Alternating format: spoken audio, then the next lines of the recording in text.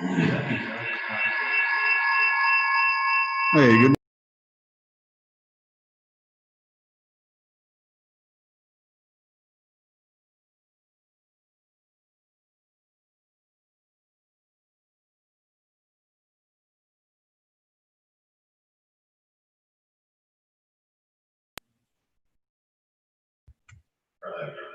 Hey, good morning, everybody. I'm just doing a mic check here. I'm gonna be y'all's hearing officer today.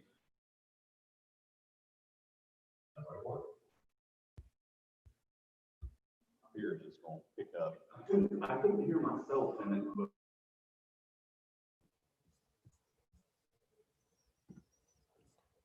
Good morning. All right, see you. Good morning. Hey, Jake, can you hear me through your headphones? I can hear you. Okay, perfect.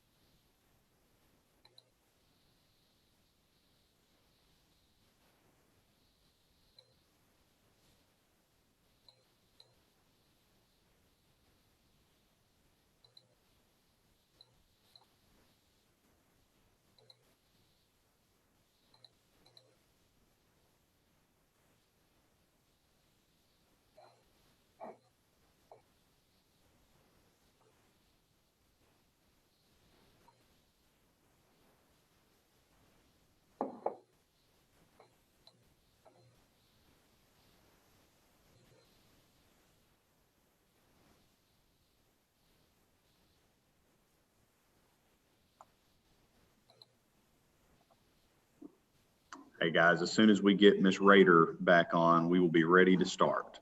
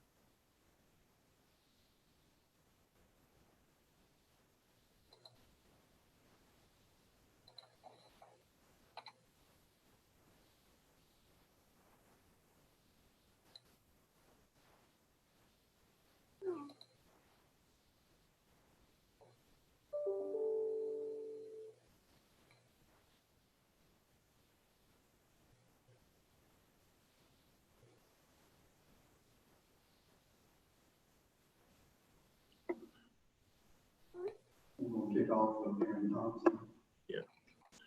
Were all the board members able to open the link that had the meeting stuff. I know Amy had some problems, but I sent them. Did you get them, Amy? I did. Thank you so much for Okay. sending. Is everybody else, Dr. Kraus, did you? I'm You should have been in, okay. from yesterday anyway, right now. I Yeah, didn't they should be in that same link. There Early should be a, yesterday morning.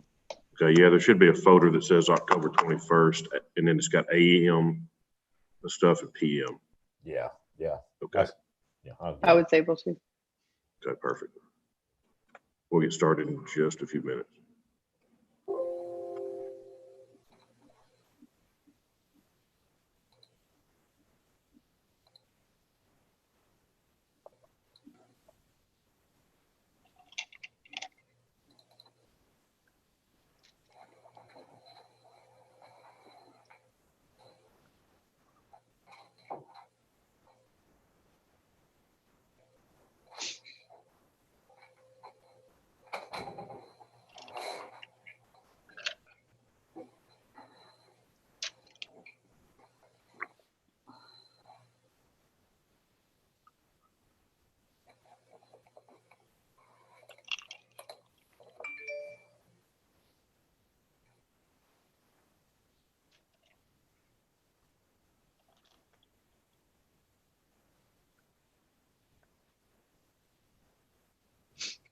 Luke, can you hear me?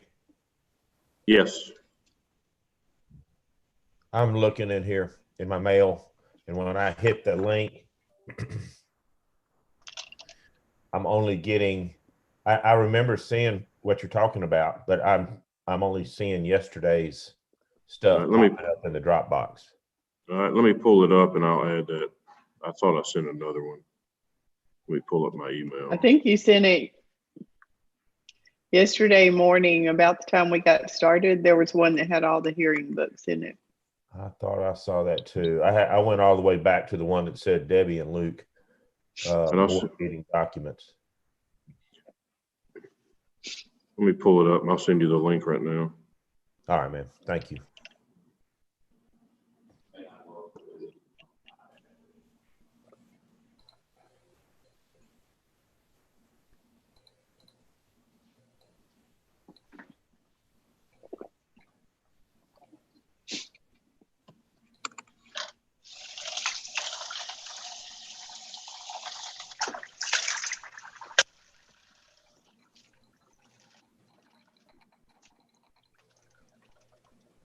Dr. Kraus, I just I got sent it it. to you. Okay.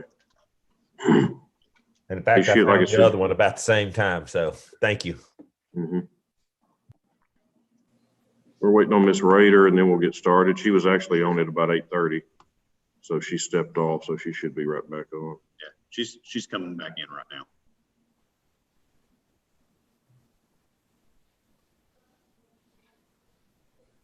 All right, Dr. Mitchell, I guess we are ready. If you will take a roll call to get us started, and we'll go from there.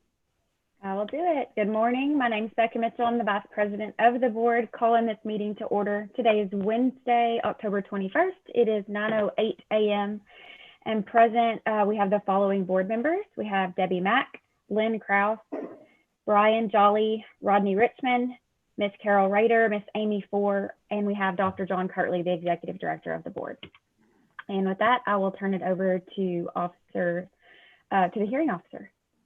Right, and just for the record, we do have Faith Grigsby on here. She is our court reporter, so we have her here for all of the meetings, and I will turn it over to Mr. Jones from the AG's office. Hey, good morning, everybody.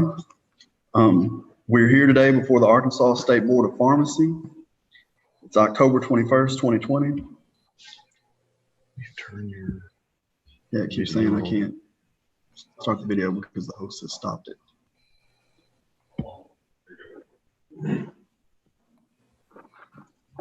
Hey, there I am. All right, so again, we're before the Arkansas State Board of Pharmacy. It's October 21st, 2020. We're at 322 South Main Street, Suite 600 in Little Rock, Arkansas. And the board set a hearing for today concerning the matters specified in the order and notice of the hearing. My name is Jake Jones. I'm an attorney and I'll serve as the hearing officer in this matter. I understand that Ms. Erin Thompson, I see that you're present, you're on. Ms. Thompson, are you represented by council today or just you? Just me. Okay, that's fine. Could you introduce yourself for the record? I'm Erin Thompson. Okay. And did you receive a copy of the order notice of hearing? Yes. All right. Council for the state, could you please introduce yourself for the record? Luke Daniel with Arkansas State Board of Pharmacy. All right. At the outset of this hearing, I'm going to explain some things for your benefit, Ms. Thompson, and for anyone else present who may not have appeared, in an administrative proceeding like this before. The board today will base its decision solely on the evidence presented. And this includes any sworn testimony or other evidence which may be admitted. This hearing is held under the Arkansas Administrative Procedures Act, and the strict rules of evidence don't apply. So this means that me as the hearing officer, I have some latitude about what comes in as evidence. So also we have our court reporter, Ms. Faith Grigsby. She's attending via Zoom, but she's taking down everything that we say today. And so for that reason, and especially in this Zoom environment, try not to speak over everyone because she's taking down, she's making a record of this.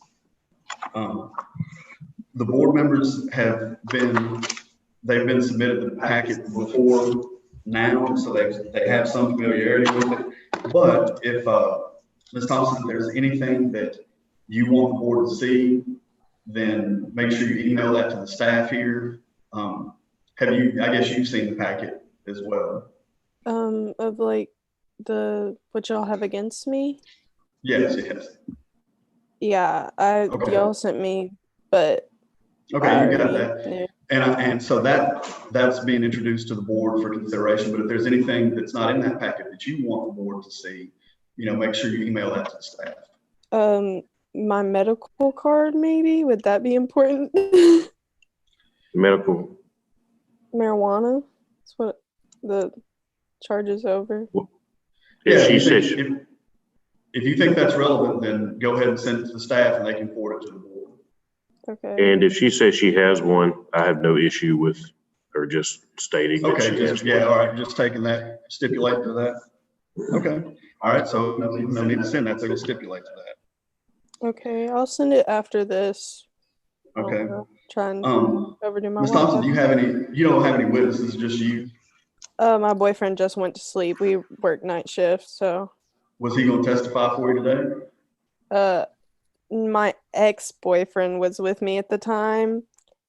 It was his, but I took the blame for it because I didn't want him to go to Right. jail, but we all ended up. But was he, I guess what I'm saying is was he gonna testify today to that effect? Okay, so you can testify Nobody- about that. yeah, but- I'll So you don't have any, testify, but- you're the only person that's gonna be testifying on your behalf today.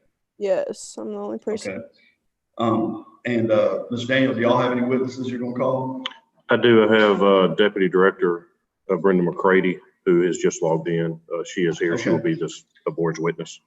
All right, well, if she can, and Ms. Thompson, you as well, since y'all are gonna be witnesses, if y'all can raise your right hand and be sworn by Ms. Grigsby. You can, Is Brenda there? Okay. she is. Do you swear or affirm the testimony you're about to give will be the truth, the whole truth, and nothing but the truth? I do. Okay. Okay, are there any preliminary matters or exhibits to be discussed or offered at this time? I guess the board has the packet already. We do, and we would just ask that the Pharmacy Practice Act and the statutes and board regulations be incorporated into this hearing by judicial notice, and would also move to enter exhibits 1 through 8 at this time. Okay, those will be admitted. And those have been presented to the board members already. They've been distributed to the board members, published to them. That is correct. Okay. So, Ms. Daniel, you ready to go? You ready to proceed? I am. And Ms. Thompson, you ready to proceed? Yes. All right. Does either side wish to make an opening statement? And an opening statement's not necessary. It's just, you'll get a chance to testify, Ms. Thompson, but so an opening statement's not really necessary. The board does not care to make one. Okay. All right.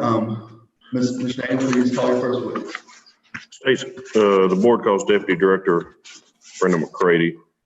Dr. McCready, we're looking at the exhibit packet here, and we'll just go through the first few, just very briefly. Exhibit 1 was the order, or was just a letter stating this has been changed to a Zoom meeting. And 2 is the proof of service, that's correct. Yes, And she is actually on here by Zoom today. that is correct. We have the order notice of hearing, which is Exhibit 3. Would Yes. you read the first A, 2, 3, and 4? Will you just read those into the record? On or about December 28th, 2019, respondent was arrested for possession of a. I'm having a hard time hearing Brenda. Okay, let me try again. Is that better? Not really. Do you have a mic?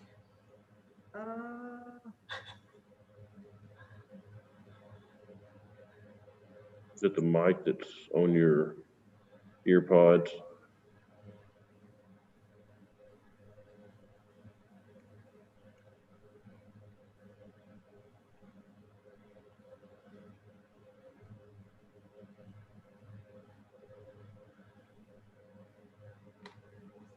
Let me see if I can.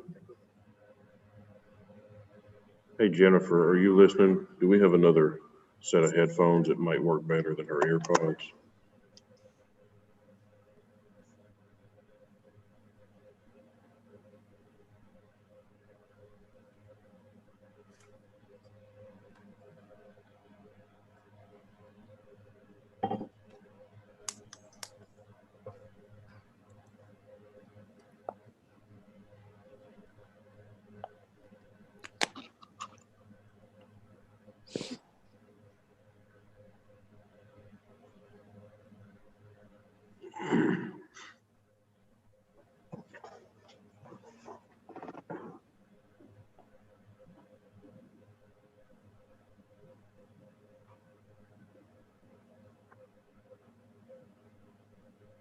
All right, and we'll just go off the record while we get the technical issues ironed out.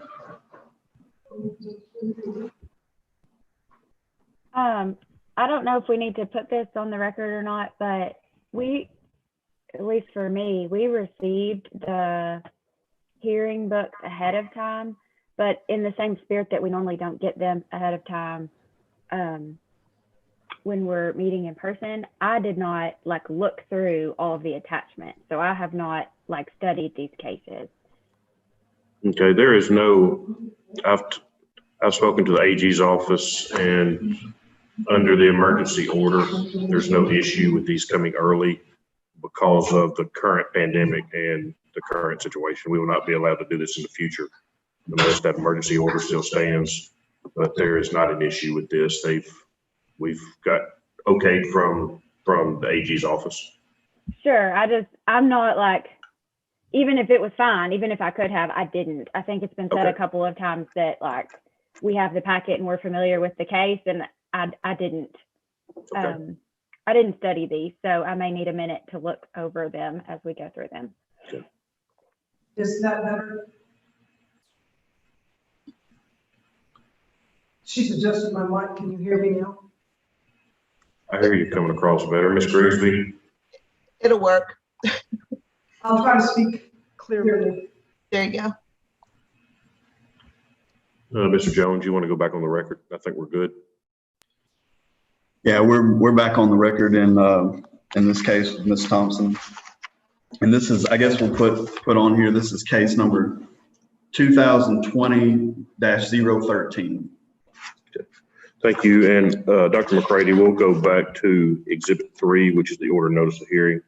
If you would please read allegations 2, 3, and 4. On or about December 28th, 2019, respondent was arrested for possession of a controlled substance, marijuana. She was the passenger in a vehicle that was searched, and marijuana was found in several places inside the passenger compartment of the vehicle, including in her purse.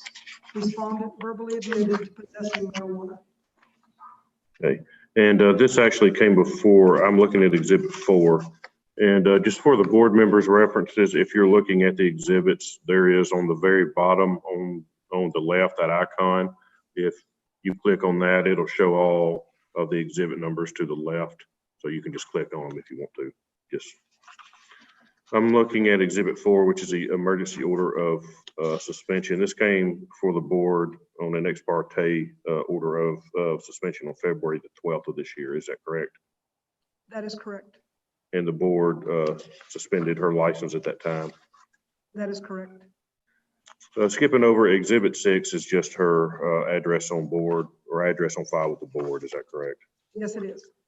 And we're looking at Exhibit 7 now, which is the police report from the Clarksville, Arkansas Police Department. This arrest happened on December 28th of 2019, correct? Yes, it did. And she was driving a vehicle that was that the police made a traffic stop on, correct? That is correct. And the officer smelled marijuana in the vehicle and then searched the vehicle, correct? That is correct. And found numerous, I believe there was a glass jar containing what believed to be marijuana. Under the back seat, there was a glass jar and the center console that contained marijuana. Marijuana was found in several different places in the vehicle, correct? That's correct. She was the only female occupant of the vehicle, correct? Correct. Okay. There was a purse that was found in the front seat that had a cigarette box in it, and there was a small baggie of marijuana located in that box that was inside her purse, correct? Correct. And she did state at that time, she said, and it's in just for the boards, I'm on page 5 of 5 on the police department or on the police report. She did say that's mine, referring to the marijuana. Did. Later, after talking to the cops, she went back and stated it was actually her boyfriend's at the time who was in the vehicle, and she was just holding it for him, correct? Yes. And looking at right after the police report, there's some pictures, and this is pictures of the marijuana that was found. One was in that glass jar, which you can see if you look at the third. You'll get a chance to talk in just a minute, okay? I'm sorry. And you can ask her any questions you want to in just a second. If Yes. you'll look at picture 3, you'll see the glass jar with marijuana and the package that was removed from the Newport box. Is that correct? That's correct. And I'm looking at Exhibit 8 now, which is the last exhibit. These are the court documents. And it shows on the first page of that, where it says District Court of Johnson County, it shows that on February of 20, she entered a no contest plea. Is that That is correct to correct. this charge? Yes. Okay, thank you. I have no further questions for Dr. McCready this time. All right, Ms. Thompson, you can ask Ms. Crady any questions that you want, based on what Mr. Daniel asked her. There was 2 other people in the vehicle with me. Yeah. Hey, okay. So wait a minute. Let me say this. If you have questions for her, Okay. about the evidence, then you can ask her those questions. Something about me driving. Yeah. So here's how it will flow. We're gonna have you can ask her any questions that you have about. So there were documents that she talked about. Mr. Daniel introduced to her, and she described. If you have questions about the description or any questions about those documents, you can ask her. But what we'll get to in just a little bit, once the state's done with their witnesses, then you'll get a chance to tell your side of the story, to testify. So there's sort of a distinction here between asking her questions about the documents and then I don't you have any testify. questions. You don't have any questions for her? Okay. And I'd just like to clarify something, if I may, on a question. I apologize, Dr. McCready. We're back on the police report. She was actually the front seat passenger, not the driver, correct? That is correct. But I'm there sorry. were 3 occupants in the vehicle, including her. There were 2 Okay. males and a female in the car, yes. Thank you. I believe that was one of her issues there. But I have no further questions and would have no other witnesses. Okay. Board, do y'all have any questions for this witness? Okay, see, yes, sir. Mr. Krause? Yes. Ms. Thompson, was any of that marijuana yours? These are questions for Dr. Yeah. McCready. Right. Thank you. Ms. Thompson will testify in just a few minutes. So, Dr. McCready, it was said that some of the marijuana found in the vehicle was on the defendant. There was marijuana in the several compartments of the vehicle and in her purse. And she did take responsibility, say it was hers. Did The she, police officer. did she ever, to your knowledge, say that she had a marijuana card allowing her to have any of that? Not that I'm aware of. And do you know if, as far as the marijuana laws in Arkansas, what it is, or what if if somebody has a pharmacy tech certificate, are they able to work if they have a marijuana card? It is my understanding that you are not allowed to have a marijuana card if you work in a safety conscious position, which would be considered, a technician position would be considered a safety conscious position, so no, you may not smoke marijuana and work as a technician. Thank you. And just on that note, we would move to just incorporate Amendment 98 of 2016, which discusses medical marijuana and discusses a safety sensitive position. We just didn't move to incorporate that law and statute into this hearing. Okay, that will be recognized. May I ask council to state basically the overall gist of that law? I have it right here where it says a safety sensitive position, which is defined by the Arkansas Medical Marijuana Amendment 2016.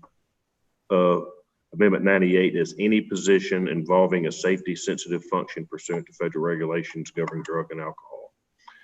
It says a safety sensitive position also means any position designated in writing by an employer as a safety sensitive position in which a person performing the position while under the influence of marijuana may constitute a threat to health or safety, including without limitation. And then it goes on and lists several,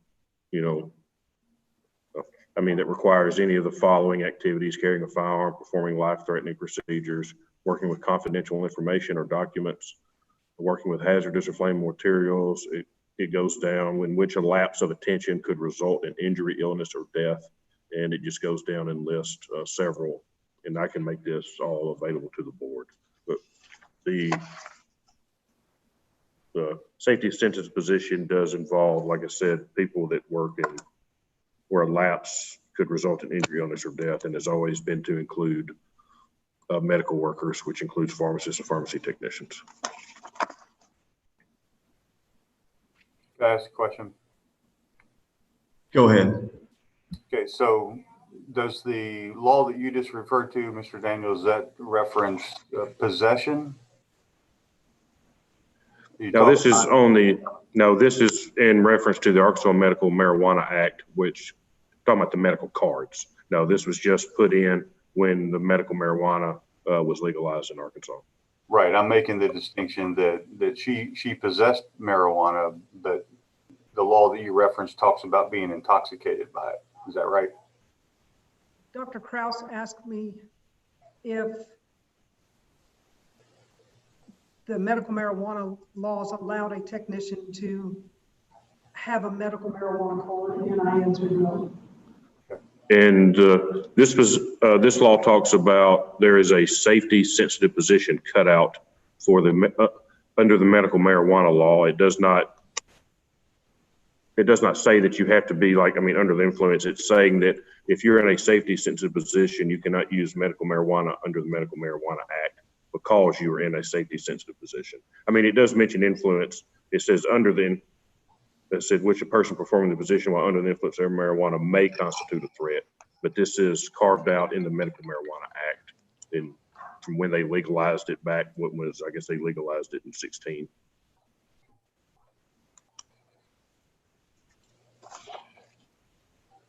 Okay, any more questions from the board members for the witness, Dr. McCready?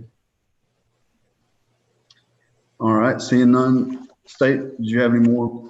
No, sir. Okay. All right, so you'll rest your case at this time. All right. Ms. Thompson, now you've been sworn. You said you don't have any witnesses except yourself today, but now is the time for you to explain to the board what happened. Anything you want to get out, or any response to that Dr. McCready said, now's your chance. Well, the story was, it was my boyfriend's at the time, but I took responsibility for it thinking he wasn't going to get in trouble for it, but we all got in trouble for it. The glass jar was his uncle's, who was in the back seat. and he had me hide his weed in my purse. So I said the purse was mine, and the cops took it as if that was mine, as in everything in it. Didn't ask me about that. I got put in handcuffs immediately afterwards. I didn't get to speak to I didn't get like a chance to, I don't know, be heard out. So, but I did finally go through the process and get my card because I knew that I needed it for my own reasons. Has nothing to do with my pharmacy tech certificate. I got that in high school. It was just a class I took. I wasn't thinking anything of the certificate because I didn't even know I was going to get it. I got it when I was 17, but I had to wait till the next year to actually get it certified. So I wasn't even able to get a job with it because already by that time I was already in trouble and I couldn't. So I'm totally okay with not being able to have it. I'm clearly not able to because of the law that he stated. I don't know what else to say. All right, that's I mean, and this is a low threat environment. You can, if you remember something else you want to say, you'll get another chance. But at this time, I'm going to let Mr. Daniel, the board's counsel, ask you any questions he might have for you. So at that time when you were arrested, and this was, let me look back on the exact date. It was December 20th of 2019. You were using marijuana at that time? I was actually asleep in the passenger's seat when we got pulled over. I mean, just in general. I mean, you were smoking marijuana in that time in your life? Yeah. Yeah, okay. And were you working as a pharmacy technician at that time? No. Have you ever worked as a pharmacy No. technician? So how long have you been smoking or using marijuana? I mean, years? The past year. Well, you were smoking it, you said, during that time, which was the end of, 2019. I graduated in 2019, but I got my certificate, like I was able to get it at the end of 2018, but I couldn't get it till I was 18. I turned 18 in 2019. So you have a medical marijuana card now? Yes, I finally went through the process to getting it because I didn't want to So you have still another use issue marijuana? like this. You still use marijuana? Yes. On a daily basis? I don't trust anything else. I don't want to harm my liver with pharmaceuticals. But, I mean, are you using on a daily basis? You know, How often do you use? as much as I need. Like, Was that every day, 3 or 4 times a week? What are we talking about? it's for like, it's medicine. So it's as needed. Okay. I mean, I don't smoke it every day. I don't need it every day. Just whenever I'm having a rough day. Okay, but until you got that medical marijuana card, you were using it in violation of Arkansas law, correct? Technically, yeah. And you're still using it in violation of federal law, correct? Mhm. You do understand that marijuana is still illegal under federal law? What do you mean? Like, I have a dispensary medical card. Like, Okay. I have no if I further have questions. it out in my car, do I need to go get it? No, you're fine. I completely would stipulate that you have a medical marijuana card. I have no issue with, I mean, I believe you. I have no further questions, Mr. Jones. All right, board members, do y'all have any questions for Ms. Thompson? I do. And it's Okay. actually, it's a matter of procedure. So she stated in her testimony that she doesn't care if she keeps her pharmacy technician permit or not because she has to have a medical marijuana card and she now understands that she can't have both. So I would like to ask if she is willing at this point to voluntarily surrender her permit because that would end this hearing. Yes, because I'm tired of having to deal with stuff like this. it would be better for you in the long term to voluntarily surrender your technician permit than to have us revoke it. So if you are willing to voluntarily surrender it, I'm willing to voluntarily surrender it. and I'm sorry this is upsetting you. I'm actually trying to help you right now. I'm really tired.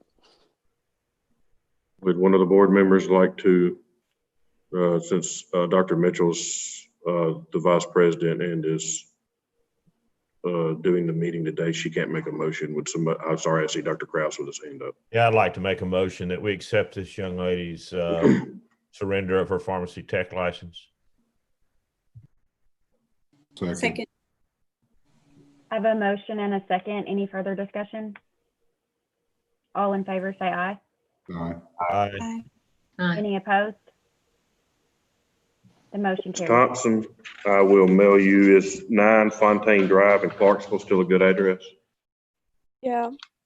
I will mail you a surrender in the mail. If you would just sign it and send it back in, that will be the end of it. Mr. Jones, I turn it over. Sorry, I know this was a little. No, that's fine. I mean, the board's made a decision on the record, and y'all have reached an agreement, and that's going to be handled through the board's office, and so we can conclude your hearing here, Ms. Thompson. Do you have any questions at this time? No. I will get you a notice in the mail that states what the decision was today, and it'll have a copy of that surrender in it. Like I said, as soon as you get it back to send in, that will be the end of it. Okay. Thank you, Ms. Okay. Thompson. If there are no other questions, then this hearing will be concluded and the record will be closed. All right. All right. I Thank have you. a quick question. Who is the second on that? I know Mr. Kraus made the motion. Amy Fore, F-O-R-E.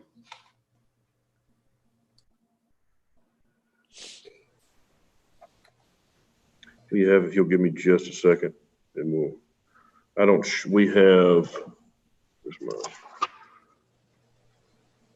we have 8 more scheduled for today, and I don't believe anybody else is here. I'm gonna go outside and check just to be sure nobody has shown up.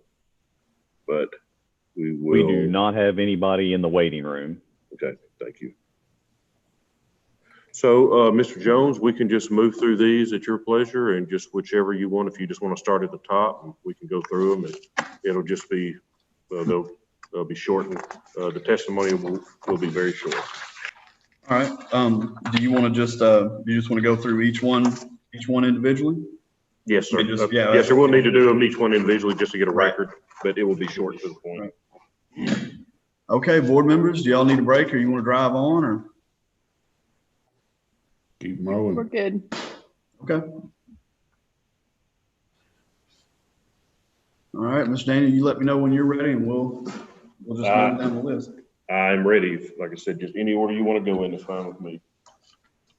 Okay, this is an administrative hearing before the Arkansas State Board of Pharmacy. It's October 21st, 2020. We're at 322 South Main Street, Suite 600, Little Rock, Arkansas. This is case number 2020-083. It's a hearing on the matter of emergency suspension with Chanel Steen. And the hall has been sounded, and the respondent is not here, and I don't see the respondent on the Zoom call. So, State, if you'd like to, you can go ahead and present your case. Okay, and just for the record, there's actually nobody in the waiting room on Zoom either, so we would, at this time, State would move to incorporate the Arkansas Pharmacy Act, including all statutes and board regulations, and would move to enter exhibits 1 through 9 at this time. You can scratch exhibit 10. At this time, we would ask to include exhibits 1 through 9. Okay, those will be included for the record as you stated. And the board would call Deputy Director Brenda McCready, and I believe she'll need to be sworn. All right, in this particular case, Ms. McCready, if you could raise your right hand and be sworn by Ms. Grigsby, please. You swear affirm the testimony you're about to give will be the truth, the whole truth, and nothing but the truth? I do. Okay. Dr. McCready, we'll start with Exhibit 1. Council. Exhibit 1 is a letter which for one are we appearance on? via Zoom. Is that correct? Yes, it is. It was mailed September 29th. It just states that you're scheduled to appear on October 21st at 9 a.m. in the. Hey, Mr. Daniel, I hate to interrupt you, but I believe a board member had a question about which case we're on. This I is, apologize. this is Chanel Steen, and the case number is 2020-083. Yeah, It's I an just emergency. see the names, not the case numbers. I apologize. Okay, that's fine. We just want to make sure everybody's on the same page and can follow along. So, and yeah, if anybody gets lost or needs anything, don't hesitate to interrupt and make sure it's done correctly and everybody has the information they need. I have a question for council, please. Yes, sir. I recused last time on this one. Do I need to go ahead and recuse again? That's correct, and I apologize, Dr. Jolly. I did have a note on here. Yes, I would ask Dr. Jolly to recuse from voting and recuse from any discussion based on his employment and just his personal knowledge of this respondent. And just for the record, that still leaves a quorum. But thank you, Dr. Jolly, for bringing that up. I actually had a note and looked over it. All right, the record will so reflect. Dr. McCready, we're back on Exhibit 1. This is just a letter that was mailed to her on September 29th, just stating that she was to appear today via Zoom. Is that correct? That's correct. And Exhibit 2 is the proof of service of that letter that shows it was signed for at her address of record by somebody, Steen, on October the 1st of this year. Yes, Exhibit 3 is the order notice of hearing for today, and it has today's date at 9 a.m. October 21st. Is that correct? yes, And she did not appear at the board's office or via Zoom this morning. she did not. If you will look at the first page of the order notice of hearing, the first page of the order right after the letter, would you read A2 through 4, please? A2, respondent was employed at UAMS inpatient pharmacy in Little Rock, Arkansas. A3, on or about December 22nd, 2019, respondent committed the offense of theft of property at Walmart in Little Rock, Arkansas. Allegation 4, respondent was observed and reported by Walmart loss prevention concealing merchandise, and she attempted to leave with the merchandise and was stopped after she passed on to sale. Thank you. Skipping over to Exhibit 4, which is the emergency order of suspension, and it's dated August the 6th. That was a Zoom informal that there were some emergency orders completed at, correct? That's correct. And she actually appeared via Zoom at the emergency hearing that day, correct? That is correct. And the board suspended this and set it for today's date for a full hearing. That is correct. And Exhibit 5 is the proof of service of the order notice of hearing and emergency suspension, where it was mailed to the address on record for the board. It was mailed to the address of record at the board. Looking at Exhibit 6, this is information, or this is I guess the case file or investigative file from Walmart. Is that correct? That's correct. And I'm flipping over. I'm on page 4 or 5 of that. There's a small narrative down at the middle, and this is from asset protection at Walmart. And it just stated that she was observed during the whole time, and she was observed placing clearance stickers on items that were not on clearance. Is that correct? That is correct. And it says I'm on the third line that the subject who was observing her kept constant observation of Miss Steen throughout the sales floor as she collected more items. Yes, it does. She then proceeded to the grocery self-checkout and scanned the items, but she scanned the barcodes that showed to be on clearance with it. Correct. Okay. She was then approached and apprehended and did have those items, and there were the barcodes that she had added to them. Yes. And Exhibit 7 is just a police report from where Walmart called the police that day, and they made a report, correct? That's correct. Exhibit 8, and I'm sorry, board members, I know I'm going through this kind of quick, so if y'all need me to slow down or have any questions, just please stop me. Exhibit 8 is the affidavit for arrest that was filled out by Walmart Loss Prevention. And it says she altered merchandise, and then passed all points of sale. That's correct. Exhibit 9 are court documents. This is actually still set again, and it says report status October 14th, but that's actually been set for trial in February at this time. That is correct. And she was here, and it says there was an exhibit 10 from Walmart video. The board actually received the video, but the file was corrupted and we couldn't get it That's correct. play. Is that correct? So we don't have video, but there is the statement in the Walmart prevention where he watched her, where he or she, whoever the loss prevention officer was, watched her in constantly through all of this, That's correct. and then watched her attempt to leave with those items that she had misscanned. That is correct. I have no further questions.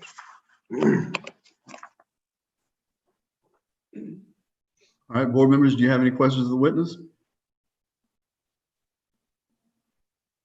All right, seeing none, Mr. Daniel, do you have any more witnesses to present?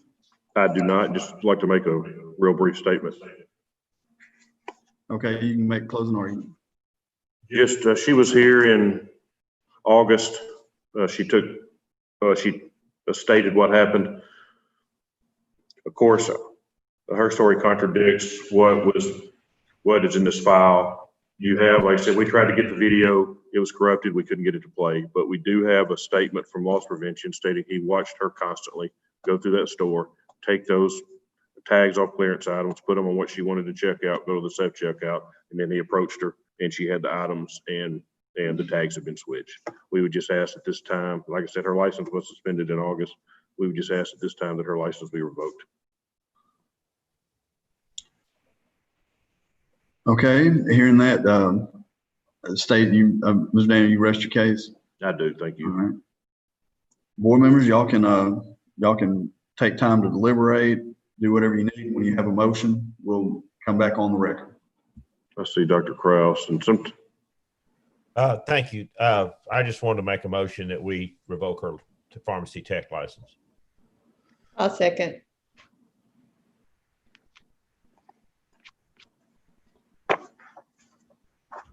I forget if I'm supposed to do this or if the hearing officer does this. This is you, Dr. Mitchell. Okay. I was And, afraid I was further- stepping on your toes in the last case. So I have a No, that's motion and a fine. second. Any further discussion? Before we get on, can we, before we get the record or the motion voted on, can we look at the order notice of hearing and do the allegations and the charges? Allegations found true, charges proven. If we can get that as part of the motion. There are 4 allegations and there are 3 charges. Dr. Kraus, if you would add that, just so we have a good record. Yes, sir. I got to find the case number though. I can't. 2020-083. Thank you. In the matter of Chanel Deshay Steen, case number, pharmacy technician, PT 08608, case number 2020-083. I find that the allegations be true and the charges, all charges proven. Is there Dr. something- Mack, do you second the amended motion? Yes. There's a motion and a second. Any further discussion? All in favor, say aye. Aye. Aye. All opposed? Note that Dr. Jolly recused and did not vote. The motion carries. Thank you. I will get an order out to her. Okay, let the record reflect the decision is unanimous, save for the one member who recused. It'll be reduced to writing. Service will be made or attempted upon all the parties. If the respondent cares to appeal the decision, the appeal can be taken under the Administrative Procedures Act. If there are no questions or comments, and this hearing will be concluded, the record will be closed. All right.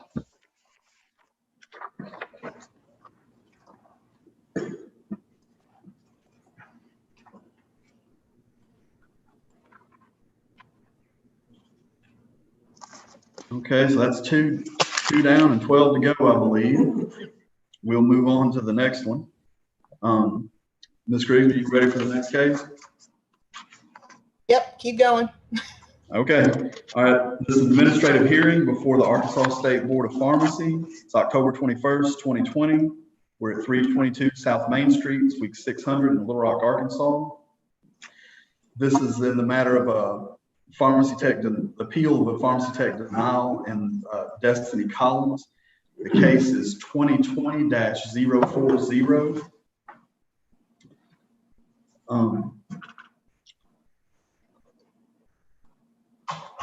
All right, What is the her hall, I'm sorry. Destiny Collins. Okay, the hall has been sounded and the respondent is not here. I don't see the respondent on the Zoom call or in the Zoom waiting room. Mr. Daniel, if you want to, you can go ahead and present this case. Thank you. We would ask that at this time, you take judicial notice of Arkansas statutes from the Arkansas Pharmacy Act and also from board regulations, and would move to enter exhibits 1 through 12 in at this time. Notice will be taken and those exhibits will be introduced into the record. Thank you. State would call Dr. Brenda McCready and would ask that she be sworn in at this time. All right, Dr. McCready, if you could be sworn by Ms. Grigsby and get ready to testify. Do you swear or affirm the testimony you're about to give will be the truth, the whole truth, and nothing but the truth? I do. Thank you, Dr. McCready. We'll look at exhibit 1, which is the letter that she was mailed on September 29th that states that this meeting had been moved to Zoom and she was to appear on today's date, October 21st at 9 a.m. via Zoom. Is that correct? That's correct. And 2 is the proof of service that shows where that letter was mailed via certified and standard mail to her address of record with the board. That is correct. 3 is the order notice of hearing, which was sent out on April 29th of 2020 with today's date at 9 a.m. Is that correct? That's correct. We are looking at the under the allegations on the order notice of hearing. Would you read allegations 3 through 7? Allegation 3, on or about July 29th, 2016, applicant was arrested for possession of a Schedule 4 controlled substance, marijuana, and 3 counts of possession of an instrument of a crime. Allegation 4, she was the driver of a vehicle that was searched by the police, and the police found 2 small usable amounts of marijuana, a grinder, scales, and a smoking device. Allegation 5, applicant stated to the police that the marijuana and paraphernalia were hers. Allegation 6, she was placed on probation in juvenile court, and after her probation was completed, the charges were dismissed and sealed. Will you read allegation 7 too, please? I'm sorry. Allegation 7, on or about September 25th, 2019, applicant was convicted of driving while intoxicated.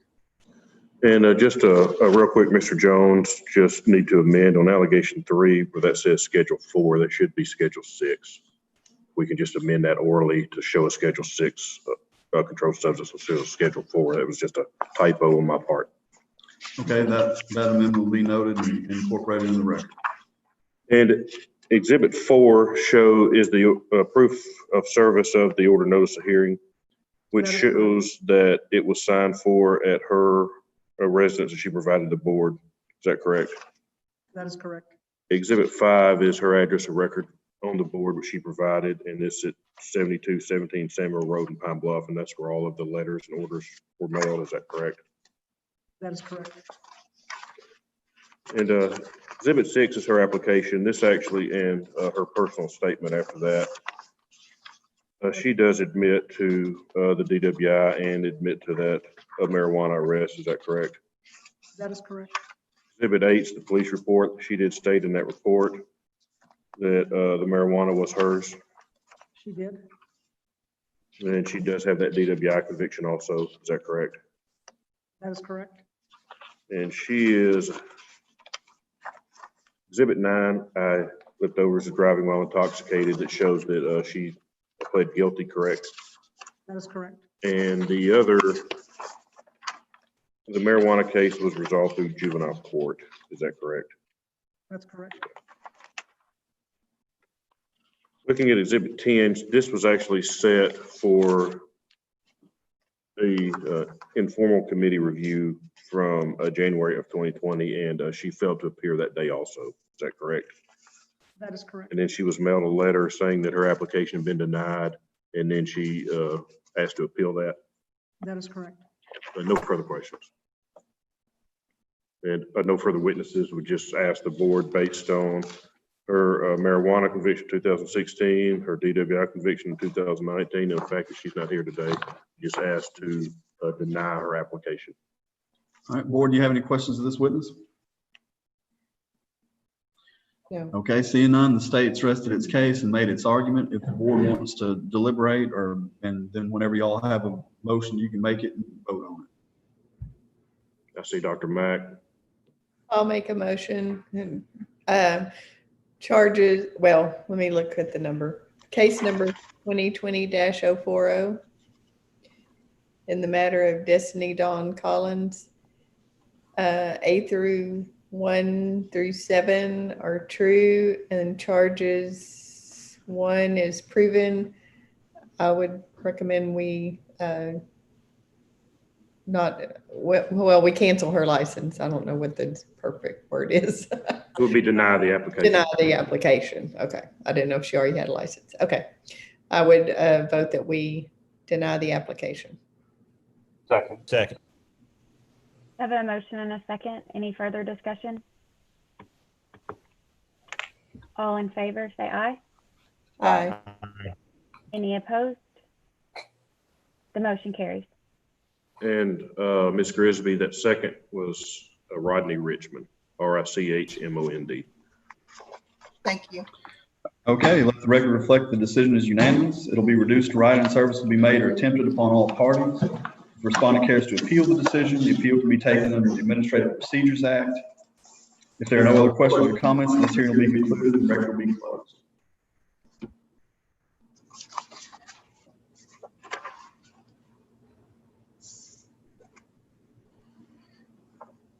I think the next one, Bruce Baker. Right. All right, Ms. Griggs, are you ready for the next one? I am. All right, here we go. This is an administrative hearing before the Arkansas State Board of Pharmacy, October 21st, 2020. We're at 322 South Main Street, Suite 600 in Little Rock, Arkansas. This case is a consideration of emergency suspension for Bruce Baker. The case number is 2020-085. The hall has been sounded for the respondent and he doesn't appear to be here. He doesn't appear anywhere in the Zoom call or in the Zoom waiting room. So Mr. Daniel, if you want to, you can go ahead and present the board's case. Thank you. At this time, we would ask that you take judicial notice of Arkansas statutory law under the Arkansas Pharmacy Act and board regulations, and we would move to enter exhibits 1 through 11. All right, notice will be taken and those exhibits will be introduced for the record. Would call Deputy Director Brenda McCready and ask if she be sworn. All right, Ms. McCready, if you could be sworn by our court reporter, Ms. Grigsby. Do you swear affirm the testimony you're about to give will be the truth, the whole truth, and nothing but the truth? I do. Dr. McCready will go over the exhibits real quick. Looking at Exhibit 1, this is the letter that the board mailed the respondent on September 29th that this meeting would be conducted virtually, and it has today's date at 9 a.m. and states it will be conducted via Zoom. Is that correct? That's correct. And Exhibit 2 is proof of that where this letter was mailed via certified and standard mail to the address on the record that he has on the board. Is that correct? That is correct. Exhibit 3 is the order notice of hearing that was mailed in August and has today's date, October 21st at 9 a.m. Is that correct? That is correct. Okay, if you would, we'll flip over to the second page. If you would read allegations 2 through 5. Allegation 2, on or about May 15th, 2016, respondent entered a guilty plea to driving while intoxicated. Allegation 3, on or about December 11th, 2019, respondent pharmacy technician's application was granted and he was mailed a letter stating that any future alcohol-related incidents, court required him to appear before the board. On or about February 15th, 2020, respondent was arrested for public intoxication. Allegation 5. Respondent was scheduled to appear before the board's informal review committee on August 5th, 2020, but he failed to appear for that meeting. Notice of the meeting was mailed to his address on file with the board. Okay, and the board scheduled him after the board received notice of this new alcohol arrest, the board scheduled him to appear in August, correct? That is correct. And he failed to appear, so the board took emergency action and suspended his technician license that day. That is correct. And Exhibit 4 is that emergency order of suspension from August 6th, correct? That is correct. Exhibit 5 is the proof of service of the order, notice of hearing, and the emergency suspension that the post office shows was delivered to his address of record on August the 10th. Is that correct? That's correct. And Exhibit 6 is his address of record with the board, which shows 411 North Martin and Warren, and that's where all of the correspondence was mailed. That is correct. And Exhibit 7 is a police report from the 2006 arrest, which is one vehicle accident. His blood alcohol level was 0.128. Is that correct? That is correct. And he did plead guilty to that DWI. Yes, he did. And in 2000, and then this year, he was arrested for a public intoxication also, correct? That is correct. I have nothing further for this witness and just ask the board, this was an emergency order of suspension. His license was suspension. We just asked based on these new alcohol charges and the fact that he's not, well, based on the old and the new alcohol charges and the fact that he's not here today, that his license be revoked. All right, board, do you have any questions of the witness?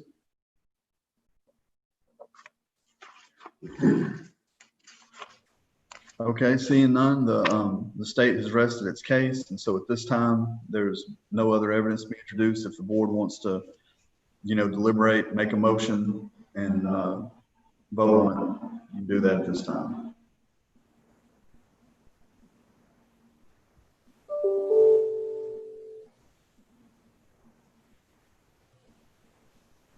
Madam President, Do you have do a I motion address for me, you or Dr. do I address you or do I address the court hearing judge? I don't know that it matters. No, here, this is for you at this point. Okay. I'm just sort of the traffic cop here. But for this is y'all deliberating and this is y'all talking amongst yourselves. And when you have a motion to make it to the board, and then you'll get a second, and then y'all, so the president can vote or can sort of direct this traffic. Thank you. So I was going to ask, I know that we have some particular wording before we make a motion in a formal hearing. And with Dr. Richmond being new on the board, I was wondering if he would willing to make a motion on this. And if so, we could help him in the terminology that is necessary so that he can be familiar with this process.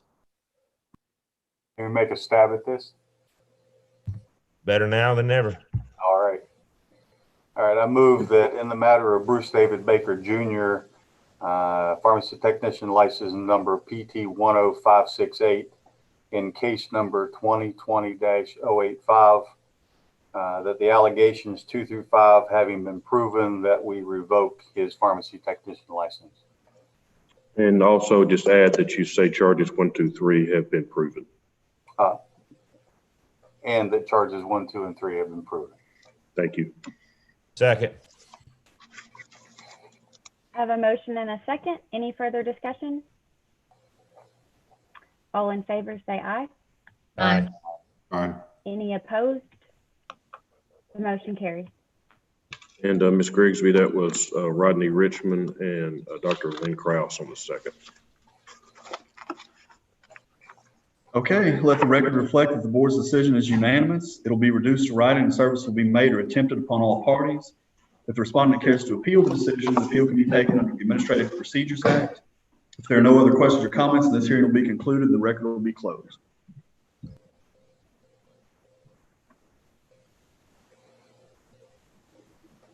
Okay, boy, Mr. Daniel stepped out for just a second, but I think he's coming back and but if y'all need a break or anything, or y'all want to take a minute, just let me know. But otherwise, we'll roll through these. Let's see. We've got 1, 2, 3, 4, 5 more before lunch. Definitely, we can take a 5-minute break if the board's. All right, we're gonna take a little 5-minute break. Let's see, the time is now 10:05. Just be back at 10:10.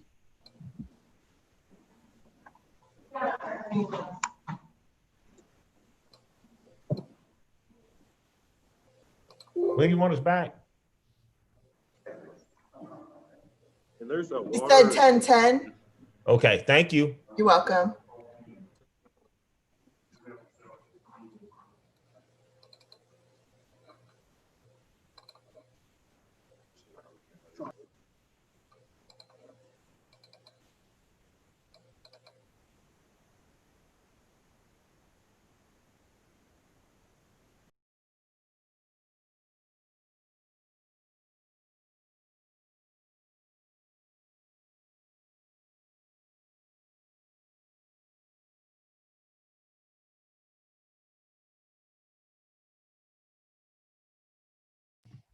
Wasn't trying to put you on the spot there, Rodney, but I knew you needed to toss it. You did great.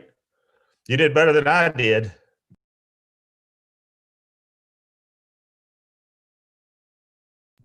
You got to unmute. I can't hear you. Thank you for the mentoring. I appreciate it. Is that what that was? That was more like throwing you in the fire there. It wasn't much mentoring. Can you swim?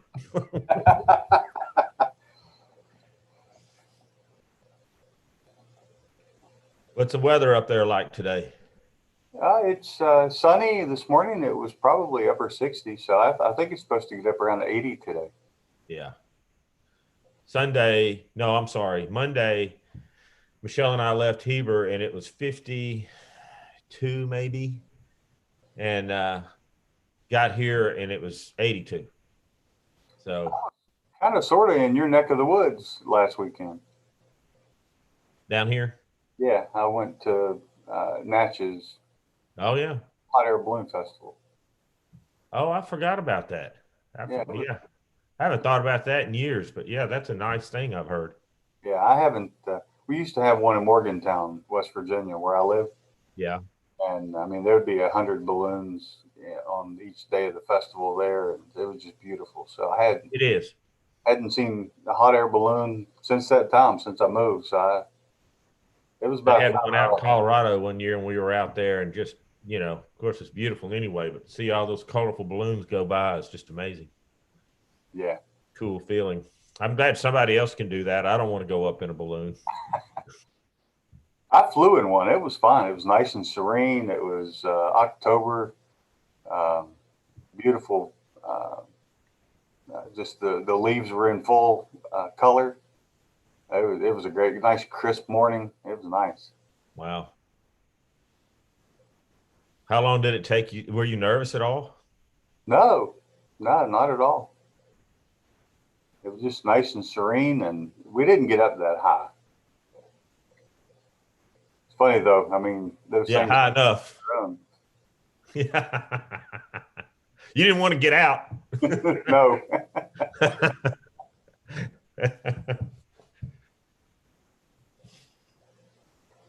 Do you know if there's very many people in the board office today waiting to be waiting on their hearing, or is it pretty empty up there?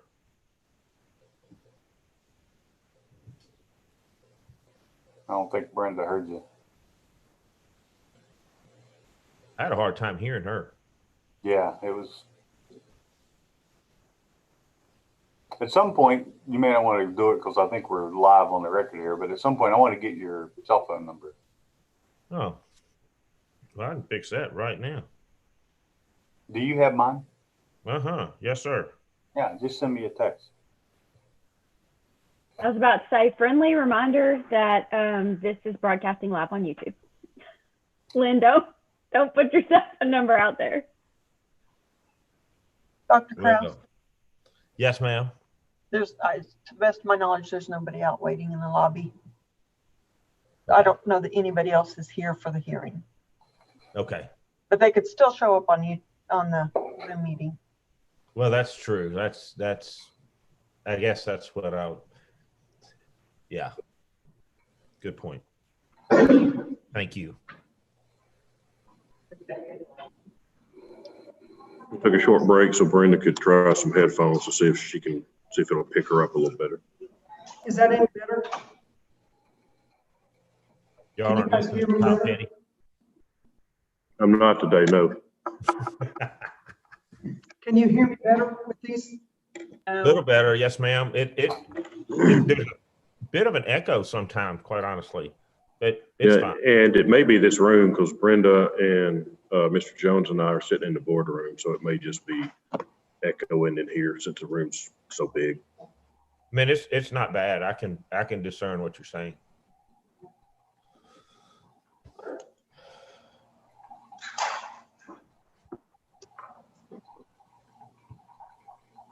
All right, I'm showing the time is 10:10. If everybody's ready to go, we'll get started and roll through these actions. So I think we got Ms. Rader and Ms. Ford. They should be.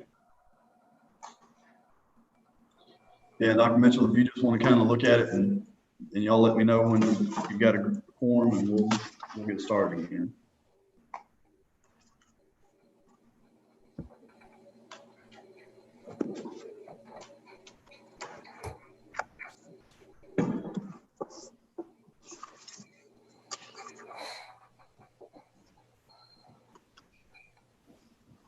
I've got Ingram next. Is that who you showed?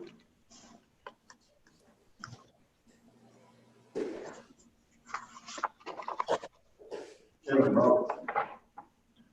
I'm sorry? Kevin Robertson. Kevin Robertson is one of our investigators.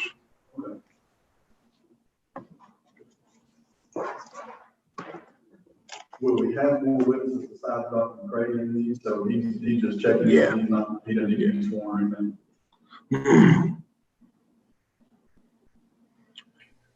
He's a former board member, then came to work over here.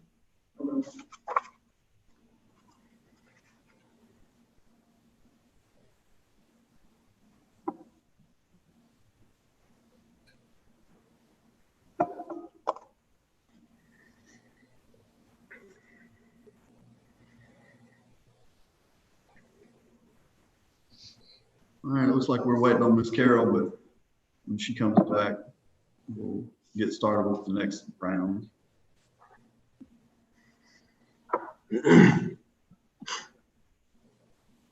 All right, Ms. Griggs, are you ready? Do we still have Dr. Mack? Oh, I didn't even notice she would. Stepped away. There she is. She's not eating her snack on the video like I am.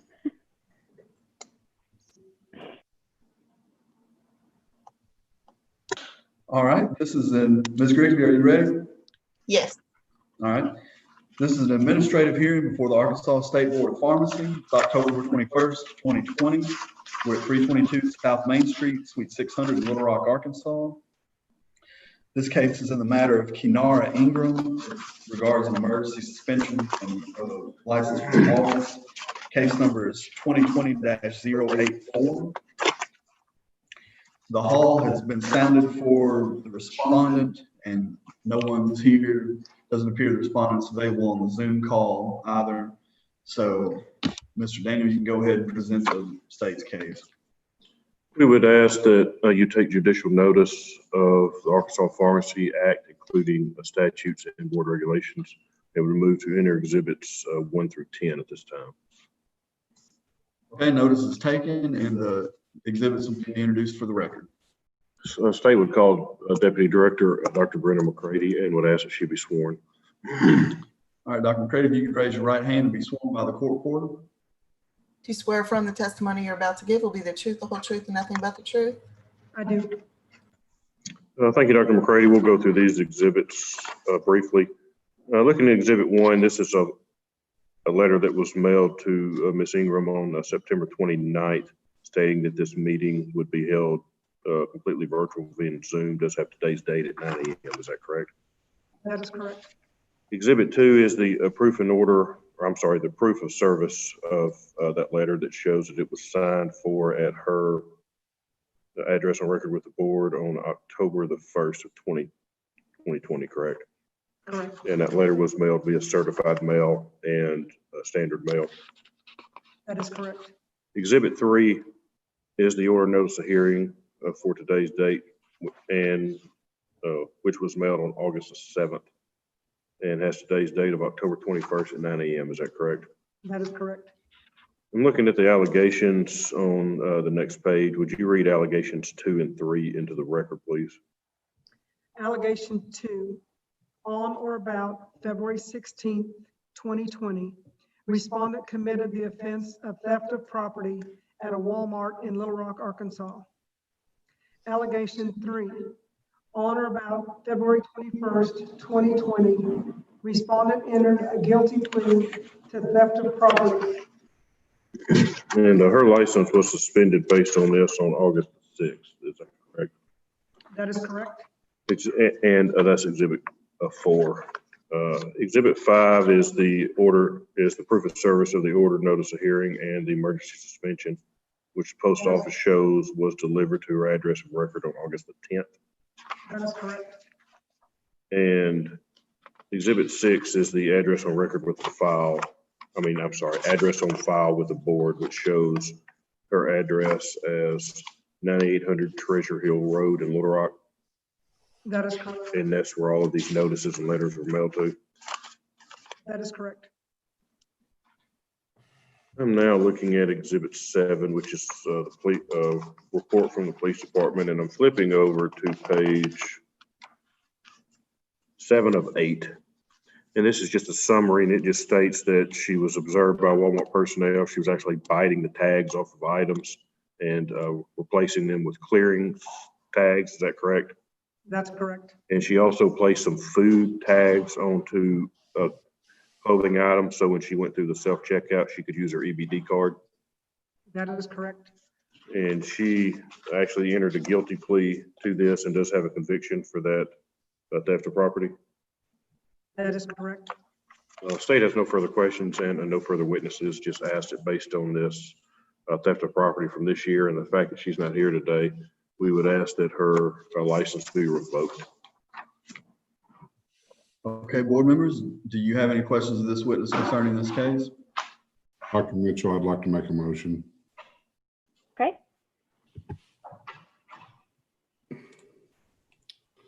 In the matter of Kenara Ingram, pharmacy technician, permit PT 09057, case number 2020-084, allegations 1 through 3 have been shown, charges 1 through 3 have been proven. I'd like to make a motion that the board revoke the respondent's pharmacy technician registration. Second. All right, I have a motion and a second. I'm not sure who the second was from. I heard a couple of people say it. I did. Dr. Rader, thank you. Or Ms. Rader, thank you. I have a motion on the floor. All in favor, say aye. Aye. Aye. Any opposed? The motion carries. Okay, let the record reflect the decision is unanimous. It'll be reduced to write-in service will be made or attempted on all parties. If the respondent cares to appeal the decision, appeal can be taken under the Administrative Procedures Act. If there are no other questions or comments, then this hearing will be concluded. The record will be closed in this case. And Ms. Grisby, that was Brian Jolly and Carol Rader.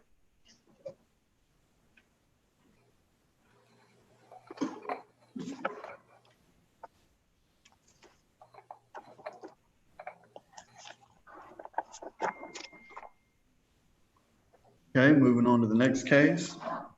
This is an administrative hearing before the Arkansas State Board of Pharmacy. It's October 21st, 2020.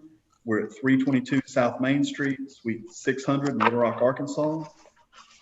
This case is in the matter of Brittany Curtis. It's an emergency suspension of a license. Case number is 2020-014. The hall has been sounded for the respondent, and the respondent doesn't appear to be here. Doesn't appear that the respondent is on the Zoom call either.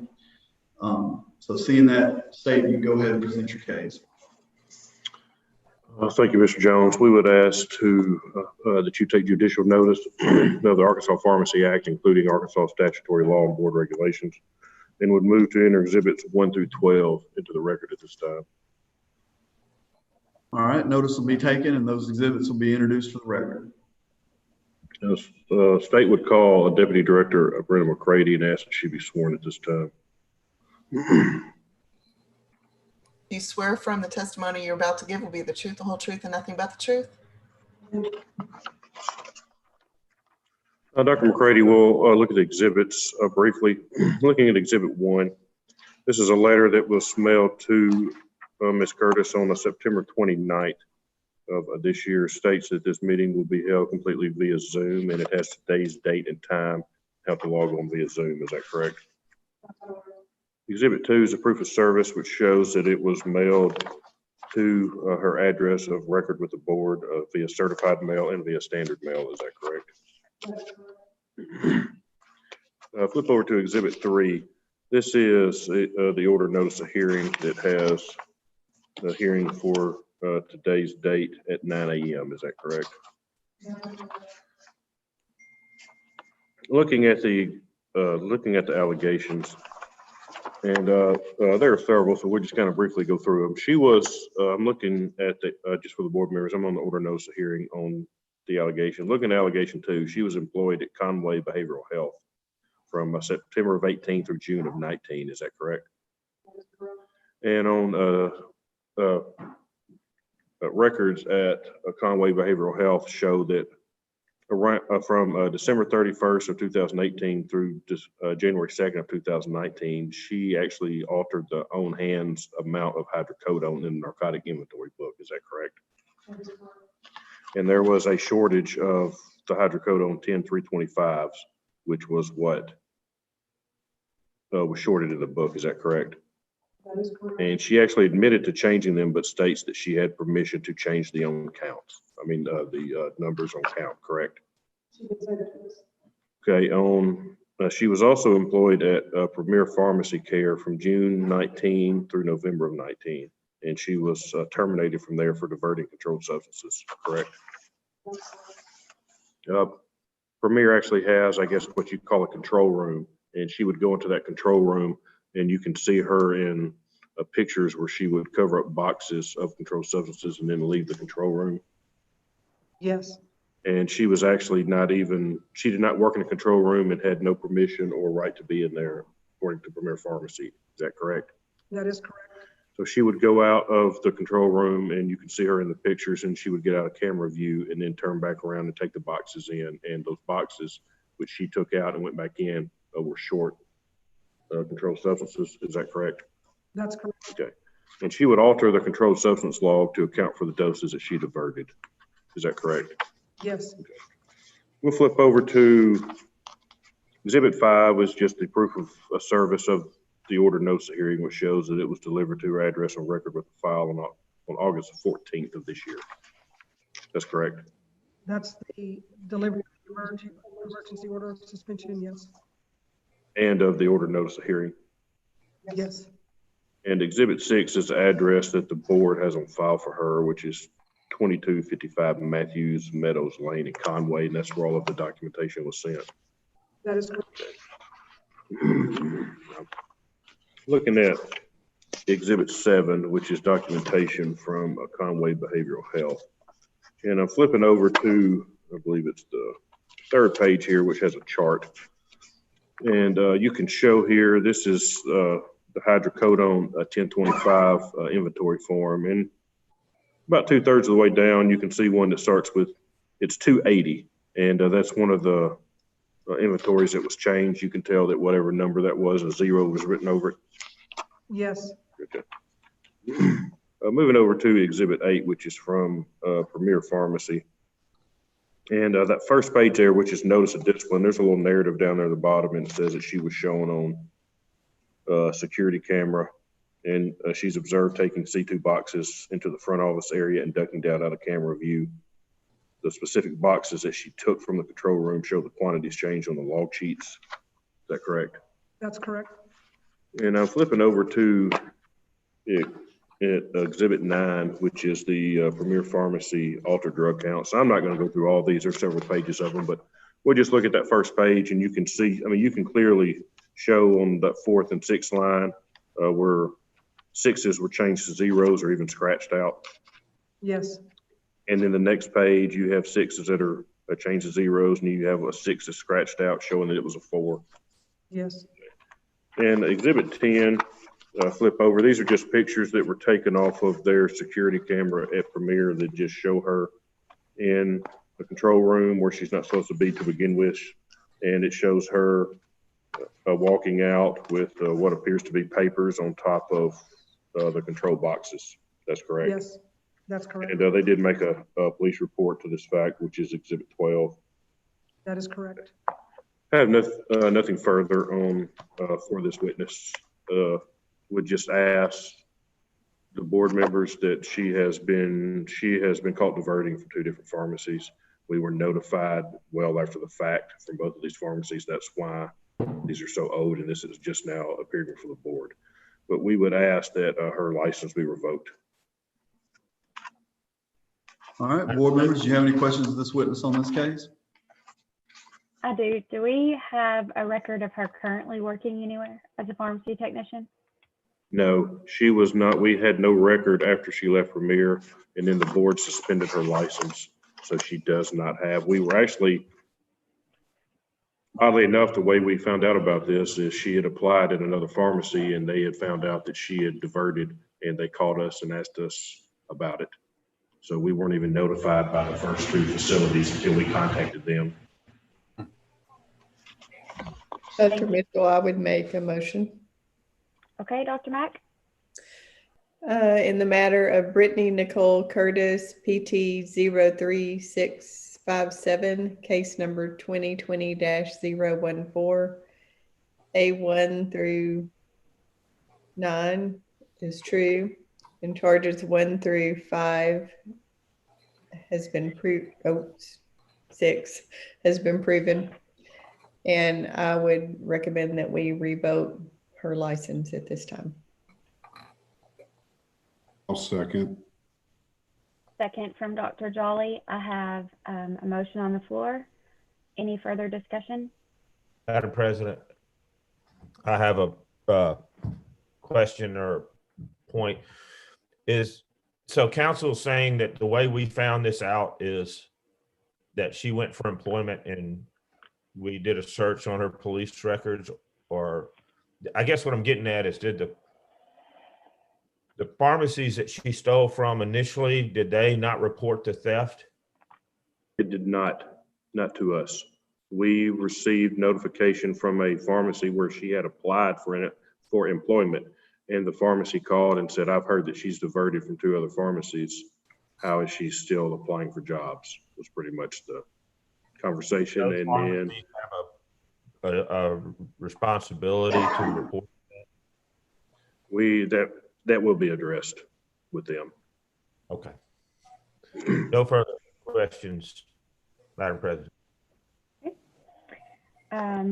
Regarding the motion on the floor, all in favor say aye. Aye. Aye. Any opposed? The motion carries. Okay, let the record reflect that the decision is unanimous and it'll be reduced to writing, and service will be made or attempted on all parties. If the respondent cares to appeal the decision, appeal can be taken under the Administrative Procedures Act. If there are no other questions or comments, then this hearing will be concluded and the record will be closed.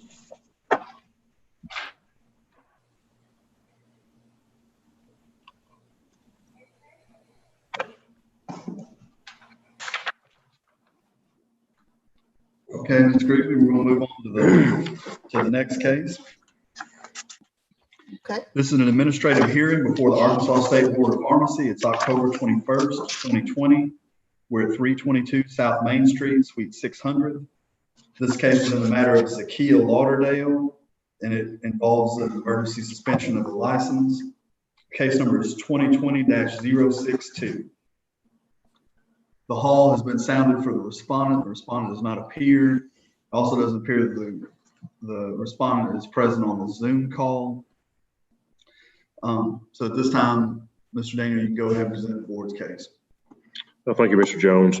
Would ask that at this time, the Arkansas Pharmacy Act, including board statutes including board regulations and Arkansas statutes, so we would ask that you take judicial notice of those and would move to enter exhibits 1 through 8. Okay, notice will be taken and those exhibits will be submitted and introduced to the board for the record. State would call Deputy Director Brenda McCready and ask that she be sworn at this time. You swear affirm the testimony you're about to give will be the truth, the whole truth, and nothing but the truth? Dr. McCready, we'll look at these exhibits briefly. We're looking at Exhibit 1, which is a letter that was mailed to the respondent on September 29th of this year. Shows a hearing date for today's date, October 21st at 9 a.m. and states that this meeting will be held virtually and has the instructions for how to do that. Is that correct? Exhibit 2 is a proof of that letter, or I'm sorry, proof of service of that letter, which showed that it was delivered to her address on record with the board.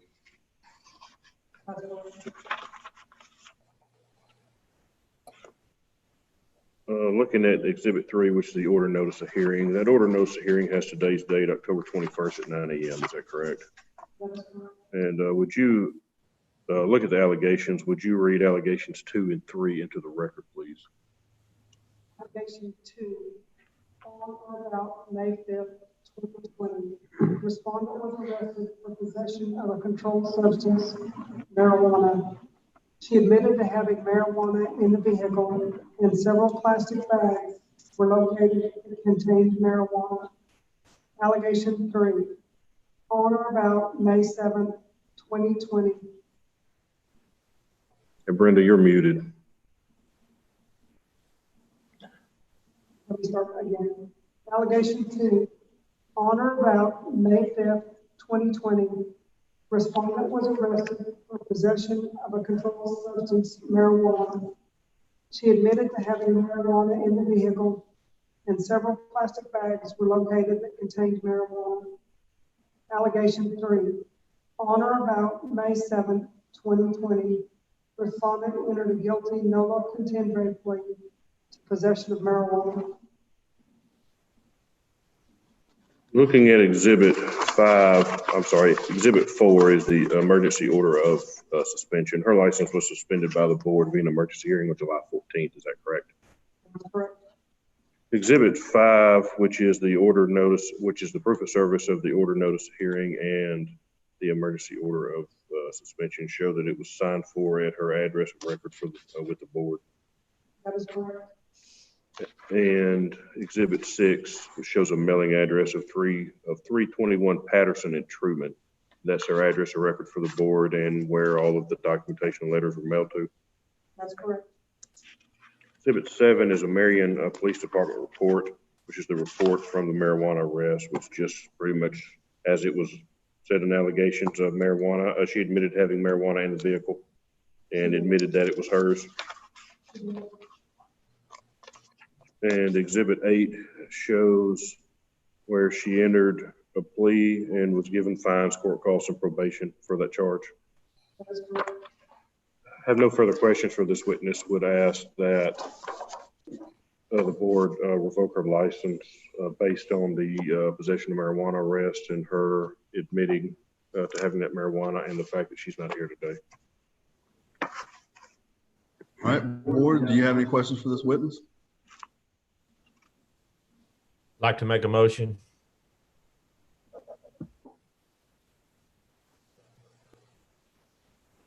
Ready? Yes, sir. In the matter of Zacchaeus Zamari, a Lauderdale pharmacy technician, PT 10842, case number 2020-062. I find that the allegations be true and the charges proven, and move that we revoke her pharmacy tech license. I'll second. A motion on the floor. Any further discussion? Do we need to specifically name the numbered allegations and charges? No, it's fine. He said all the allegations and the charges. Okay. We're okay. All right. All in favor, say aye. Aye. Aye. All opposed? The motion carries. Okay, let the record reflect that the board's decision is unanimous. It'll be reduced to writing and service will be made or attempted on all parties. If the respondent cares to appeal the decision, appeal can be taken under the Administrative Procedures Act. If there are no other questions or comments, then this hearing will be concluded and the record will be closed.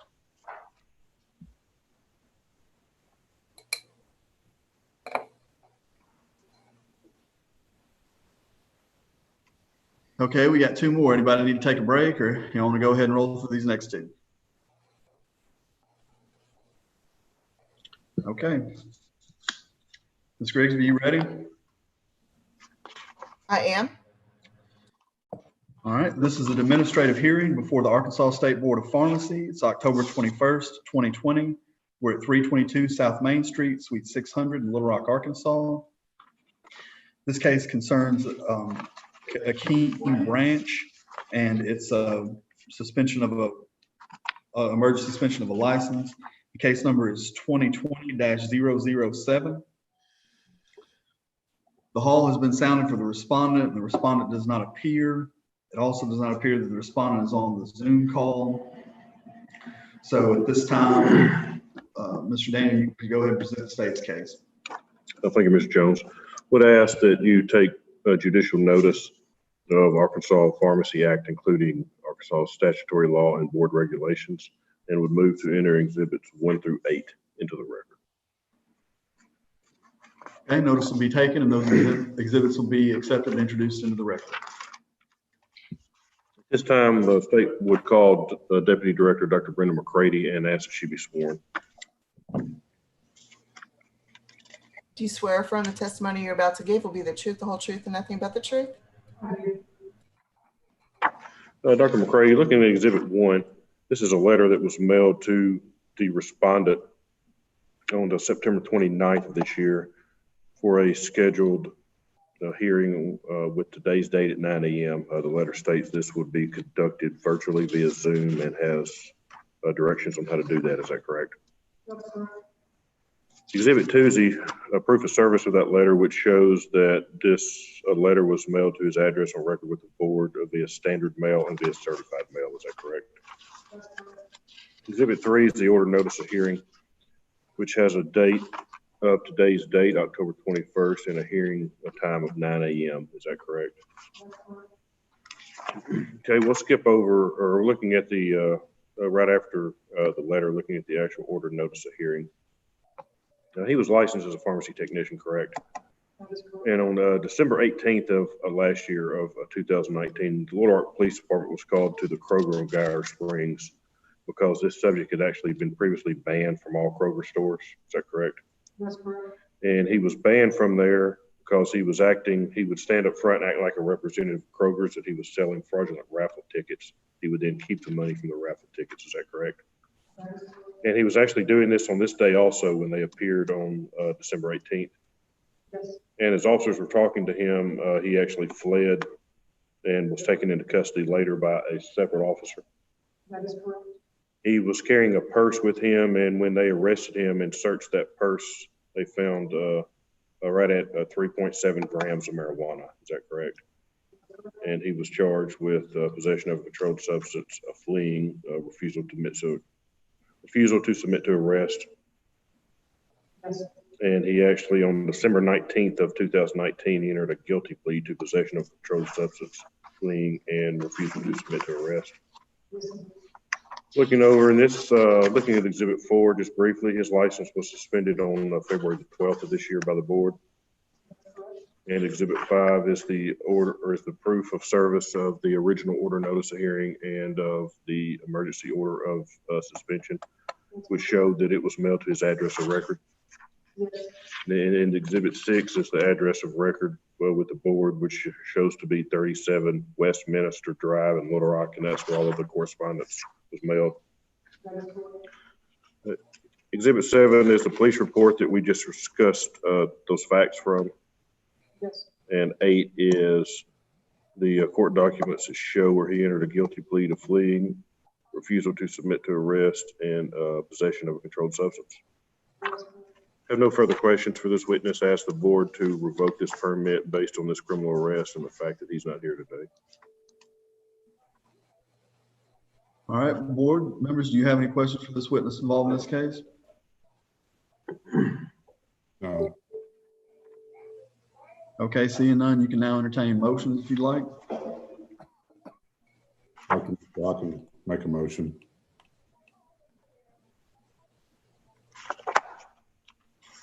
Are we ready? Yes, sir. In the matter of Akeem Dante Branch, pharmacy technician, PT 09102, case number 2020-007.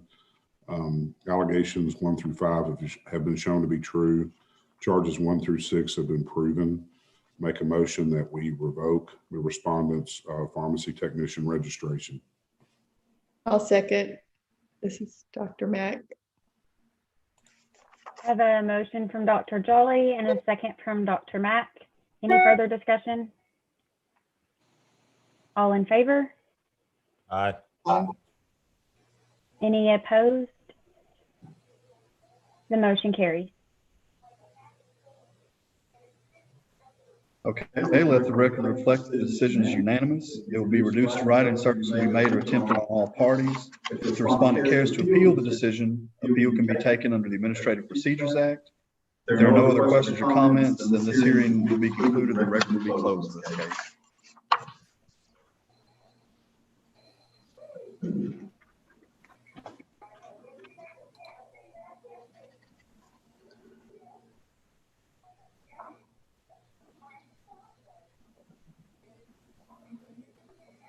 Okay, it looks like this is the last one we have scheduled for the morning session.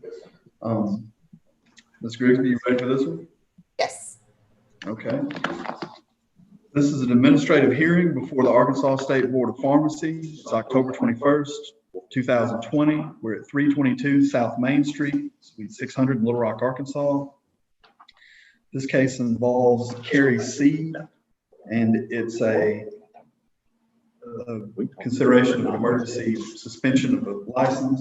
Case number is 2020-072. The hall has been sounded for the respondent. The respondent does not appear. It also seems the respondent is not present on the Zoom call. So at this time, Mr. Daniel, you can go ahead and present the state's case.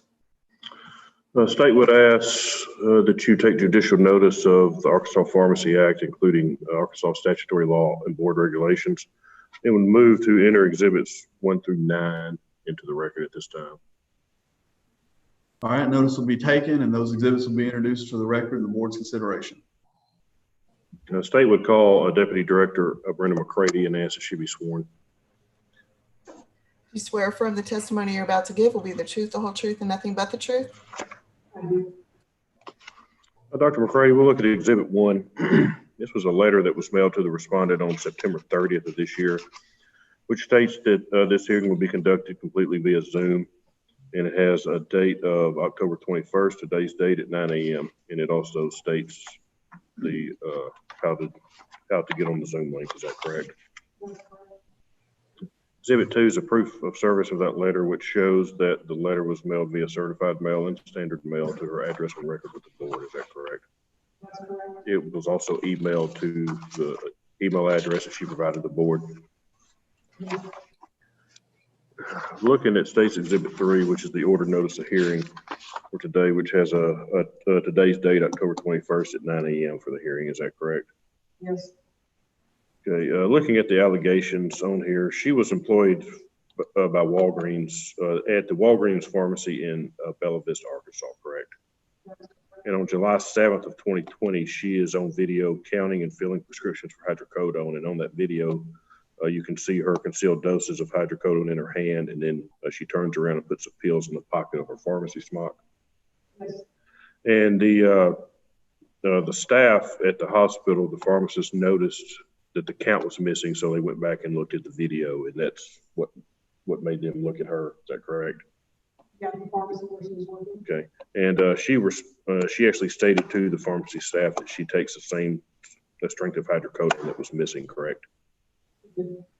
And their records actually show 1,938 hydrocodone pills strength of 10 325s were missing, correct? That is correct. And you can see on the video where it appears that she's holding those pills in her palm and then turns around and puts them in her smock. And that only happens while she's counting the hydrocodone, correct? And she was actually, her technician license was actually suspended on July 15th of this year through an emergency order. Is that correct? And that's exhibit 4, I'm sorry. Exhibit 5 is the proof of service of the order notice of hearing and emergency suspension, which the post office shows was delivered to her address on August 15th of this year, correct? And exhibit 6 is the address on record with the court, which is, with the board, which is 15 Pine Street in Bella Vista, which is where all the documentation and correspondence was sent to her, correct? And exhibit 7 is just where the pharmacy contacted the police department. And exhibit 8 is from Walgreens loss prevention, which is just their statement that they originally sent to the board. And 9 is just the video from Walgreens that shows where you can see her palming and then turning around and putting the pills in. Well, you can see her palming the pills and then turning around and sticking her hand in her smock. And then when she comes back out, there's no pills in her hand. That is correct. And I do have the video, board members, if y'all want to see it, I would be glad to show it. But at this point, just ask, just based on the information that you've heard, that you would revoke her license. But like I said, do have that video. If anybody would like to see it, I'd be glad to show it. But if not, we just ask that her license be revoked based on this diversion.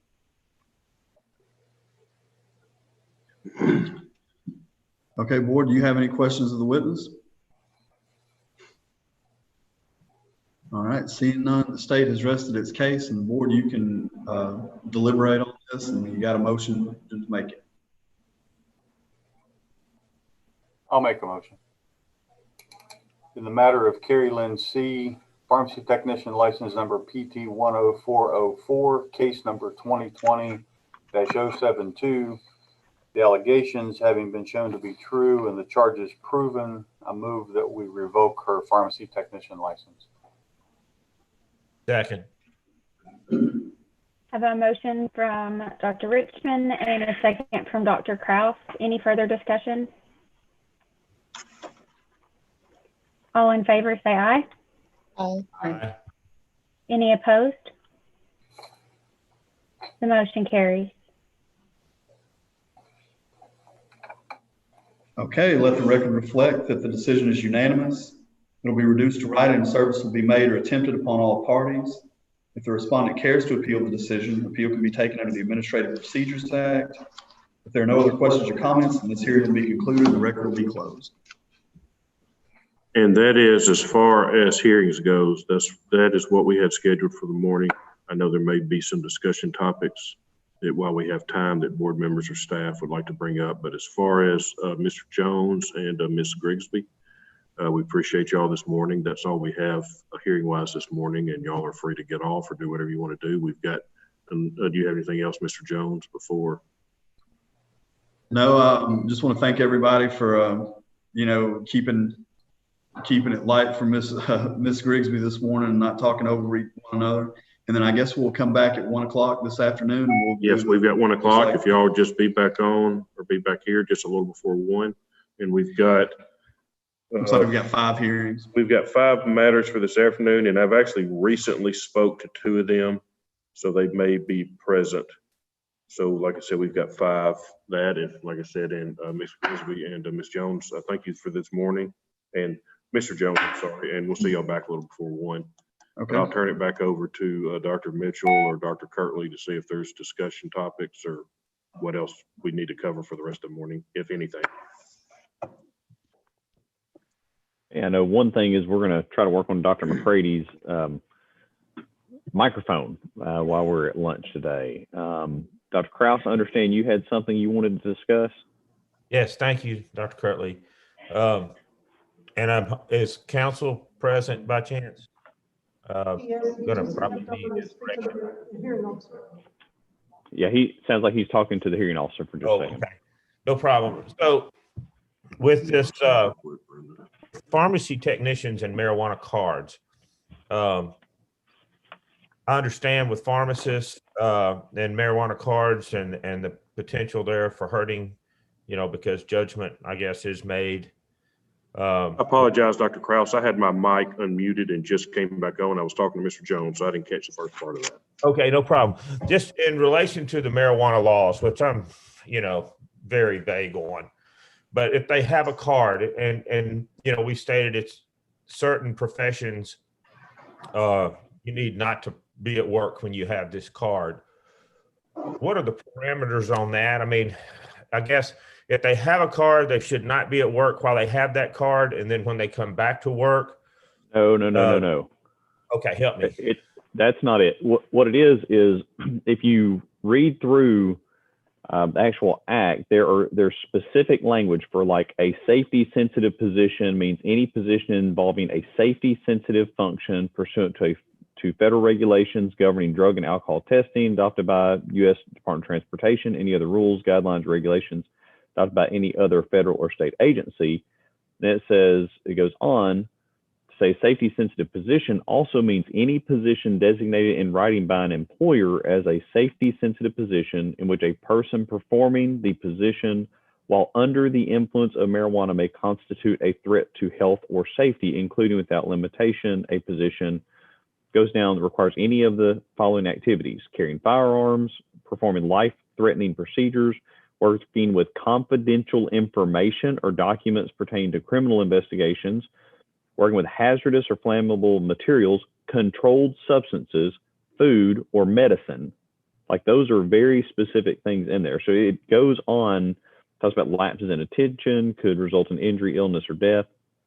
So the problem after that is most of the healthcare licensure agencies, from everything I've heard thus far, have said if you are working in healthcare, you are working around controlled substances, patient health information that is private and therefore sensitive or anything else, then you should not be a medical marijuana user, because that would be putting you in a position for potential impairment or still having that chemical in your body, whether you think you are impaired or not. You will test positive for it because you've used it. So what the board has said previously, kind of all along on this, is you can either use your medical marijuana or work in pharmacy. Working around controlled substances and private health information are two of the biggest things on that. So based on what you were reading in, so if a person has if a pharmacy tech has a card, is it grounds for losing their tech license, or is it grounds for not being at work while you don't have that card? Lynn, it's not the card. Possessing the card is, I mean, many of us have all kinds of cards in our pocket that may or may not be used. So it's just like you cannot get a concealed carry permit if you are using marijuana. It's the use of the drug, which would be indicated by the card. I mean, there are people that have gotten medical marijuana cards that never used it. But if you are using that chemical, which the case this morning openly admitted using it before there was a card and then decided to get a card. Yeah. So My question doesn't really concern this morning. This morning kind of made me think of the question. Yeah. And that if they went about getting a card legally, according to our state laws, is the board protected in their decision to revoke a tech license if they test positive and have a card, irregardless? I mean, I think even if you have a card, you can't be in the public. You can't. Well, the card doesn't protect you from being able to smoke marijuana or ingest marijuana and drive a car impaired. Right. The card is your legal ability to have certain protections under the law, but it is not a catch-all, end-all, be-all, protect you from any action, including by criminal. employer. Yeah, I mean, it gives you criminal protections. Yes. So I've got a couple of questions. One, can we as a board say that pharmacists and pharmacy technicians are safety sensitive positions, or is that only allowed to be done by the employer. And if we are able to, is there a way that we could put something on the application for the permit that is just a confirmation as I'm applying for this or renewing my permit, I understand that the position I will be holding to use this permit is a safety sensitive position, just so that people know that is kind of a carve out of the use of medical marijuana. See, in the same instance or in the same vein, driving a car on the interstate is a safety sensitive position. Just like working, if you have a marijuana card, it doesn't preclude you from driving a vehicle. It doesn't, and that's a safety issue too. Yes, you shouldn't do it with marijuana in the car or smoking it or anything like that, but you might be, based on the metabolism of the drug, you're going to have it in your system a lot longer than the euphoria. And so my question is if they have obtained that because we're going to see a lot of this. We're going to see. But Lynn, it goes on to say, in which a lapse of attention could result in injury, illness, or death, including without limitation a position that includes the operating, repairing, maintaining, or monitoring of heavy equipment, machinery, aircraft, motorized watercraft, or motor vehicles as part of the job duties. And it also goes through talking about under the influence, means symptoms of the current use of marijuana that may negatively impact performance of job duties or tasks that constitute a threat to health or safety. And so really somebody driving a car that tested positive that's not high but has a card could technically get their license revoked. They could be deemed under the influence. You can legally, this is now for anybody that's going to replay this later, this is an absurd example, but you could argue that you can legally drink and drive as long as your blood alcohol level is less than 0.08. Correct, Luke? That's correct. Well, you could drink and then, drive later. You could still get arrested for having something in your vehicle. But yeah, as long as you're, if you go out with, and have a couple of beers at dinner and then drive home and you're at a 0.04, unless you're just, you can still be under an 08 and be a danger and be arrested because the DWI has, two separate, you can meet one or the other. But most people that go out and have two beers, they may be at a 0.05 or whatever the case is. I'm just using that as an example.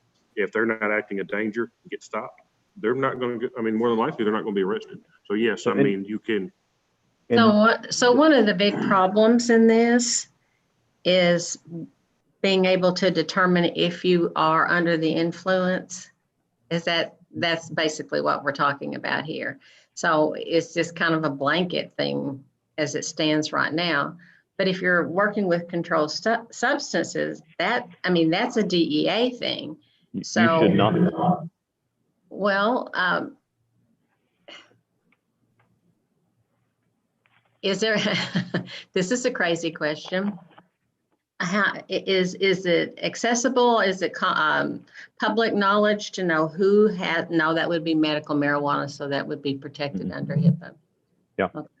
But what's not, it is making sure that people understand what the safety sensitive position is and how that applies. And so when you talk about it in that context, and then it also puts it back on the employer. So the pharmacy that's employing the pharmacist or the technician to be able to help determine if they are impaired during their function, but just having that realization out there or that preemptive thought, because I'm not sure how widely known it is about that carve out that, what is it? The safety sensitive position. Yeah, safety. And it should be something that if a prescriber is filling out your qualifying information for a medical marijuana card, they should be telling you when you like that this could be a problem.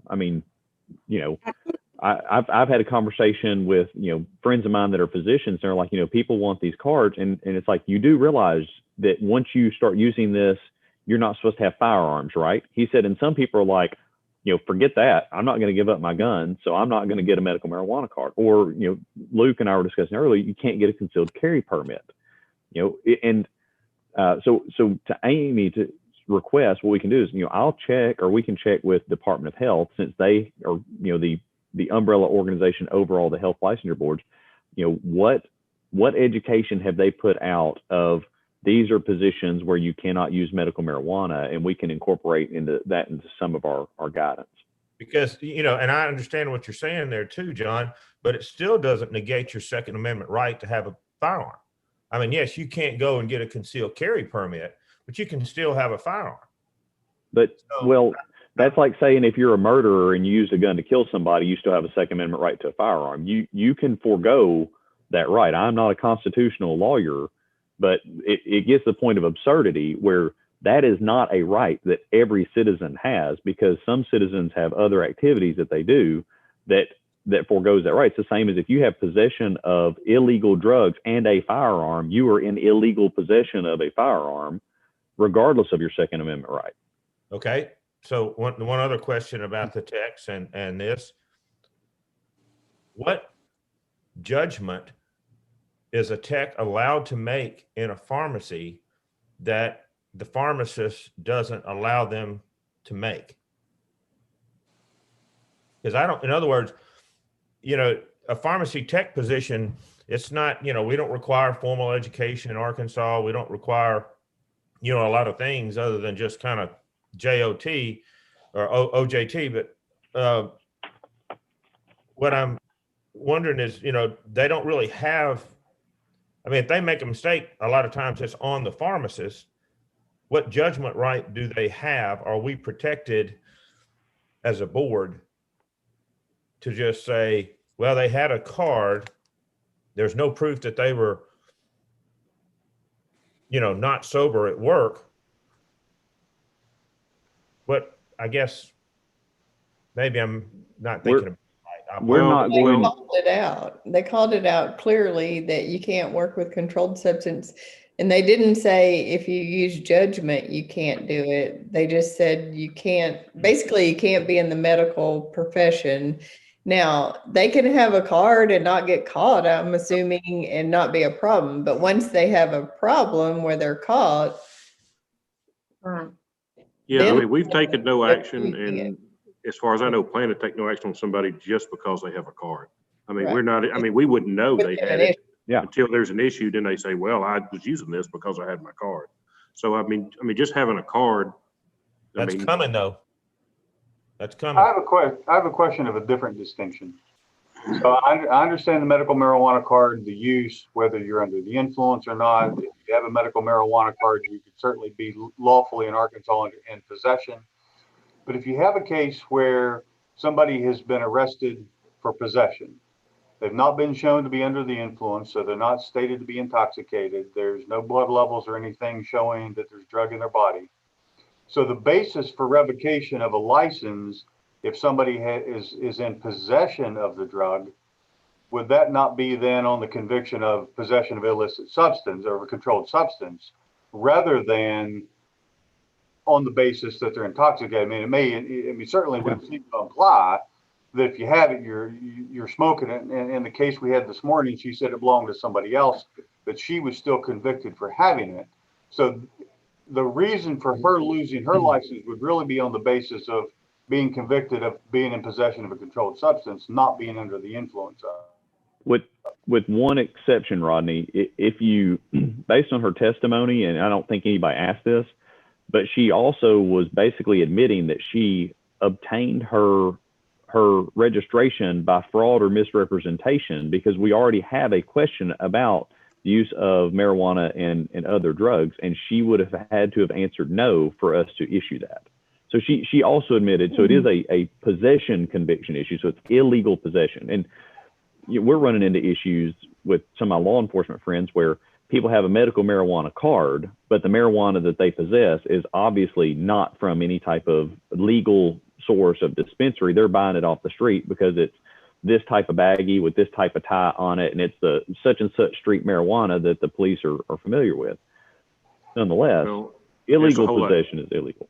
Yeah, it's a whole lot cheaper on the street. People get cards, then they can go out and buy it for $10 or $20 as opposed because the But that's what I was about to ask. Does the card give them the right to possess marijuana that's specifically from a dispensary, or does it give them a right to possess marijuana, like, period? That's a good question. It gives them a right to go to a dispensary and purchase marijuana. So So the marijuana card, Or smokable. theoretically, they can purchase it anywhere, but but it gives them the right to go to that dispensary and purchase it. I mean, So theoretically, we have a technician come forward at some point in the future that says that has been arrested or charged with possession. Of course, I guess they wouldn't be arrested or charged with if it was not legal, but if it's not an issue where they say test positive at work, but it's an issue where they're found to have it on their person and they have a card at the time. Is that going to be? I think it sounds like you can't have the card and have a tech license or work in the medical field is what it sounded like to me. Well, I don't care if you have a card, but if you pop positive at work, that means I think like the card that doesn't give you the right to smoke. Absolutely. Or eat or whatever you do. I think that's exactly what it is. Card or not, it's if you're impaired at work, having a card doesn't mean you can be impaired at work. Right. Right. Yeah, and there have been lawsuits. I don't know of any in Arkansas, but there have been lawsuits. I mean, I know in some of the other states where literally people have left and gone out from lunch and come back. And they said, well, I had a medical marijuana card, so I smoked half a joint at lunch. They're like, well, you can't. So there's actually, a lot of this has already been through courts. Like I said, not in Arkansas, but it's no different. If somebody, if somebody that's an alcoholic and, ties one on the night before and they show up to work the next morning, there's still going to be alcohol in their system. They're probably still somewhat impaired. It's kind of the same issue there, or taking a legally prescribed, controlled substance. So is it just a whole different set of laws that are involved, or does the same thing apply? Given Rodney's example, for instance, if instead of having a card and marijuana, they have tramadol or opiates and a prescription bottle that's in their name, does that? You mean illegal possession versus legal possession? I'm saying if you have a card and you have marijuana and you're not high when the cop stops you versus you have oxycodone in a bottle. A bottle labeled that was dispensed legally, or just a bottle? A legally dispensed bottle. Yeah, I don't know that there's a distinction criminally. No. There's not. If you got, marijuana or products containing THC are still considered a controlled substance in Arkansas, even though that medical marijuana card gives you the right to possess them. They're still controlled substance, Schedule 6. They're still a controlled substance federally. But the feds are not going to come down and care that somebody's going and buying $40 worth of marijuana. There's no difference criminally. Yeah, there are protections that if you have a card and have obtained it legally, then you are protected from, some of the possession issues. But that's a completely separate issue. And here's the problem. I'm not a legal expert necessarily on all of the stuff with medical marijuana, but we have to deal with it a lot. And it's the same thing for Mr. Daniel, Dr. McCready. We end up in a lot of those discussions and everything else. One of the biggest problems is just being able to determine whether or not a person's impaired. Well, and until they come up with some sort of a test like, you can with a breathalyzer or a blood alcohol. And it's subjective. If you have a test for marijuana, that can stay in your system for 30 days, right? Well, if they're impaired or not. It depends on how much you use, but somebody who doesn't use, somebody who hadn't used in months and months goes out and uses some marijuana, it may be a few days. It depends on your metabolism and how much you use. But yeah, it's the same way. Impairment is subjective.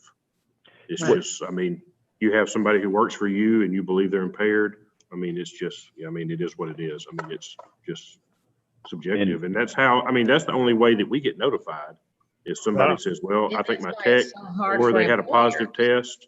Or, yeah, I mean, we don't, I mean, that's how we get we get notified when there's an issue. If you go out and have poppy seed cake for dessert today, you're going to come back this afternoon and test positive. Well, it depends for on the cutoff marijuana. levels, but. Not yeah, for marijuana, I agree. And Well, it depends on the cutoff levels, but I mean, usually the cutoff levels are high enough that they're not, but yeah, I mean, I get your point. In some ways, that's kind of a pipe dream. That's a defense we've seen. Now, if you go and make poppy seed tea from unwashed poppy seeds that are oftentimes at this point even laced with other opiates or even fentanyl that have killed several people in Arkansas. No. Yes, but if you eat poppy seed chicken or poppy seed cake, you got to eat so much of it to get above cutoffs. It gets to the point of ridiculous. I'm looking for a positive test result because these marijuana. Yeah, but the cutoffs are may higher. not be high, but they're going to give you a positive test result. Not. But I mean, we could get Turner on here to explain it, but they generally have cutoff levels to show that if it is something as obscure as you had poppy seed chicken or poppy seed cake, that's going to be below the normal cutoff. And then you would also do a qualitative analysis of exactly what it is, and you can define that it is generally going to be the codeine derivatives from poppy seeds versus the hydrocodone missing in the pharmacy. Does it not go back, John, to kind of what people, I mean, there's a lot of discussion now about this, but, that's why most employers have that cutoff so high on marijuana because, people came in and say, I was in a room full of people and they were all smoking. So it was secondhand, smoke. And most employers, Amy, you would know this, your cutoff is so high that it's virtually impossible for that to be true. You were smoking marijuana to show up. Yeah, a lot for a long time consistently. Yeah, I mean, and for some of you, Amy and Brian, Debbie, Becca, that have had, large amount of employees underneath you. Like, what are have y'all seen these issues with, the hospitals, with the pharmacies, how are they handling it? Like, how are, hospitals or independent places, how are they handling it? I haven't seen anything yet. We haven't had it yet, but the question that I think the question we're going to struggle with is, let's say you have a pharmacist or a pharmacy tech that works 7 on, 7 off, and they have a medical marijuana card, and they get off on a Thursday morning, they're not due back until the following week, and they have a medical marijuana card and they use marijuana over that weekend while they're off, and they do that consistently, and then they get pulled for a random drug test and they pop positive for the marijuana. As far as the safety sensitive position goes, what's the obligation there? Is it just a positive test result, or would they have to be under the influence while they were at work? I think that's the part that Lynn was kind of alluding to, that's going to be kind of controversial or sort of confusing for employers. Because historically, prior to medical marijuana, if they pop positive, or we did a breathalyzer or an alcohol blood test or did a drug screen, if they came back positive, that was grounds for termination. But with the medical marijuana law, you could test positive, but never be under the influence at work. And so that's what I'm a little confused about. Well, that's not the law, though. The law gives an employer the right to have exclusionary criteria, even if you have a card. So what gets odd on that is from what I understand, most healthcare facilities have a zero tolerance drug use policy, because if it is a zero tolerance policy, you end the gray argument of that. So are you today or not? Yeah, and because it's nearly impossible to tell. You send someone for that, and they go, "Oh, it's been 4 days since I smoked." How do you prove that? You don't have the immediate litmus test that you do with blood alcohol. But at the same time, if you do a BAC on somebody and they blow 0.01 and say, "I'm not drunk today. I drank last night and was up late. I'm not impaired." Well, they had a positive alcohol test, and I'm not asking you to say what your specific employer would do on that, but they have a positive alcohol test, which would seem to indicate they are not impaired. But were they impaired 2 hours ago when it was first reported before the test happened? Were they impaired, when they showed up to work 4 hours ago? Because it's a declining trend that is a whole nother issue. So most places that I've ever talked to, they have a zero tolerance policy because there isn't a good method to argue impairment or mal-effect. And for my liability insurance, I sure don't want to go have a car wreck and then have it that I had THC showing up in a blood test or in a urine test later, and me try to argue I wasn't impaired when I was driving the car because I'm on my 7 days on work, and therefore, even though it is in my body and in my system, I swear I'm not impaired. Like, that's a losing argument. I mean, and there are a lot of places that have those, zero tolerance policies, and there's a cutout for that. And it may not be the same anymore, but I know at one point, if you had any federal contract. Yes. So like with a military base, with a correctional facility, anything like that, you were required to have a no tolerance policy. Yep. Or if you produce a product and you sell to the government, if you have any government contract, you have to have a zero tolerance. Yeah, every issue that I've ever had. Go ahead, Debbie, I'm sorry. I was just going to say that the carve out, to me, it's carving out whether you should or shouldn't have one. You shouldn't really get a medical card if you're in a safety sensitive position. So while we can't control who gets a card or not, if they get a card and they sit there and they get caught or they admit they've been smoking, then in essence, it didn't matter if it happened during the 8 to 5 position at work, they still did it. So I think the carve out kind of clears the board from keeping them with a permit. Yeah, I mean, if you want to smoke marijuana, there's just certain things you're not going to be allowed to do. Right. I mean, that's just. You can be attacked or you can marijuana. The problem. I'm sorry. No, go ahead. Talk over you. The problem's going to be is when they legalize recreational. That's when we're going to pull our hair out. But could it still have a carve out? I would think it likely would, based on some other states, because it's just like alcohol. Alcohol is recreational. There's a lot of stuff you can't do with it. The fascinating thing, really, for when it goes full blown recreational, or if it ever does in Arkansas, but any other states, you go back to, we have an immediate conflict between some of the state and federal regulatory framework, and pharmacies are beholden to DEA framework on a lot of that.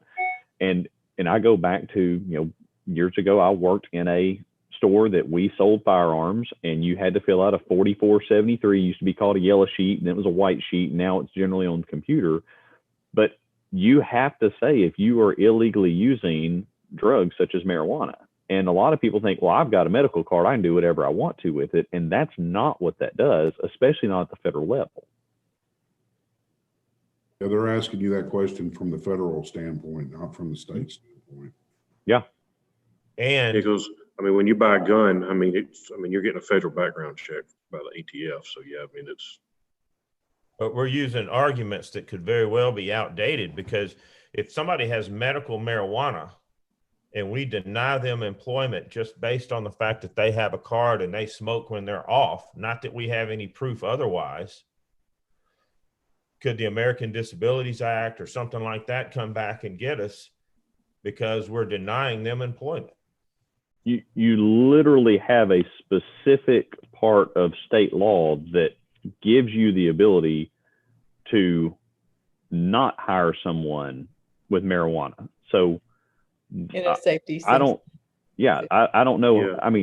Anyone can file a lawsuit on anything. Sure. But they would have to do it against the statute. They would have, the ACLU or American, disabilities, they would have to go after the state law. Because you have that right, according to Arkansas law, to do that. So, if they're, they can file a suit against the board, but the board's following state law. So they would have to rule that law unconstitutional or have it changed in a court. Well, I wanted to kind of get it out there and kind of see where everybody was at and how they were feeling on this, because in one of the hearings, not that we had a hearing that necessarily applied the way I was thinking about it, but it gave me some question marks or fears or ideas for what could come in the future. And I wanted to see kind of what the sentiment of council and the board staff and board is. So. Well, I think Yeah, it's and a good discussion, and I think it's good to know about the carve out. And then if we follow that carve out every single time, not get into were they doing this in the 8 to 5 world or were they doing it last weekend? I think as long as we follow that carve out, it protects us. Well, and I have to think too about the work pool that you're drawing from. You know, so you're not drawing from a work pool that's going to have government contracts. You're not drawing from a work pool that's, you know, of the same mindset as somebody that went to pharmacy school. No, but the Yeah, contracts are the employer, Yeah. the pharmacy. Like pharmacists don't have generally individual government contracts to supply services. It's the pharmacy itself. This is about an employer decision, not a individual decision. But you understand what I mean as far as the work pool that we're generally drawing techs from in Arkansas.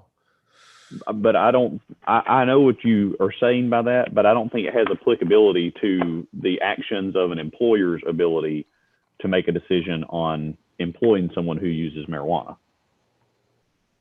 That's why they drug screen. Yeah, it's the facility that has the contract with CMS, for example. Yes. Not the individual. Thank you.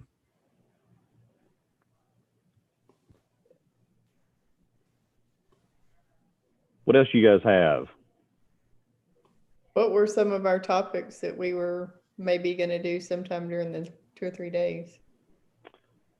Dr. McCready had a couple based on some of our applications, just kind of an update that we, and she can say this better than I can, but we have some facilities that are frustrated that we will tell them they have to come meet before the board based on their findings from inspections, like FDA inspections, some of the 503B facilities. What is fascinating is some of them say, well, you're not treating us equally because you've given a license to so-and-so. And people who have a permit currently have a property right to that permit.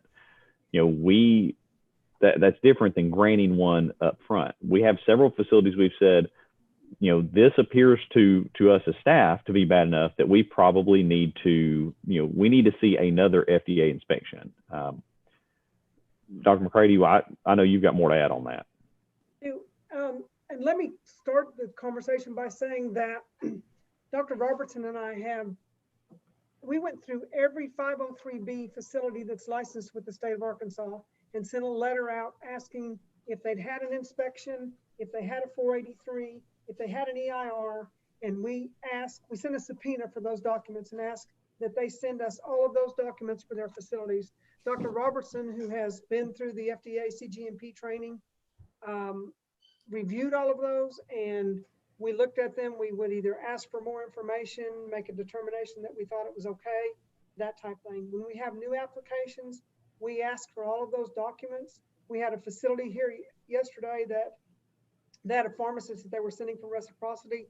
That facility actually was licensed prior to the board's determination that they had to have we had to see any FDA documents before we would approve a license. And they actually did have another FDA inspection and received an EIR. They did not receive a 483. And so the staff looked at that and said, well, they're okay to go ahead and continue to start shipping 503B products again because they had stopped. So when we look at that, we try to look at the facility. One of the things we look at a lot is whether they're repeat observations. And we've had several that have applications that have repeat observations from 2015 and then again in 17. So when they have an inspection in 18 and they list all of those again, it's our opinion that they are not correcting what the FDA is telling them to fix. And therefore we are waiting on the FDA to send a warning letter or have a new inspection, that type of thing. But we try to be very consistent when we look at those applications and what we're getting in from the applicant. And one of the issues that they're bringing up is like, well, we had our FDA inspection in 2018, and yes, we had some issues, but we can't get a new one right now. Well, it's always been, this board has always said, I mean, they have to have that new FDA inspection, or not new, but just an updated FDA inspection that shows that the problems have been resolved. And I get that they're not able, I mean, some places are not able to get those right now because the FDA is not going out in the facilities like they were, but that's just a problem that we're. Yeah, or we'll let them come discuss it with the board and let the board make a decision like an informal, correct, Luke? Yes. I mean, we've had several that have come. I mean, we resolved, I think, 2 or 3 at the last informal, and most of it was because of FDA issues. I mean, like Dr. McCready said, I mean, they're having one from, 15 and 18, and that's their most recent one, but it's got the same issues. Like, I mean, you had 3 years. I will say that from my experience working with a number of 503Bs, that when you see there is a repeat observation, I think that definitely is a cause for pause. But practically, they will call it a repeat observation if it is from the same citation in the CFR, even if it's a slightly or completely different topic, right? And so I think it's definitely a cause for pause and to ask questions, but I wouldn't assume that because they're saying it's repeat, that they didn't just ignored the first observation and didn't fix anything, right? The way it works practically is they cite you for something specific and you give a response that says, okay, this is what I'm going to do instead moving forward. These are the processes I'm going to change. Here you go, here's my plan. And you hear nothing back. They don't say, sorry, that's not good enough. Can you also do this? By the way, we put in our notes that you don't have, and it didn't show up on the 483, but we also have concerns about these other few aspects of this overall broad topic, right? And so then they come back in and you're doing what you said you were going to do on the follow-up inspection, but the inspector on the re-inspection will actually have the notes from the previous inspector that says, and I was kind of concerned about this, this, and this, but that didn't go in the 483, and the facility has no idea. And so then they cite you for something different related to a broad topic. And so I just think, in my experience, I've seen that happen a lot. And so I think those facilities should be given a chance to sort of explain, why is this a repeat observation? And we shouldn't just assume that it's because that they're not fixing what they said they were going to fix. Because more often than not, it's that they fixed what they knew to fix, but the agency doesn't say, I need you to do this, this, this, and this, and that'll be good enough. You get no feedback on whether or not the plan you present is good enough or not. And that's exactly why we don't approve it as staff and tell them they would have to meet with the board. Like we try to get as much information beforehand for them to send to us. And we'll ask for EIRs, and I understand a lot of times you can't even get your EIR from the FDA, but some of them will say, oh, the whole thing is solved, it's closed out and everything else. And we'll go, well, where's the EIR, or where's the closeout letter, or whatever, and then it doesn't exist. Right. So I think, and Brenda, Dr. McCready can talk to this better than I can, but some of them are going to tell us anything they can for staff to say yes. But if we identify those issues, we're going to gather information and we're going to punt it to the board to make that decision, because you guys are the ones that need to approve applications that are potentially problematic. You guys haven't told us just go sign off on it if they give you a halfway decent explanation. Some of it could be ludicrous. It could be, there was a problem with this piece of the physical location. Well, they can send us a picture of that and show that it is fixed, or we can look at another inspection from the state or something else. So that's weird. And most of them we've said, look, we want to see another inspection. Like some of them are bad. I mean, Dr. Mitchell, I know you've looked at some of them and you're going, how did someone have this inspection and they were a 503B for X amount of time? And then some of them are wanting, multiple types of permits because they're doing commercial products and outsourced compounds. And we're like, well, we'll give you a wholesale distributor permit for the commercial products, but you have problems with your outsourcing side, and we will not as staff approve you to do outsourcing. But then it comes down to, well, if you just say, I can't get an inspection, I can't do this or that, well, then you can appeal the staff decision and come before the board. So I think that's where it gets kind of confusing, especially for us, is we would like to have the rule, I think, that says you have to have your EIR, you have to have another inspection, Yeah. but now they're not doing that. And that probably isn't the business problem either. So how do we get to a place that we can make an educated decision if we know we can't get those two pieces that we have been able to have been privy to in the past? How do we get to a place to make an educated decision? We can listen to them, but they all say it's fine, and then we don't have anything. How do we do that? I think, you know, one of the big things is when you bring them in, just like what we did today and everything we did yesterday, you know, it puts them in a position where they are on a recorded record. And, you know, we are going to have that record. FDA is going to see that record. Other states are going to see that record. And so it becomes a game of higher stakes in many ways, that if they come in and they misrepresent it to you, then they're going to have a snowball effect unlike any other for, you know, basically being a false witness or providing false testimony in order to obtain the permit. But there's some things that you can, I think, try to talk around or fake, but some of the idiotic things we find is like, you needed to fix this on your label, and then they come back 2 years later and you haven't fixed that on the label. So we'll go, therefore we are subpoenaing a copy of a label for these 3 batches as an example. And then we can literally look at it and go, okay, they say they have fixed this. It appears to be fixed. We can look at that point in time where it was done. And I think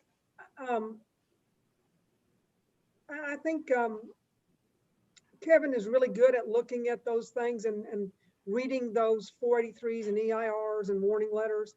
He and I both access the FDA website a lot to see what has happened, who's had a warning letter, who has an EIR. And just to clarify, we are not the only state that requires this. I don't want you guys to think that Arkansas is this outlier that is requesting things that nobody else is asking for, because I get told all the time that this is being requested by numerous states. So we're not an outlier. You know, when we first started with the 503Bs, we licensed them as pharmacies and as wholesalers. The 503B facility people said, you know, we don't want that. We're not a pharmacy. We're a manufacturer of wholesaler. And so we removed that. But when we did that, we also said, but your inspection is now coming from the FDA, and the Board of Pharmacy will have to rely on the FDA to do those inspections. So when we receive an inspection from the FDA, it's because we have done what we were asked originally, to take away the pharmacy side of it and let the FDA do those inspections. And so that's what we go by. And I mean, I truly believe if you and Kevin sit there and tell us it's okay to do, I feel comfortable. But I know, I don't even remember the details of that last informal, but there was, I mean, there wasn't going to be an answer for them unless they got an EIR or another inspection and they couldn't get it. So, I mean, those are when it becomes really perplexing, because, I mean, if we have a hard and fast rule, they can't get it unless that, it makes it hard. But if y'all can feel comfortable, but if y'all don't feel comfortable, I mean, sitting here as a board member, I don't want to be comfortable. And that's the problem. It's sometimes there's information that if they could provide it to us, it would open the door for us to be able to approve it as staff. But if they're not going to be able to get that information, we're going to try to get as much information as we can. And quite frankly, I think COVID has exacerbated this because of the absurdity of what some people expect us to waive. And, you know, Mr. Daniel, Dr. McCready can speak to this as well. But some people are like, well, this is COVID and this is an emergency issue. And we have one right now and say, and I know Dr. McCready asked him, said, what is the product that is so critical that people have to have in Arkansas that is such a big issue? And it was testosterone pellets. And we're going, first of all, not an emergency. Second of all, lots of other people can supply that. Third of all, we haven't denied your application. We are just telling you we cannot process it. But someone got upset was they said, well, you know, you're not even doing this. You have to give us a decision. And our offer is then we will administratively deny it, which will go into the national data bank as an administrative denial. Then you could then appeal it. But until you come before the board and they make a decision, then it's going to look like you had a licensure denial. And we're literally trying not to do that for you. But if that's what you really want to do, we're glad to do it. But we put you in front of the board in the order in which you show up initially with issues, or we try our best to. But there are some things where if we say, hey, we need to see your 483, we need an unredacted copy. And if they go, oh, that's not available, or we're not going to give it to you. Well, and we have heard some of that before, and then say, fine, we will not do any more processing of your application. And then people are like, oh, we found it. And I'm going, that's complete baloney. You know you have that. We know you have that. But it's, if we want to play this idiotic game of Simon Says or Subpoena Says, then we'll just sit on it. Because, I mean, Dr. McCready, what was it? They didn't have the 483. They didn't have an unredacted copy. They didn't have any notes.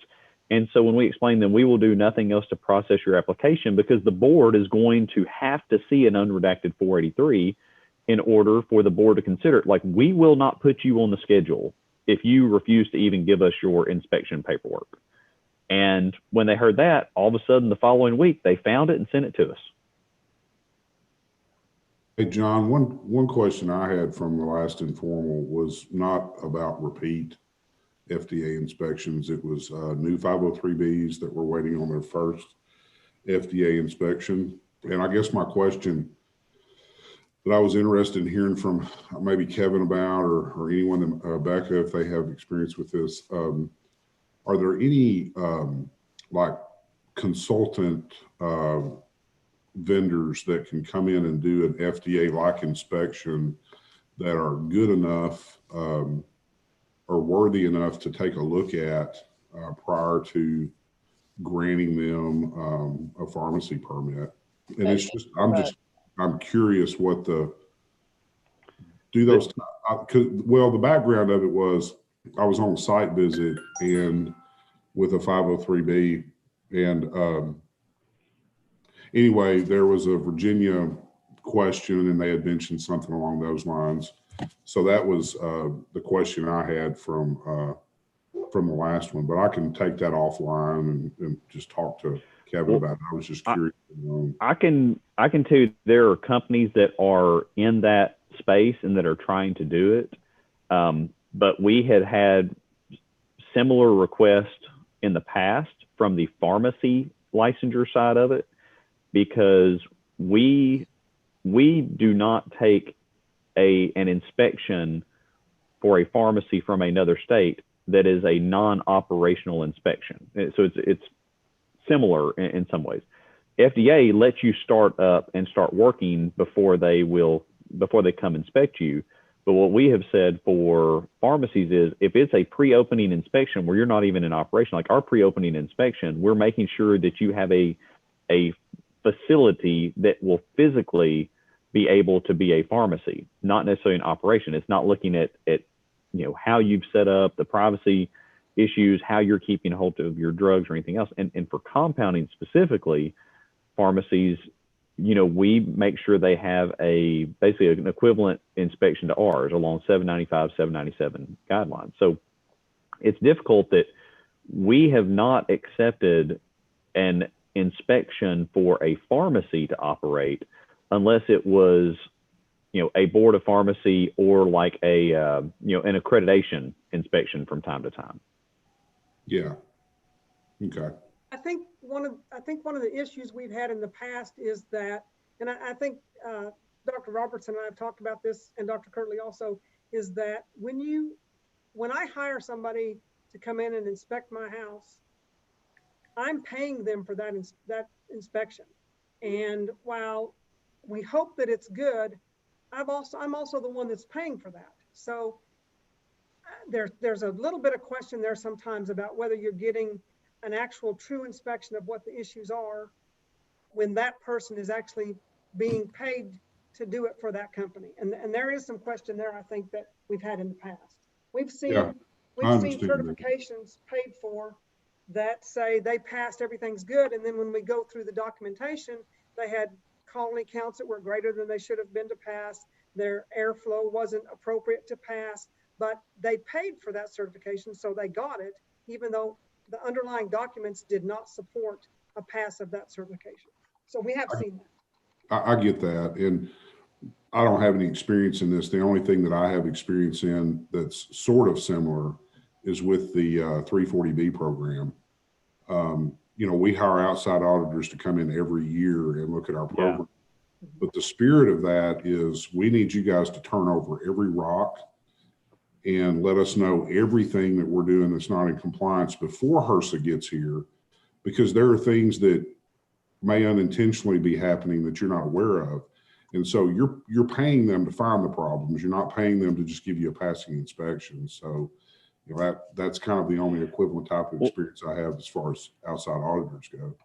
And FDA training, while Kevin has literally, you know, I don't know how many, probably 100 hours in that, in his training that we've been able to get him into, it's still fractional compared to what FDA makes their inspector folks do. And many of them, because I mean, CGMP is just a different game. I know you are aware of that, but you know, they train them for full-blown manufacturing CGMP. They're traveling to foreign countries all the time to look at it, to enforce US standards there. And it's interesting that those are a lot of the worries that a lot of us have from the regulatory side of boards with this whole potential drug importation, re-importation from foreign countries. And people say, oh, it's an approved drug. And I'm like, well, approved by who? Like, who inspected that facility? Because I know websites I can go on and get knockoff, you know, watches, jewelry, clothes, and everything else. And they may have even been made in the same factories in a foreign country, but it may not be at the same quality level and therefore didn't get whatever name on it initially to be sold in the United States as that name. So I have a little bit of insight here. I actually work for a company that does audits that are submitted to boards of pharmacy, and I know that certain boards have approved specific companies to perform audits basically on their behalf, or saying they will review it.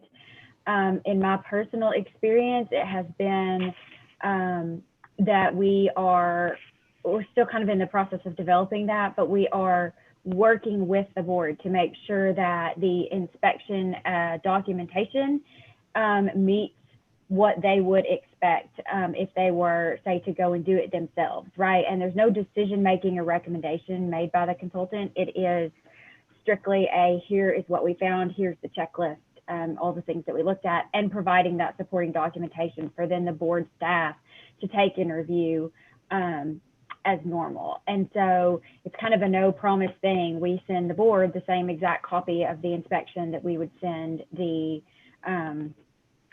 client.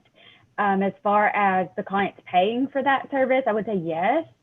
But we also, as a pharmacy or as a 503B, you're going to pay NABP to come out and do a VPP inspection. You basically apply for that and you pay for that. You're going to pay the California board to come out, and it's like you pay for that inspection. You're going to pay if you have a VOD accreditation, like that's an application you put in and you pay for that inspection. So heck, you pay for FDA inspections, right? Whether it's the initial or the re-inspection, you're still getting charged for it.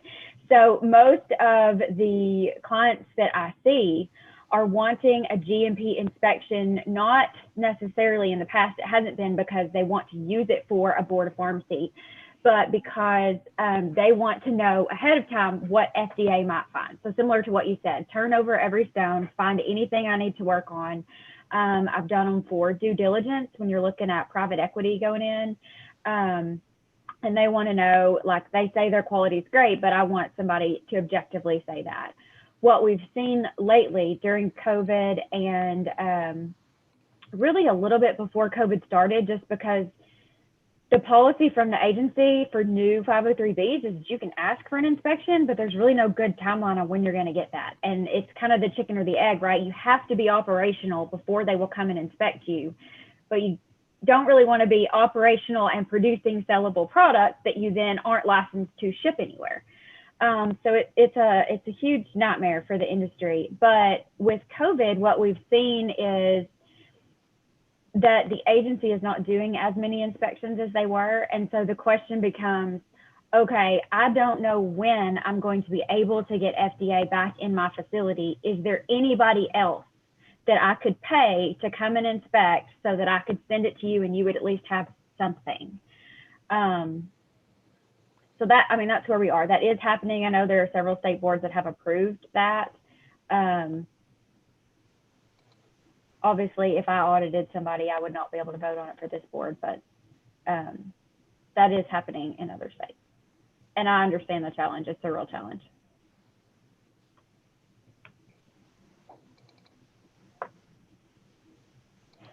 And then I guess, you know, yeah, I see the challenge from both sides. Yeah. How do we, even if we went that route, how do we find somebody that we honestly can believe that they're going to look at every single thing and that to give us, yeah. I mean, it's like NABP is, I mean, if you pass their inspection, you have done a lot of stuff to pass their inspection, but is there another company that is even doing the inspection that could give us the same information? Dr. Matt, may I interject? Oh, go ahead, Kevin. Yeah.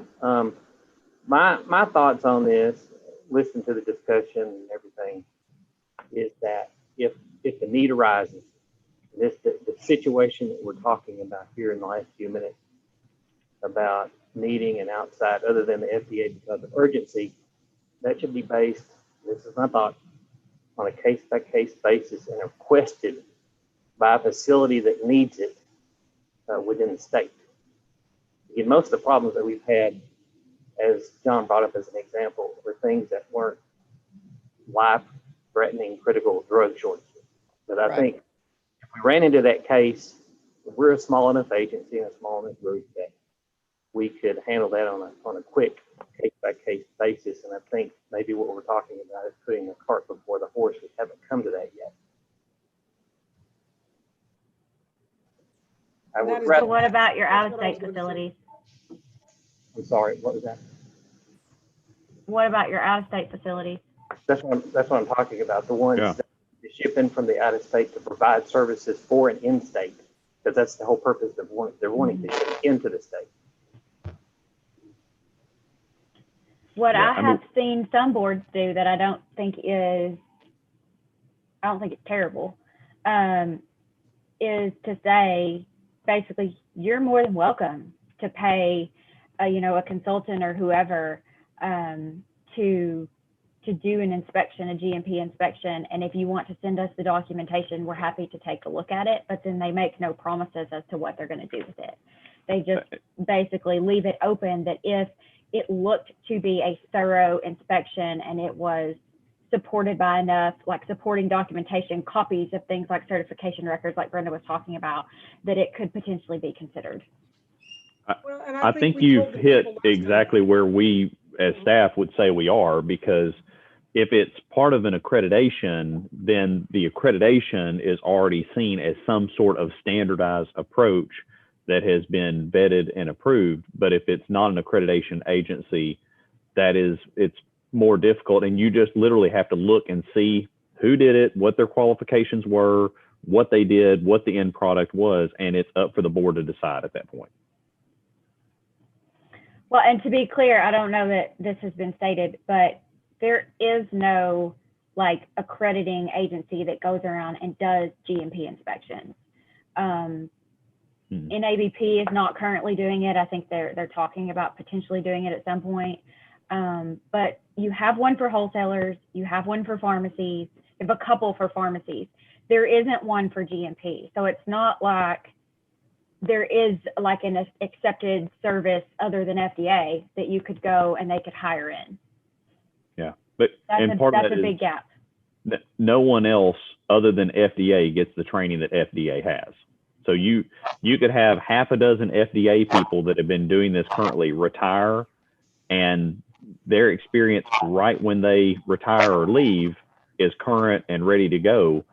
But the problem is then they start missing the updates that FDA does to their own procedures, so it gets more difficult. So You know, That my, almost says if there isn't anybody else, there is nobody else we could accept. Because how would we know if, I mean, we can look at it and try to examine it, but it seems to me like, I mean, when you think about our board meetings and you hear how many hundreds of people are coming so they can ship something into this state, it makes you wonder how important it is. I mean, I understand it's important to that company that's located in South Carolina, for example, but us having to make a decision just because there is nobody that can look at them and the FDA won't, I don't think we have to do it just because they would like to sell it here. And there's probably somebody in Arkansas that could sell it. So it seems like, I think what y'all are doing is right. You look at it, you try to give it to them. If there's any possibility, you bring it to the board, and then there's going to be confusion for the board for us. But there's nothing that says we have to give them a license just because they want to ship to two people in Arkansas. Yep. Well, I want to be sure everybody has plenty of time for lunch after that one yesterday. For real. Y'all want to break until 1? Yes. Please. Sounds good. Well, I'll mute everyone and we'll come back at 1 o'clock. We'll still have this link going. It'll just be, feeding nothing until 1. And if you leave, we'll let you back in, or if you just want to put yours on pause, it'll just sit there. All right. See you guys at 1 o'clock.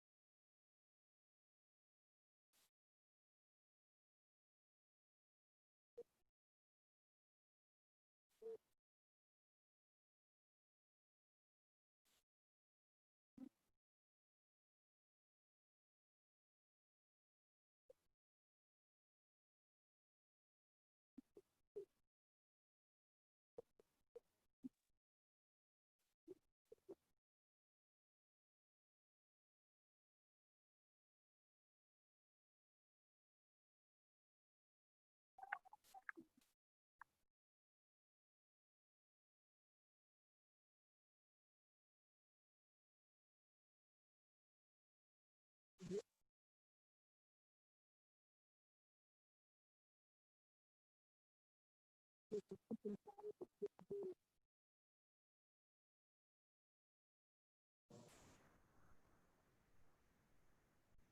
and pause. Do you hear anything?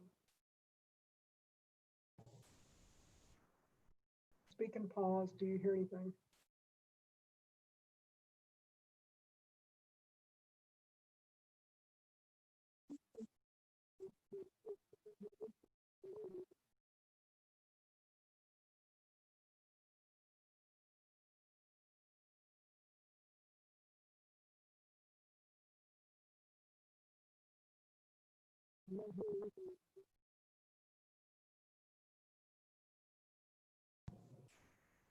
I'm not hearing anything when I test the microphone.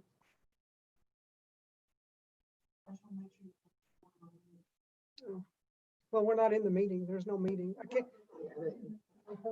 be on mute because we're trying to hear what I do. But you could hear her. It's okay, that's the problem. I just want to make sure she wasn't cursing. Yeah, I think.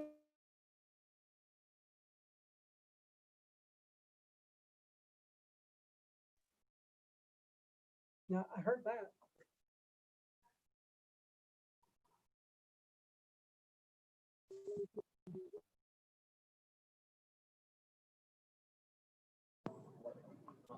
Now let me see if I can hear this.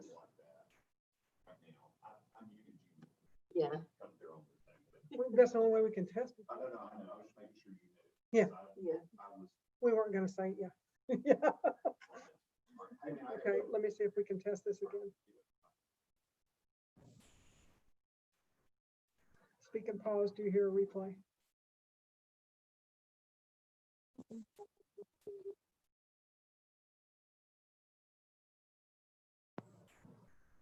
Speak and pause. Do you hear a replay? All right, let's look. Let me give it a whirl. It's all here, there. Yeah.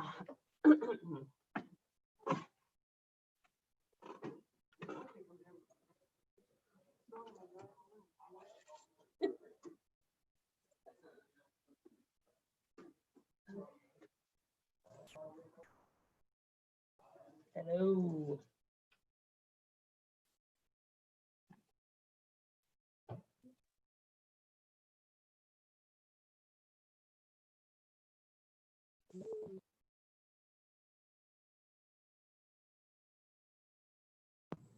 Hello, hello, hello.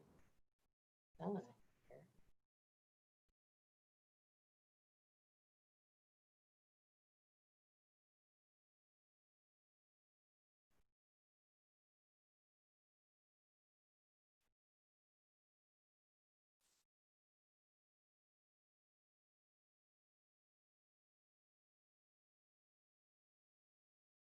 Hello.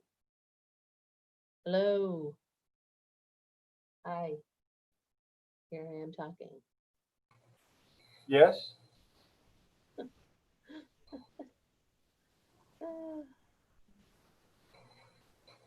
Oh, sorry. We're just trying to fix Brenda's microphone. Oh, okay, gotcha. All right. Thank you for responding, though.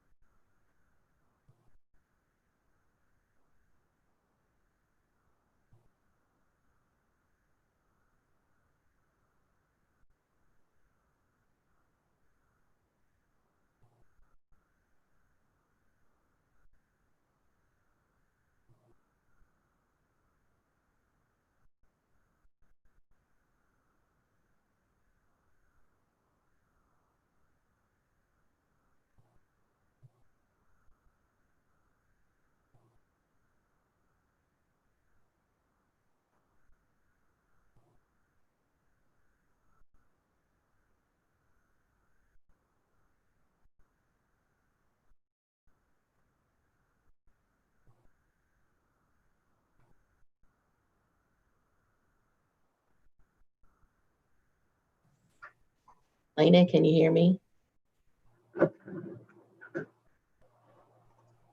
That's much better. Yes, It is. I I can can hear much better. Fabulous. Okay, I'm gonna leave it like this then. Okay. Thank you. You're welcome. Thank you.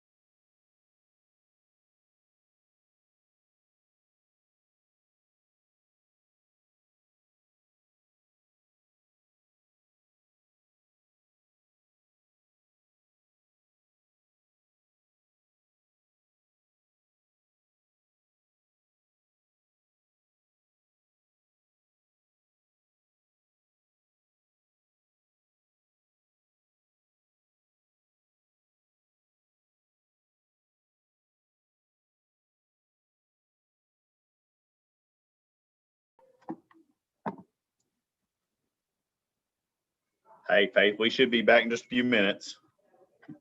Okay, thanks.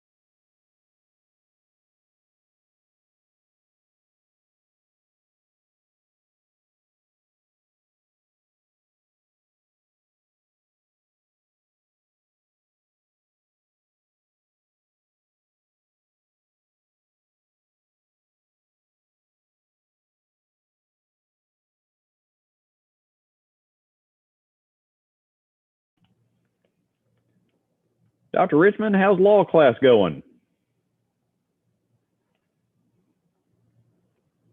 Oh, you're on mute.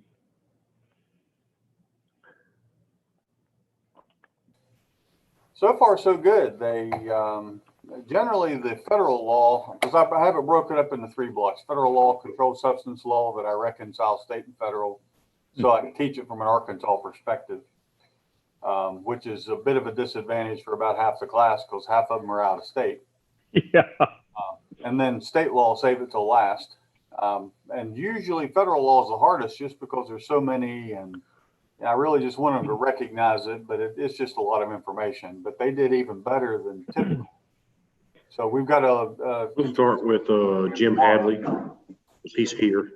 Well, I mean, he's in Zoom. I don't know if anybody else. I don't show anybody else here at the moment. Good afternoon. How's everybody doing? Get some work Hey, done. Lenore. How you doing? Good, how are you? Doing good. Good. Hello, Lenora. Hello, how you doing? Good. Brenda is coming through loud and clear I might now. have turned those off. Am I too loud? No, but you came through much, much, much better. Jennifer's been working on her stuff today at lunch. How did the morning session go? It went good. It went well. Okay, great.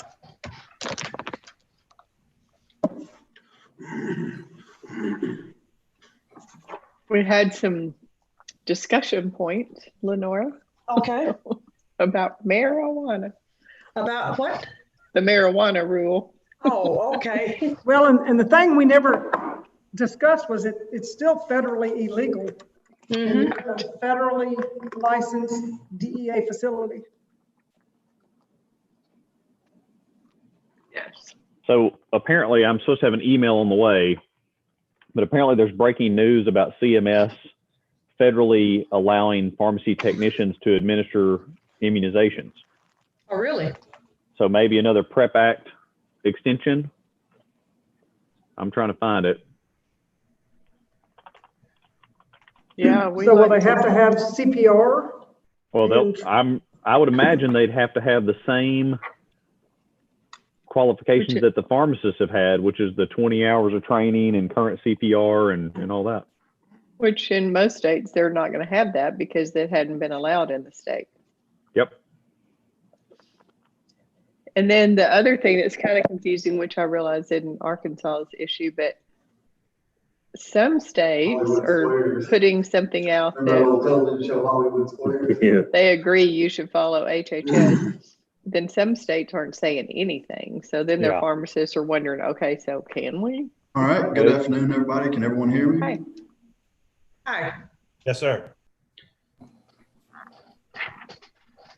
All right, Ms. Grigsby, are you ready to proceed? I am. I just admitted Mr. Hadley into the room, so he should be coming up. Becca, do you want to continue on since you did the morning? No, ma'am. What? You're up. So, She got her practice run in. okay. So you want me to continue on, huh? She said that was enough fun for one day. Okay, well, thank you very much. I'm afraid in the afternoon my kids might start coming in, so I'm going to stay on mute as much as possible. I understand. But I really appreciate you.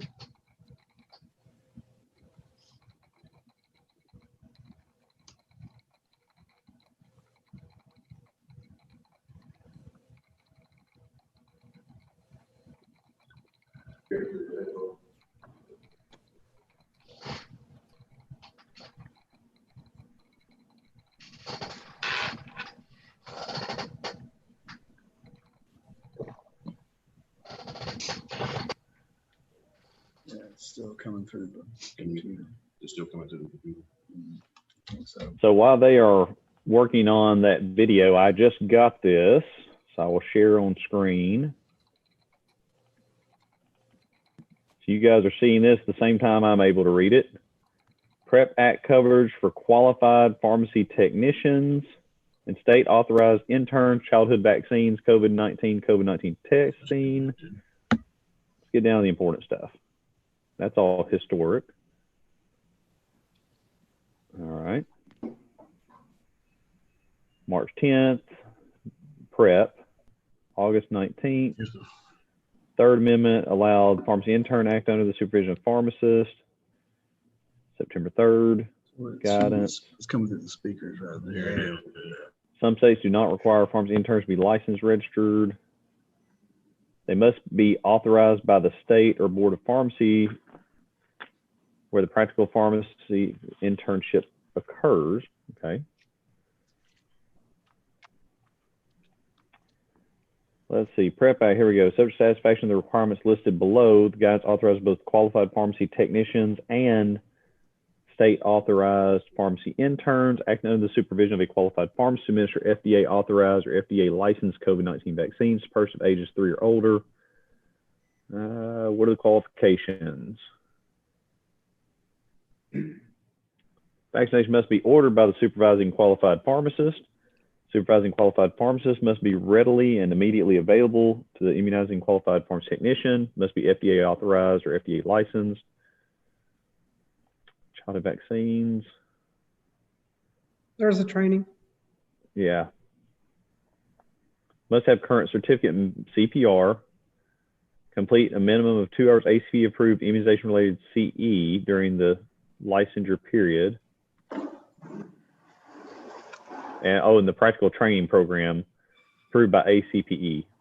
Guess I'm gonna have some ACP conversations. Yeah. And then all the record keeping stuff. So there you go, federal authority direct down to technicians even. You know what's weird is they didn't even let interns do the COVID testing. If you look back at that PrEP Act, Oh yeah. they didn't even let the interns do testing, but now they're going to let technicians. Yeah, here's the testing guidance. Here we go. Oh, maybe they changed it. Maybe they changed that too. Ooh, they Scrolling on. adding text to it. Yeah. Preempts any state and local law that effectively prohibits those who satisfy these requirements from administering COVID-19 tests as set forth above. So they've changed that. Can you send that to us? Yeah, I'm about to send it to all you guys. I'll stop my share and let y'all get back to the main meeting though. Interesting.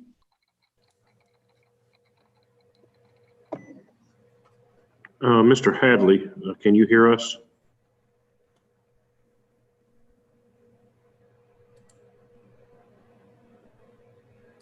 Can you hear me? Barely. Just barely. Maybe you can get a little closer to the mic or turn something up. We can just barely hear you.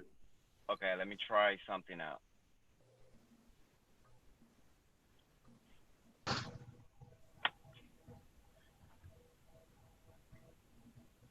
How about now? I hear you a little better now. Miss Grigsby, can you hear him good enough for your purposes? Yeah, I'll let you know if I can't. Perfect, thank you. And Dr. Newsom, I'll turn it over to you, or I can turn it over to Mr. Jones, who is our hearing officer. You weren't here this morning. This is Jake Jones from the Attorney General's office. He conducted our hearings this morning and will be with us this afternoon and tomorrow. We have Jim Hadley present, so we will get started with him. So if you're, I guess we need to get a roll call just one more time this afternoon since we broke for lunch. If you would do that real quick. Okay. Let's see, we have board members present. Dr. Mitchell, Dr. Richmond, Dr. Mack, Dr. Kraus, it's Amy 4, Dr. Jolly, and we have Dr. Kirtley as our executive director. And the time is and we're at the Arkansas State Board of Pharmacy offices. Okay, and we also have Ms. Rader. See her over Sorry, there. Carol. You're right. The reason I didn't see you, you're right in front of me. Okay. All righty. We're here on the case of Mr. Hadley. How are you doing today, Mr. Hadley? I'm doing well. Thank you. Good. Can you tell us why you want to be a pharmacy technician? Hey, we're here for a formal, so we need to turn it over to Mr. Jones so he can go through his. Go ahead, Mr. Jones. Hey, all right. So this is an administrative hearing before the Arkansas State Board of Pharmacy. It's October 21st, 2020. We're at 322 South Main Street, Suite 600 in Little Rock, Arkansas. This case is in the matter of Mr. Jim Hadley, and it concerns a suspension of a license. Case number is 2020-045. My name is Jake Jones. I'm an attorney and I'll serve as the hearing officer in this matter. Mr. Hadley, are you represented by counsel today, or are you on your own? I didn't know if I was supposed to have any, but I'm here. Yeah, no, it's fine. Lots of people represent them. So, I mean, it's fine if you don't have counsel. I just wanted to make sure if you did that they were on as well. Oh, yes, sir. It's just me alone. Okay, that's fine. And you received a copy of the order and notice of hearing? Yes. Okay. Mr. Daniel, could you please introduce yourself for the record? Luke Daniel, General Counsel, Arkansas State Board of Pharmacy. All right. Mr. Hadley, introduce yourself for the record, please. Jim Hadley. Okay. So at the outset of this hearing, I'm going to explain some things for your benefit, Mr. Hadley, and for anyone else who's may not have been in one of these proceedings before. The board today will base its decision solely on the evidence that's presented, at this hearing. This includes any sworn testimony or evidence that's presented. The state has a packet that they'll present to the board, but Mr. Hadley, do you have any evidence? And I guess you've seen that packet that was sent to you in the mail. I believe I received that one. Yes, sir. Okay, so they'll be introducing that. But if you have any documents that you want the board to consider that aren't in that packet, let us know. And you don't have to introduce anything. You'll get a chance to testify as well. But if you have any documents that you want to submit to the board, get with the staff and let us know. And so that way we can make sure that they get to the board. Yes, sir. Okay. This hearing is held under the Administrative Procedures Act, and so the strict rules of evidence don't apply. Essentially, if it's relevant evidence, it's coming in, but if anyone has any objections to any of the evidence, let me know and I'll rule on it. So we have our court reporter, Ms. Faith Grigsby, and she's taking down everything that we say. So try not to talk over one another, try to speak clearly, and Ms. Grigsby will let us know if she can't hear us. Let's see, I believe.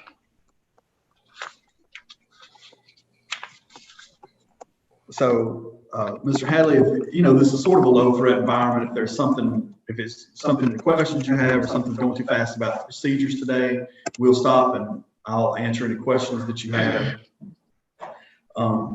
These proceedings are subject to the Arkansas Freedom of Information Act, and so all parts of the hearing, including the deliberations of the board, are open to the public.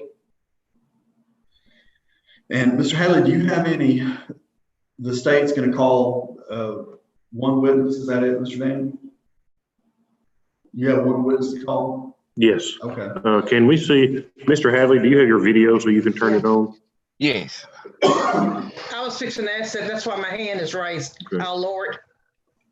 And Mr. Rodriguez, I see you there. We'll get to you in just a few minutes once we finish up Mr. Hadley.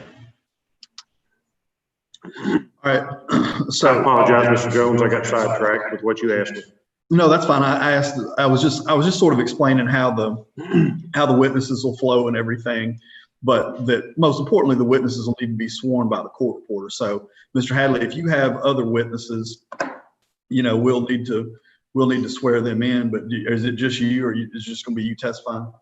It's just me. I've never done anything like this before. So Yeah, no, it's fine. I'm just trying to lay everything out for everybody. So, at this time, everyone who's going to be a witness in this case, if you'll raise your right hand, so that's you, Mr. Hadley, and you, Dr. McCready, if y'all raise your right hand and be sworn by the court reporter. You swear affirm the testimony you're about to give will be the truth, the whole truth, and nothing but the truth? I do. I do. All right. Are there any preliminary matters or exhibits that need to be discussed or offered at this time? At this time, the state would ask that you take judicial notice of the Arkansas Pharmacy Act, including a statutory law and board regulations, and would ask to move to enter exhibits 1 through 8 at this time. Okay. And Mr. Hadley, you've seen those exhibits. Do you have any objection to those exhibits coming in? Could you clarify what those are, please? Well, it's whatever you received in the packet. It's all the documentation against you. Okay, let me see That the state will be presenting. See if I can find those packets again. I just know I'm here basically just trying to. Well, you said earlier that you received the packet. Is that correct? Yeah. Yes. Yeah. And so the exhibits are what's in the packet. As he goes through them, if you can find your packet, as he goes through them, we'll look at them. But at this time, I'm going to introduce those exhibits into evidence for the board. Yes, sir. All right, Mr. Daniel, you ready to proceed? I am. All right. Mr. Hadley, you ready to proceed? Yes. All right. Does either side wish to make any kind of opening statement? I do not. Okay. Mr. Hadley, you don't have to make an opening statement. It's just sometimes, folks will do that, but you'll get a chance to, testify in a little bit, to tell, your side of the story. Yes, sir. Okay, counsel for the state, you can call your first witness. The State calls Deputy Director Brenda McCready. All right, Dr. McCready, you were formally sworn. Dr. McCready, we're going to skip over exhibits 1 and 2. They've already been entered into evidence, and he's present today. So we're going to look at the order notice of hearing, which is exhibit 3.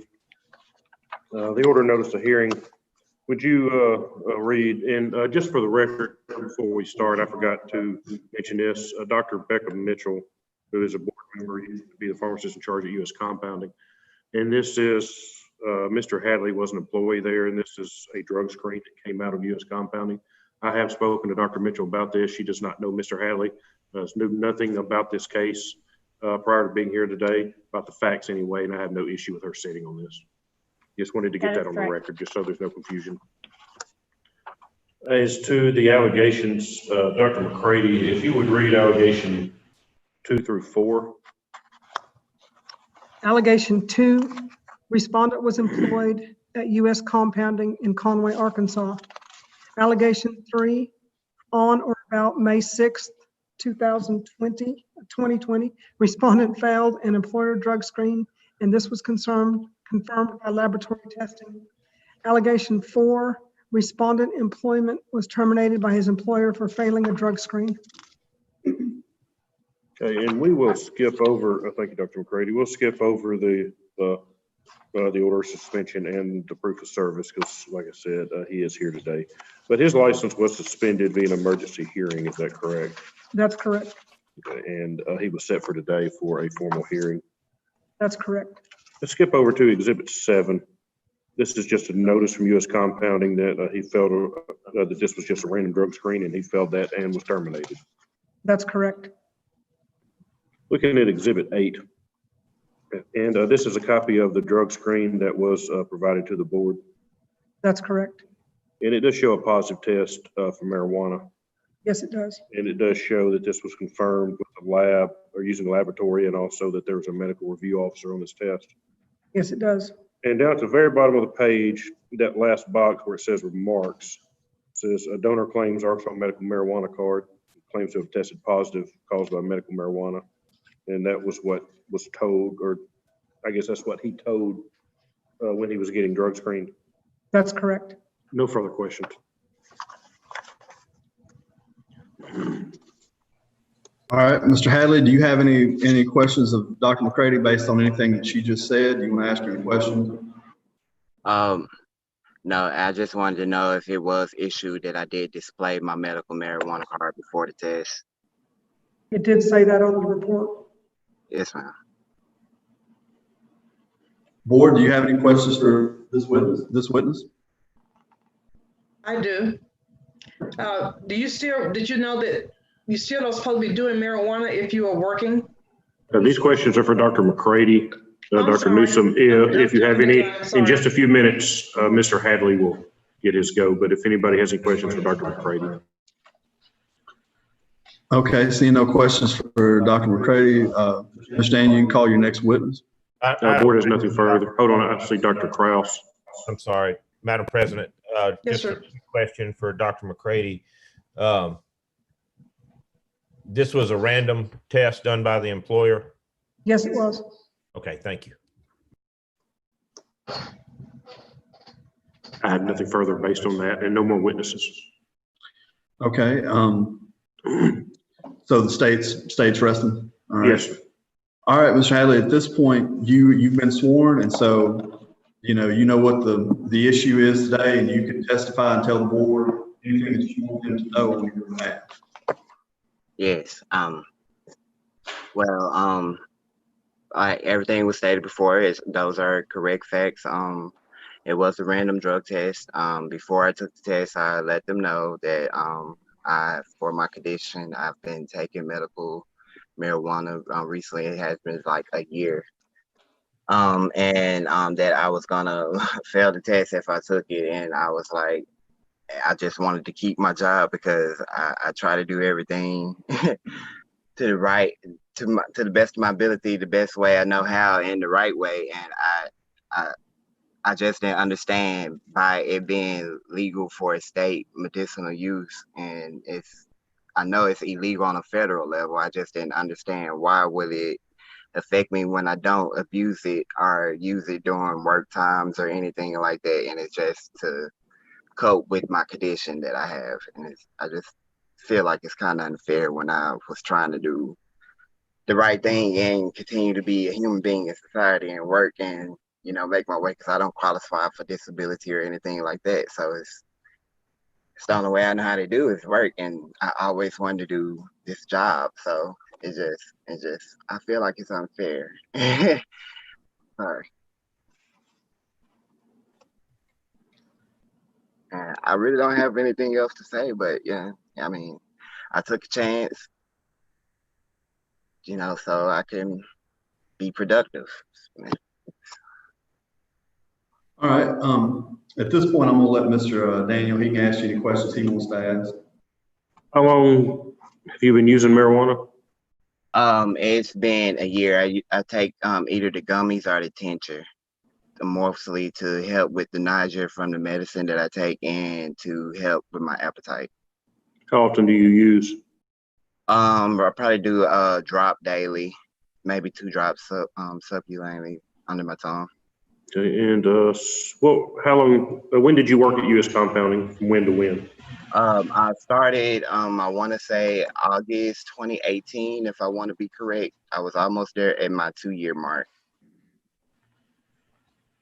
Okay, but you were so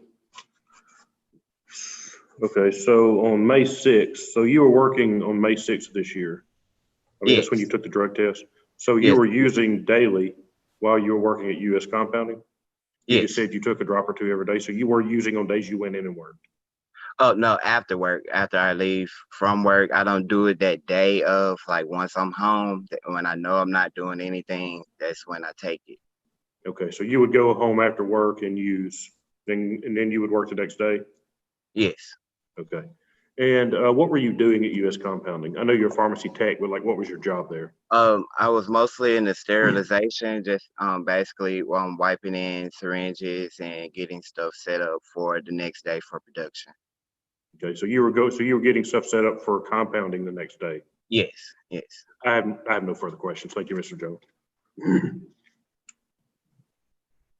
Okay, board members, Dr. Newsom, I know you had a question earlier, but this is now the time for the board to ask any questions they have, Mr. Hadley. Okay, have you had anything today? No, ma'am. You haven't? Okay. And did you realize that you were possibly coming to work impaired when you would do the marijuana, that it may possibly not be out of your system?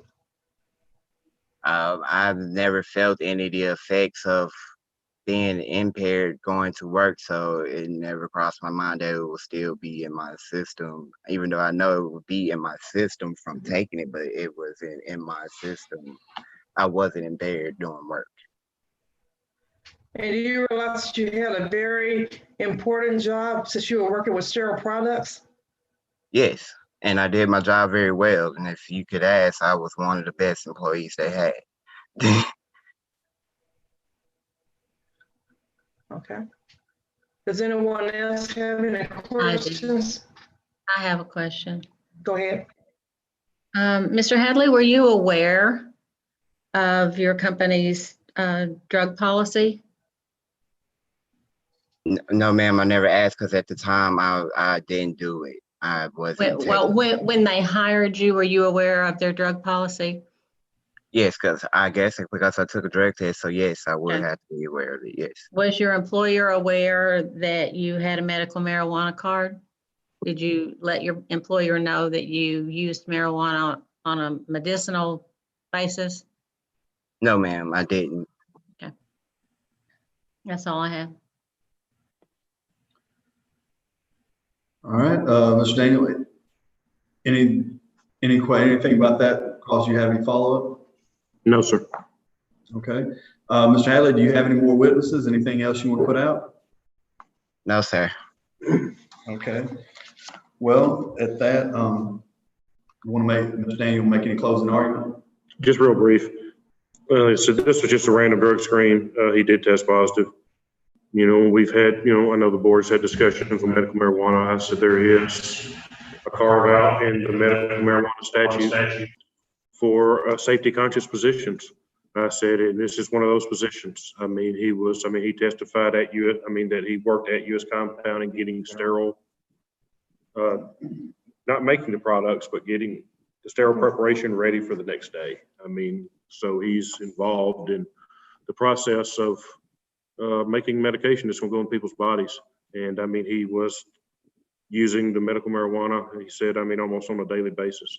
We would just ask based on that, like I said, his license has already been suspended. We would just ask that it be revoked.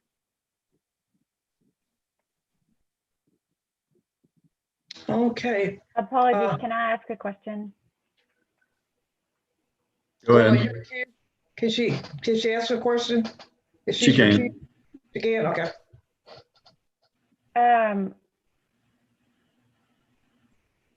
He stated he didn't know that he could not have both, that he couldn't legally use medical marijuana under Arkansas state laws while he had a technician license. And I think we're going to see that a lot. So I think it's a fair question to ask him if he would be willing to give up the medical marijuana card and the medical use of marijuana in order to keep his pharmacy technician permit, and whether or not that is something the board would be willing to consider. Because I just think we're gonna get a lot of, over the next couple of years, we're gonna get a lot of people in here that didn't know. Whether or not they should have is another discussion, but now that they do know, are we allowed to make a choice? Okay, that's a good point. I'll take that back to legal. Mr. Daniel, just a minute. I see Dr. Krause's hand up. Let's see if he. You want to talk? Okay, go ahead, Dr. Krause. Oh, so, I'm sorry to interrupt. That was just, this is an unfortunate situation in some ways, but cut and dried as well. I think that, maybe the consideration of some sort of suspension to see if another therapy not involving marijuana would help this gentleman, and instead of revoking his license, in some way suspending or having it remain suspended, and seeing if any help is needed or any type of monitoring is needed to be put in place. I know that he obviously had marijuana in his system when he was at work, but he was doing a job that is monitored. Sterilization procedures are monitored, and if he hadn't done his job right, I'm sure that something within the confines or the monitoring of that lab would have showed that.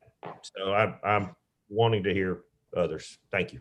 Well, and on that note, I do actually have another question for Mr. Hadley. Just a point of clarification. Is that all right? I have no objection if Mr. Jones is okay with it. Yeah, that's fine. At this point, the board's trying to get all the information it can to make its deliberation. Okay.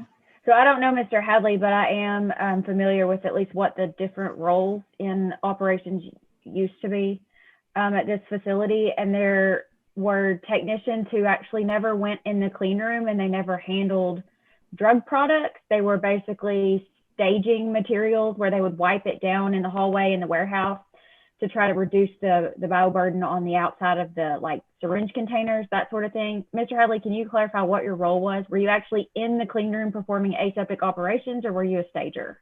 I was a stager. Okay. Thank you. But I would say nonetheless, working as a technician position, correct? Mr. Hadley? Yes, ma'am. Could I comment? And to answer Dr. Mitchell and Dr. Krause's question, you can pretty much make any decision you want to. Okay. I mean, if you want to make any type of, condition, whatever you want to do, you can make any decision between nothing and revocation. So that's completely up to the board. Okay. Dr. Richmond?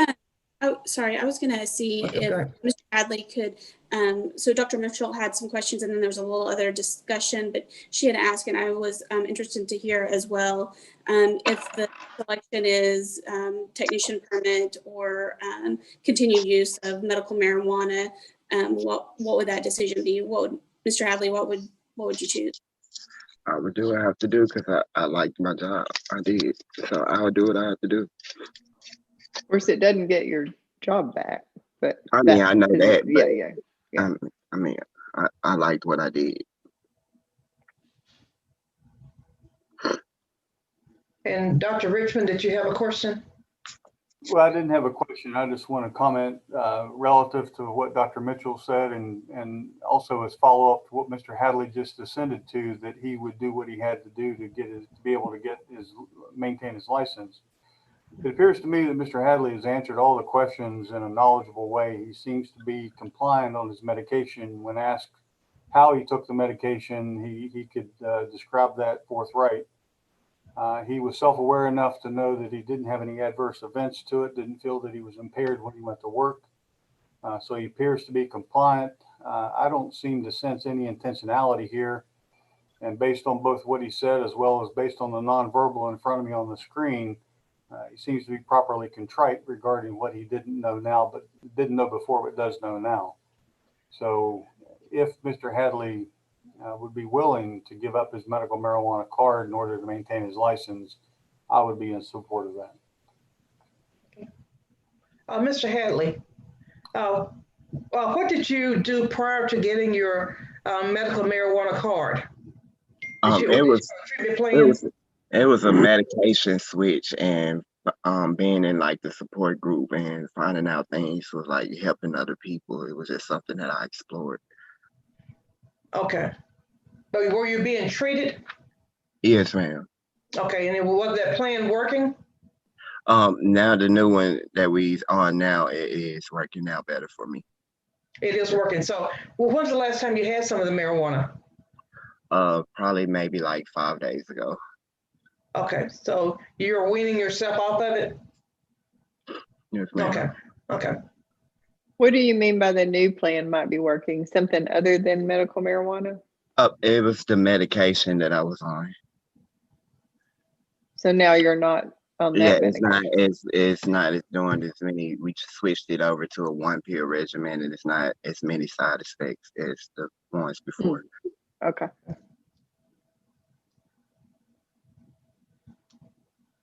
Okay, any other comments from the board? Okay, are we ready to deliberate? Okay, at this time, we'll declare the record closed, say for the board's deliberations. Board, you can discuss this, and then once you have a motion and decision, we'll come back on record and y'all can render that. Okay. We've already heard what Dr. Richmond is saying. Let me just go person by person. Debbie? So, and of course, Lenore, you missed a lot of discussion this morning, but we were informed through Dr. Kirtley and our attorney that there's a carve out, and if you have a sensitive position, you can't. It's not so much that you couldn't have the card. You couldn't have the card. You couldn't use marijuana. Period. So, and what Dr. Mitchell has brought up is possibly this individual didn't know that. So I understand all that. I don't think we ought to get into whether or not it's a tech function, because if you're working as a technician, being paid as a technician, you're doing a tech function, whether it's in this room or that room or in the pharmacy or filing prescriptions. So I think we should not get into that discrepancy, but I do believe that we are going to see this. And if people are coming in and they don't know it, and then we give them the option, I think that's a pretty fair thing to do. So that's kind of just what my opinion is. Okay, thank you. Dr. Kraus? Thank you, Madam President. I think that in this situation where he has obtained a legal card by the state of Arkansas, that revoking his tech license, I think, would be a little bit overwhelming. I think suspending until he no longer has a card, and then maybe upon taking a job as a pharmacy tech, he's got to be subject to a drug test. But he's obtained something legally. He's going through what sounds like a legitimate therapeutic plan. And I feel like revoking it is trying to kill an ant with an anvil. I mean, I think maybe suspending until this is no longer the situation that he's in would be more palatable to me. Okay. Dr. Mitchell? She recused. No, she didn't. No. Oh, I'm sorry. That's okay. I tend to agree with Dr. Mack and slightly disagree, I think, with Dr. Kraus in that I don't care if he keeps his card or not. I care whether or not he's using marijuana when he's working as a technician. So if he is saying that he now understands that card or no card, that is not allowed, then I would be in favor of letting him keep his permit and apply for a job as a technician, and then whatever that pharmacy's drug testing policy is, he would obviously have to meet that. And of course, there would be an understanding that if this were to happen again and he were to be back in front of this board, it would not be a very likely good outcome. Okay, Ms. Ford? I agree. I think I agree with what's been said, whether it's putting some sort of provision on the permit on an interim basis or something, but his willingness to be able to transition to another sort of therapy and away from the medical marijuana, and I'm supportive of that. But some sort of parameters around the permit, whether that's just the drug test with the new employer, or we feel like we need to do some other sort of provisional something around it. But I'd be supportive either way. Ms. Rader? I guess my question is, and I'm assuming that if he has his tech license or permit rather, and wherever he goes to try to find a job, that more than likely they're going to do a pre-employment drug test. So that, that's going to be, one of the telling things. And again, I agree with Dr. Mitchell when you say whether you have a card or whether you don't have a card, if you work as a pharmacy tech, you can't use marijuana. So,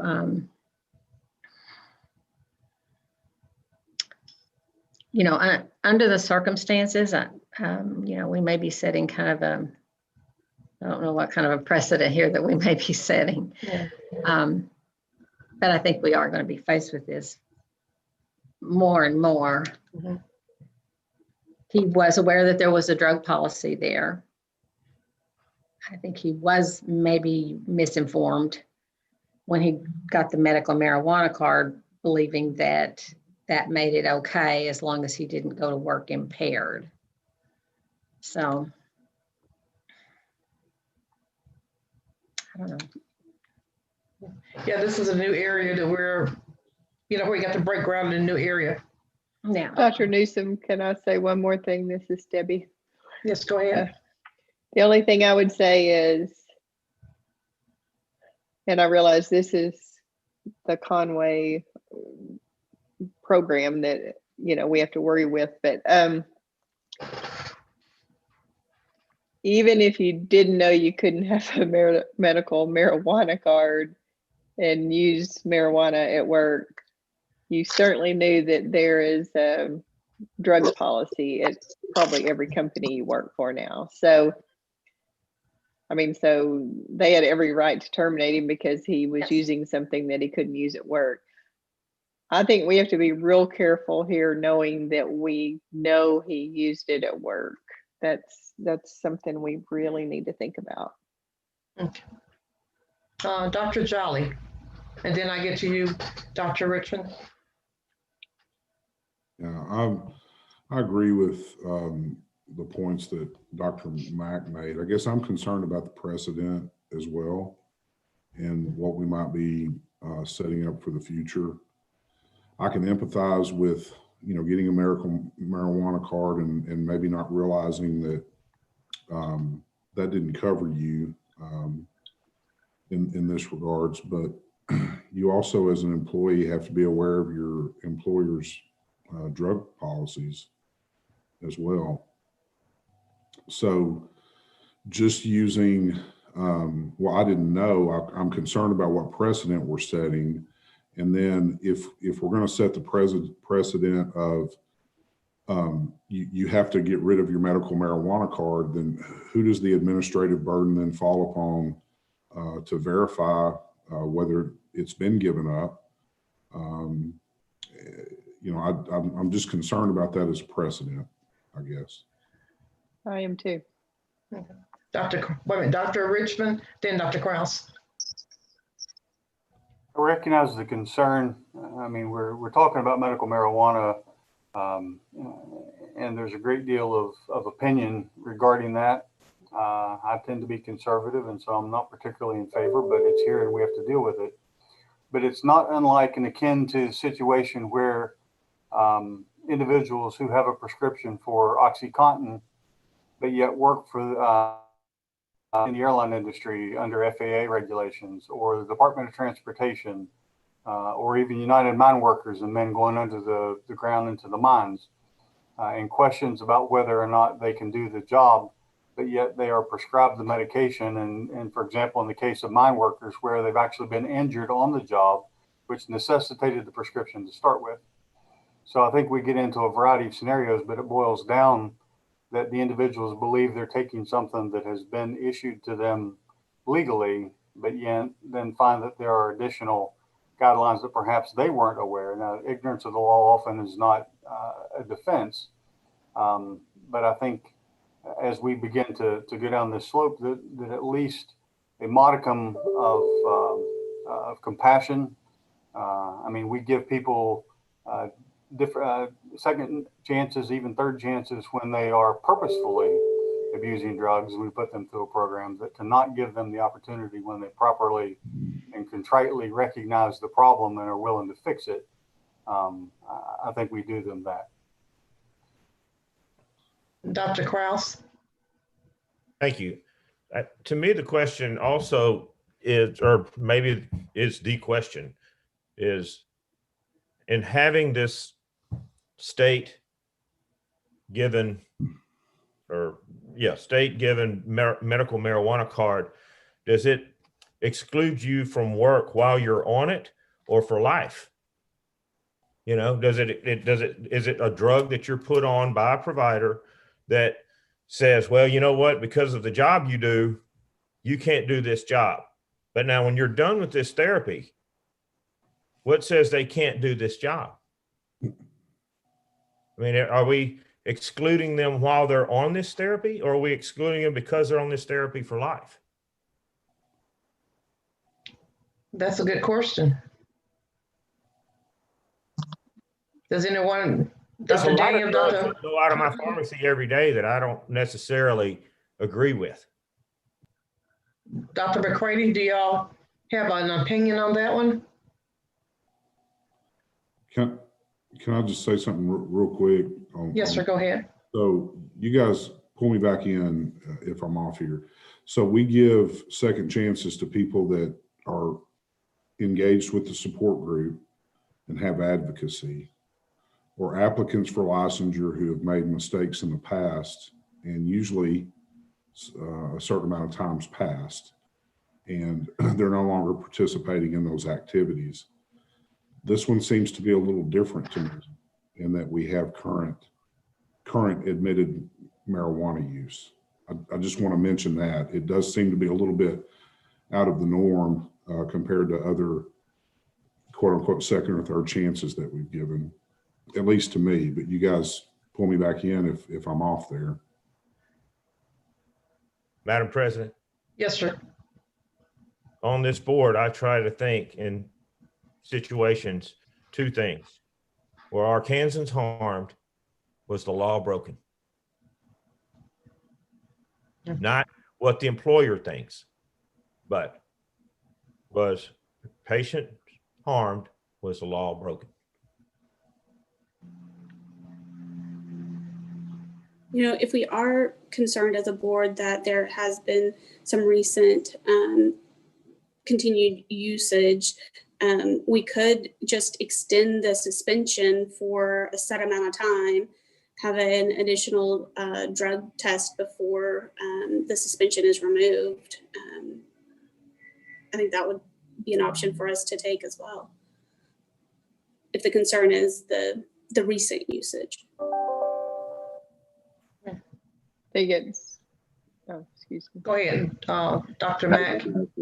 I think it's recent usage at work, and a precedent. And I think we can talk through all of that and decide if we're good or not good on these things. But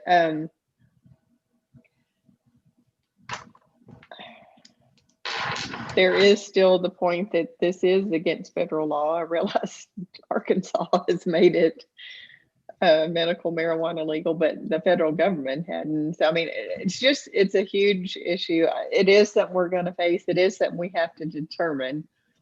But I don't know.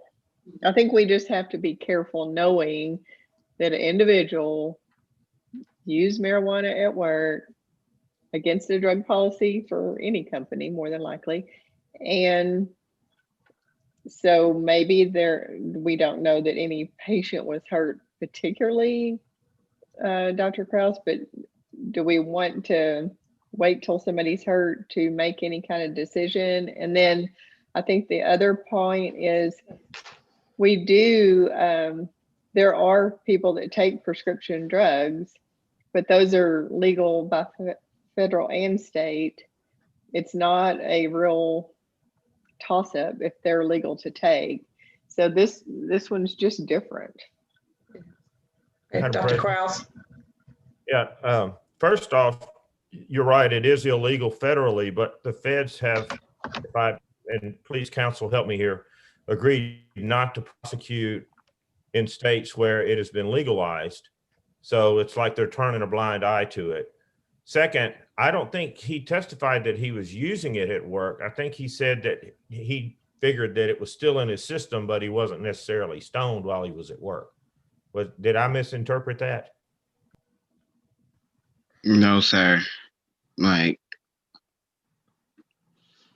I don't know how long it stays in there, but I know that I wasn't doing it. I wasn't impaired at work. I know that's my main. Mr. Jones, I would ask him not to speak while we're off the record. Well, so here's what we've done. This is sort of a legal procedure, and I'm kind of the referee on this. That's what I'm here for. So earlier, I said, all right, has everyone heard everything they needed to hear? And so we'll close the record, not take any more evidence, and so the board can deliberate. However, during y'all's deliberations, you're like, we need some more information. So what we can do, if the board would like, we can go back on the record and open it back up for taking more evidence if you'd like. So if y'all want to ask Mr. Hadley some questions based on your deliberations, I'm more than happy to go back on the record and y'all can ask whatever questions, and then we can close the record again and y'all continue to deliberate. But is that fine with you, Mr. Daniel? Yeah. I was just going to say, I have no issue with that, but if he's going to speak, it needs to be on the record. Mm-hmm. Okay, do y'all want to go back on the record to speak to Mr. Hadley or stay where we are? Dr. Kraus?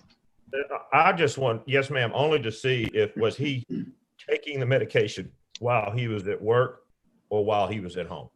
Okay, well, we'll have to go back on the record again. So.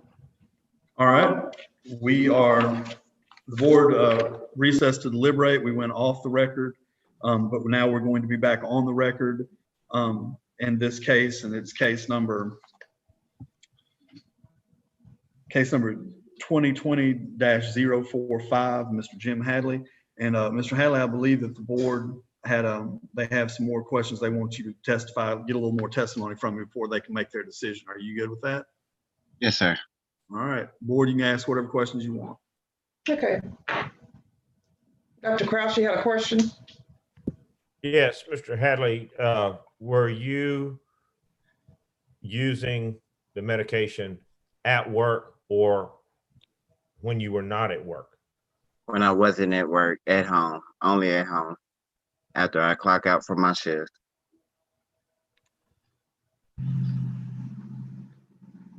Okay, Ms. Rader, did you have a question? Yes.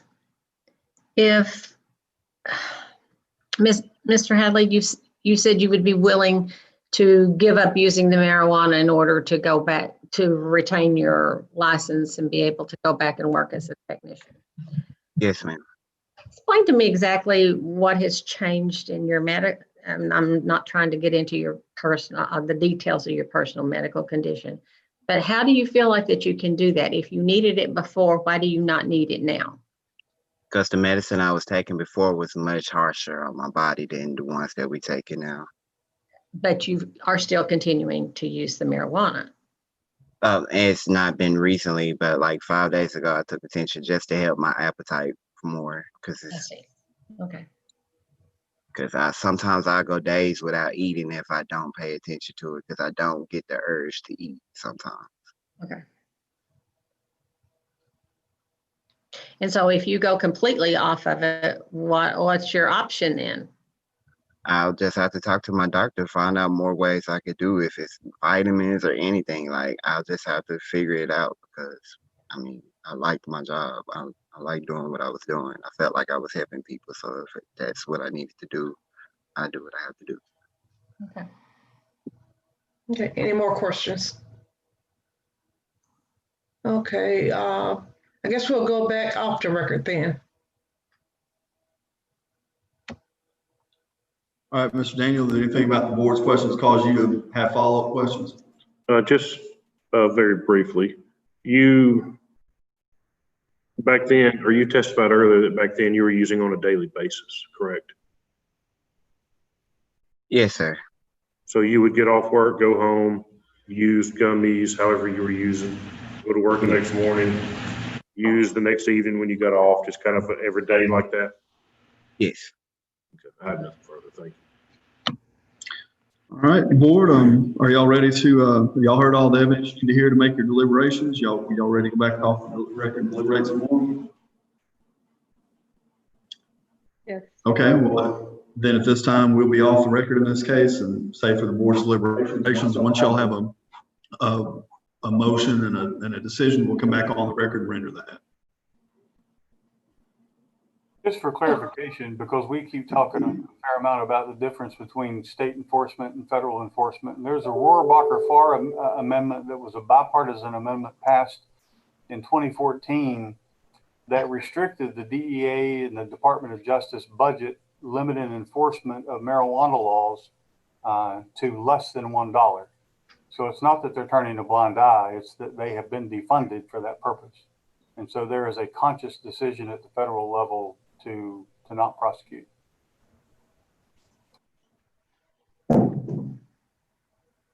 Okay, any other comments? Does someone want to make a motion?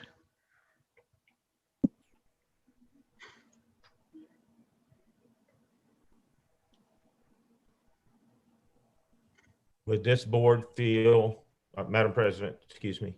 Yes, sir. What do we feel about tabling his or having his suspension remain in effect? I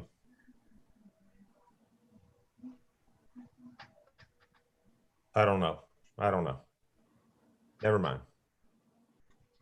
Well, it seems like it's a situation where we're really not coming to a decision, and we probably need to do some more thinking on it. If you're not comfortable making that decision now, that may be the best idea to go with. Is everyone in agreement with that?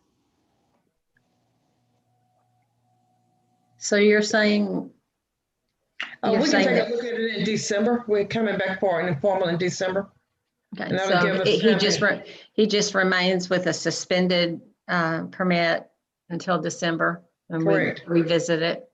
Mm-hmm. We will need a motion and a second and a vote, just since this is a formal hearing, just to clear this up. But it can be that he come back at a later date, but we will need some type of motion and a vote.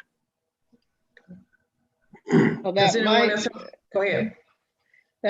That might be a better plan than, I mean, right now he's strapped to you can either get rid of your license or do this. Mm-hmm. We don't really even know if he can do this or should do this, or his doctor would recommend he does this. So it might be better to table until such time, if he were to come back. I mean, he doesn't have a license, but if he were to come back and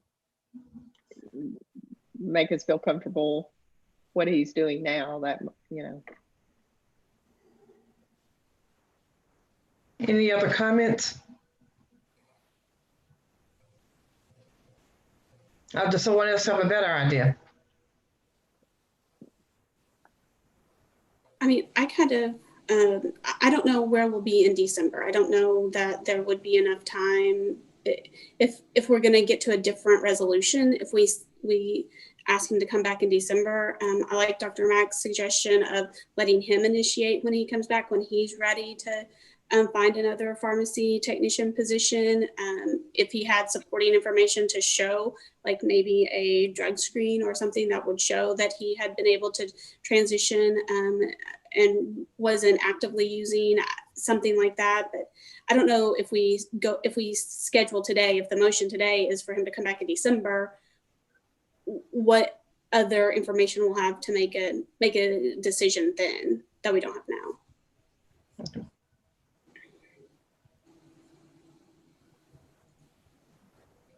So you want to make that an emotion? Then leave it up to him as to when to come back? That's also an excellent idea. Dr. Kraus. We would have to be notified, of course, if what if a job came up between now and then? What would we do given that situation? Well, that's roughly what, 6 weeks away? Hard, I guess. I don't know how you can get a pharmacy tech job though if your license is suspended. So, yeah, that was kind of asinine. Ms. Rader?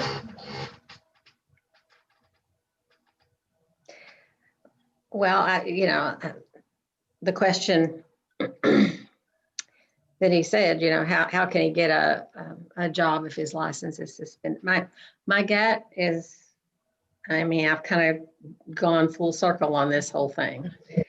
My gut is telling me that he knew that his company had a drug policy.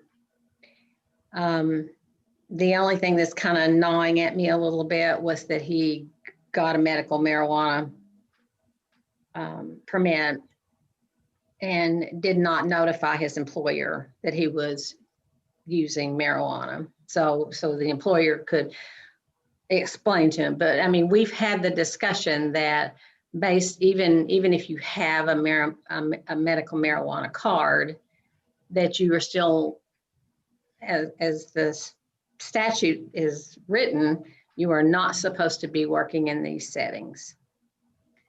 So my gut right now is saying to revoke the license.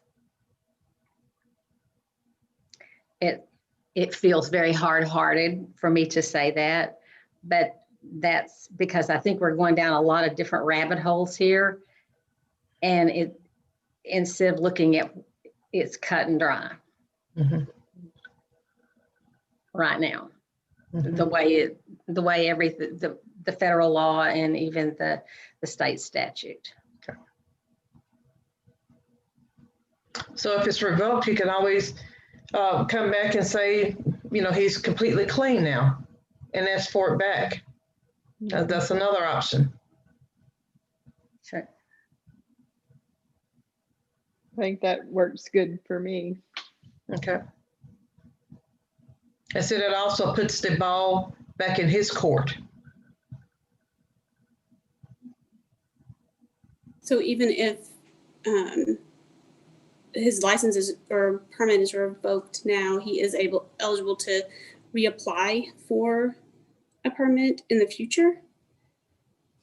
He can always send in an application and apply. He would have to come back before the board to get his license back. Is there any, I guess, what would be the difference or the pros and cons of just extending the suspension versus revoking? Legally, nothing. He's still going to have to come back before the board either way. Either way. Okay. Well, Dr. Mack. What I kind of like about Dr.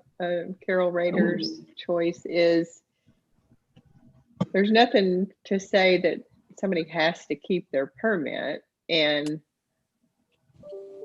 there was certainly an opportunity that we have run across more than just today. I don't like putting somebody on a position that, hey, you have to do this, and then I'll do anything you say. We've heard this time and time again. I'll do anything you say just to let me keep it. So I really don't like putting somebody in that position without any thought of, is that really what they want to do? So if we revoke it, because we have every right to, simply on that amendment we heard about all morning, if we revoke it, then he can get whatever needs to be worked out in his life and determine where he really wants to work and what he really wants to do and always come back. Because either way, he has to come back before us. Okay. Well, I would like to entertain a motion then, or what is our decision? And then I will go back on record and I ask for the motion. So what do you all want to do? I don't think I can support revocation at this time. I would prefer to keep it suspended. I just feel like that seems a little bit extreme, given the testimony that we've heard today. I think that there are actually a fair number of employers that don't, the pharmacists probably understand, but not sure we don't know how the policy was explained to him in terms of HR, that sort of thing. I think there's probably some just general ignorance, because it's something they maybe haven't been specifically asked before, and it's a kind of a new law. And so I would prefer to keep it suspended. I just feel like revocation seems a little bit harsh. But I'm one vote, so.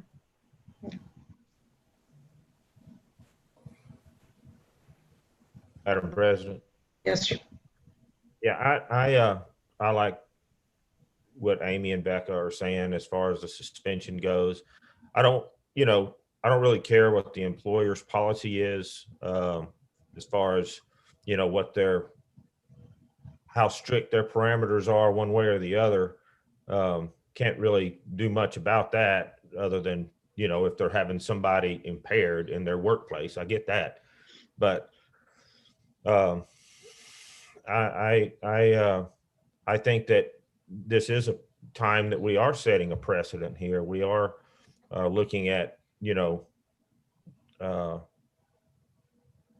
a situation that's going to repeat itself, and I'm not quite sure how to skin this thing, but I think revocation might be what we end up doing in the end, but I think suspension right now is a better way to go. So I think workplace policies are going to play into this, though, because that's what's going to prompt the reporting to the board, right? And that's what prompted this. So workplace policies are going to play into this because that's how we're going to be made aware of an issue.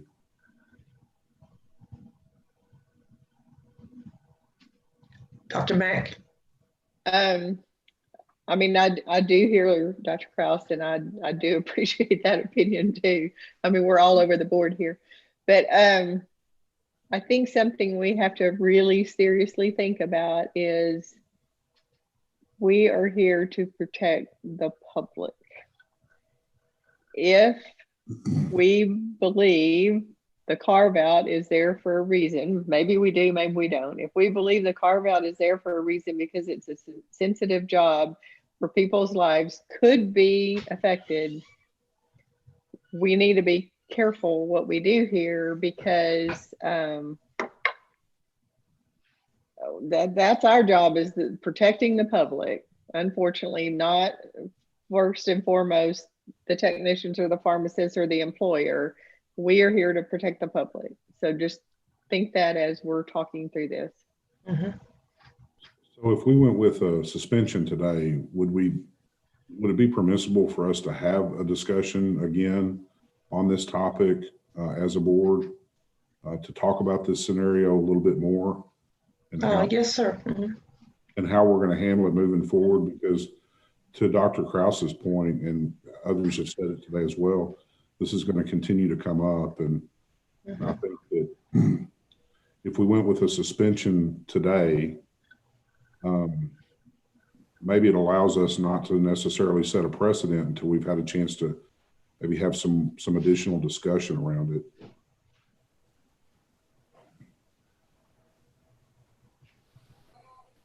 Okay. So let me just kind of have a show of hand. Who's for suspension? Okay, looks like that's where we're leaning toward. So do y'all want to go back on the record now and someone make a motion? You ready for that?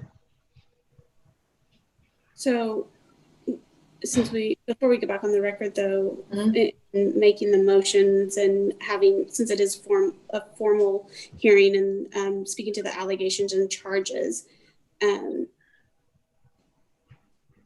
even if we say that the allegations are true and the charges are proven, because the things that are stated in the order notice of hearing are just that he was terminated for failing a drug screen, that's true, that happened.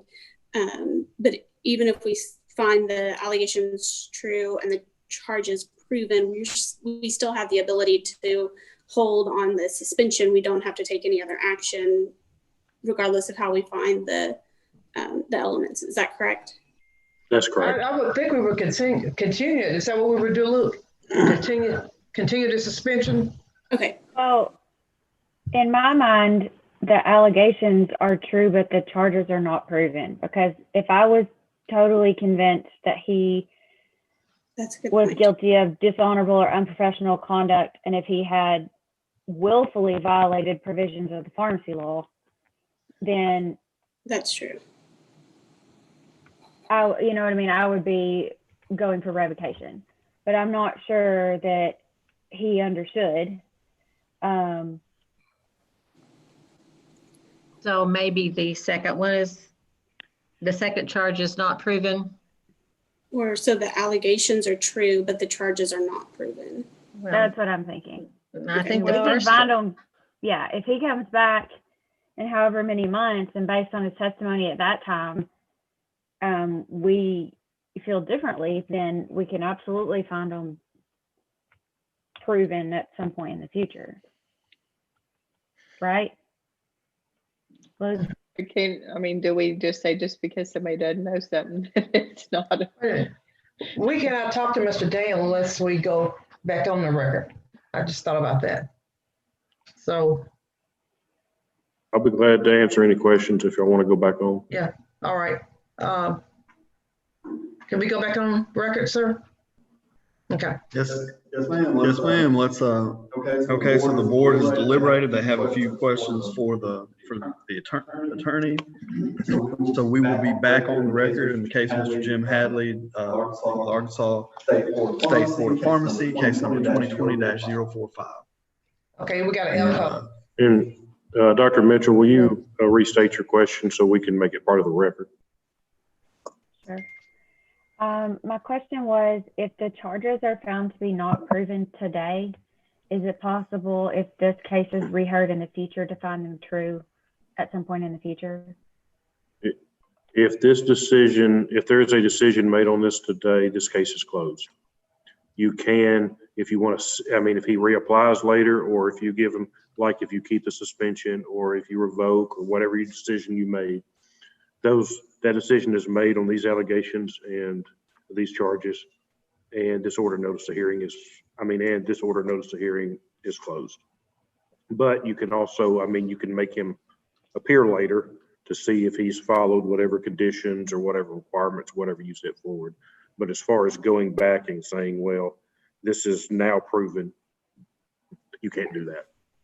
Okay, so if the decision of the board is to maintain the suspension, and at some point in the future, Mr. Hadley, what's the mechanism? Does it go back to informal? He would need either to reapply. He would have to, his license has been suspended, and at the end of this year, everybody's license expires anyway. So since his license has been suspended, he would need to reapply in the future. And since there is a board action on his license where it is suspended, if that's what you choose, then he would have to come back before the board. So he would need to reapply at some point in the future, whether it's suspension or revocation. Either way, his license would not be active by board order. And so he would need to come back at some point, but the mechanism for him to do that is to reapply at some point in the future. Either way.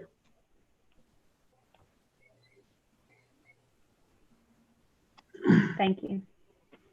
Okay, any other questions while we're on the record? Okay, Dr. Kraus.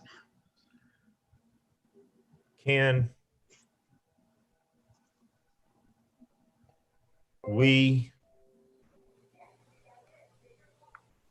terminate a person's licensure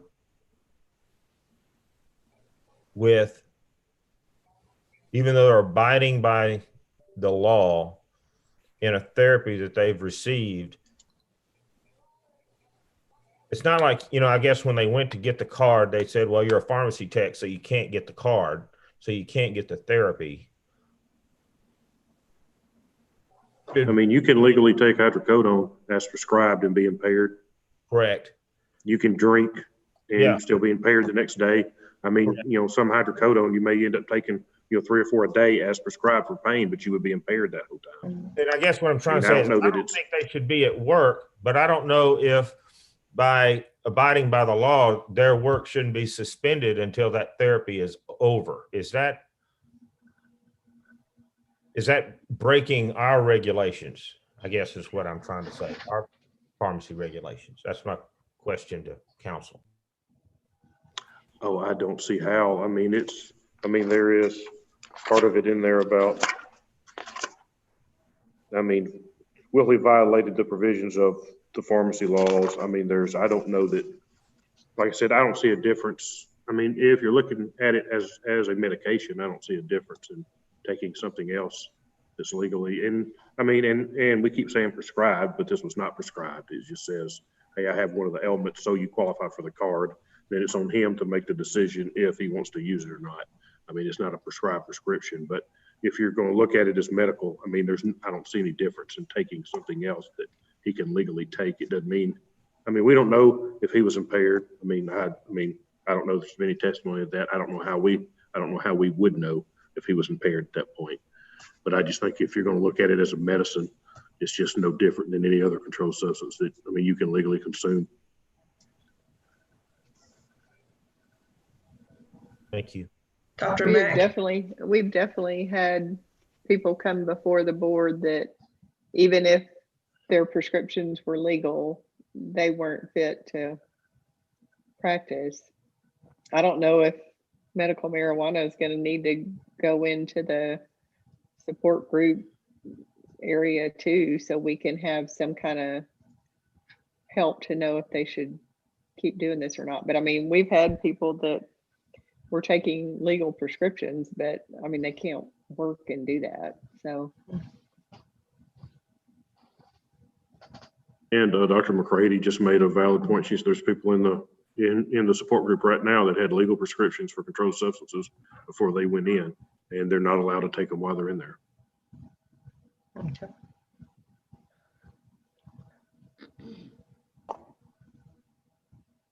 Okay, anything else? We'll go back on the record, please, sir. Back off the record. We're on now. Okay. Do y'all want to deliberate some more? Yes. Okay, all right. We will be off the record for the board's deliberation. Okay, Dr. Kraus. Yes, ma'am. I'd like to see if this motion would be, how palatable it is. That's a suspension or waiver of this gentleman's pharmacy tech license until he can prove that he is no longer on that therapy, no longer is taking that, and if he has a card, should be suspended from working in a pharmacy until he no longer has that therapy. And I would think that there would probably have to be some testing involved, but that's my thought on it right now. Okay, what about the allegations and charges? I agree with Becca in that, I don't think he will. Well, I guess the allegations are true.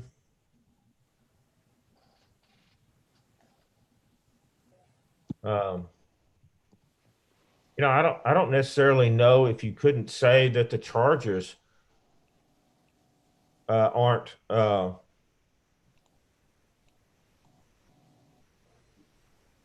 proven, in that, they're stating that the willful violation of the provisions and the dishonorable and unprofessional conduct is in reference to, an Arkansas code. And so that still may be proven, but it doesn't remove the fact of I don't know. I'm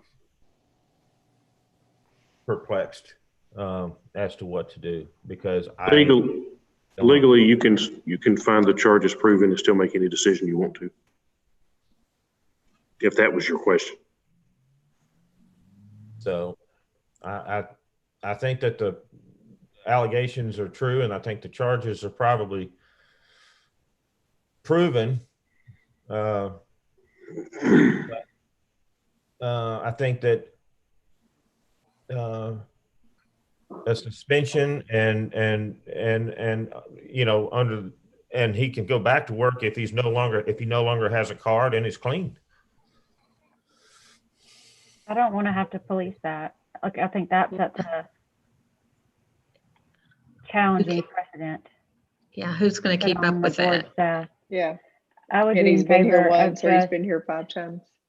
I would be in favor of just upholding the suspension, and then it expires at the end of the year, he has to reapply. And I think he's probably aware from this hearing that he would have to come back before the board, and we would be wanting to know how long it's been since he used marijuana at that hearing.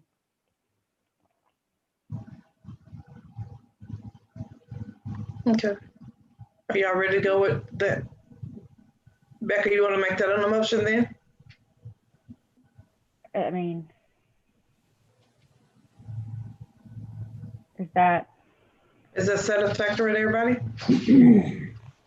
No. So are you saying No. just hold? No. I'm saying if the allegations are true and if the charges are proven, I mean, you can make that motion, and if the majority wants to rule on it that way, that's fine, because I can always just, my vote can just be no. So I can live with that.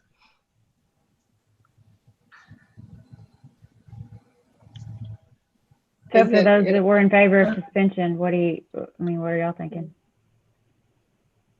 It almost feels like we're just not, we're not addressing, I think what Carol's saying, we're not really addressing what's in front of us. In front of us, there are some things that shouldn't have occurred, and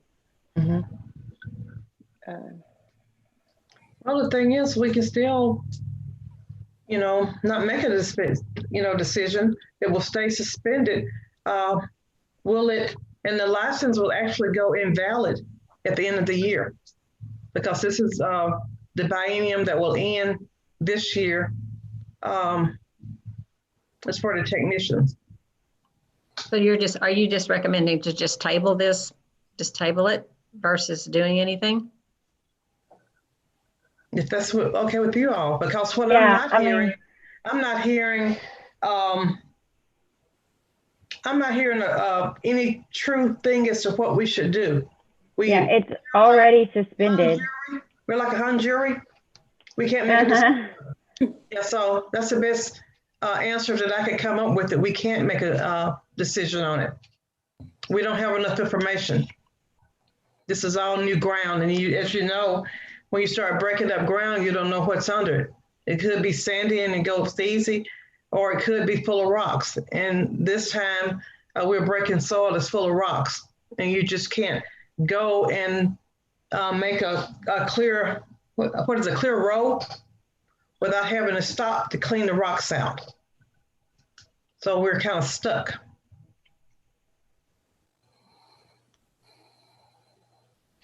I mean, and just because you make a motion, it doesn't have to be unanimous. If somebody wants to make a motion and it gets a vote, it gets a vote. If it doesn't, it doesn't. And we'll go, and then there'll have to be another motion. But somebody that, I don't know, I've heard 3 or 4 different people make a motion at some point and then it never got that far. But we will need some type of motion to resolve this. Like I said, this is a formal hearing. It's not an informal. We will need some type of motion and vote If it passes, it passes. If it doesn't, then we'll move on from there, but we will need something. And if that, I mean, and if the motion is to take no action, I mean, that's fine too, but we will need a motion and a vote.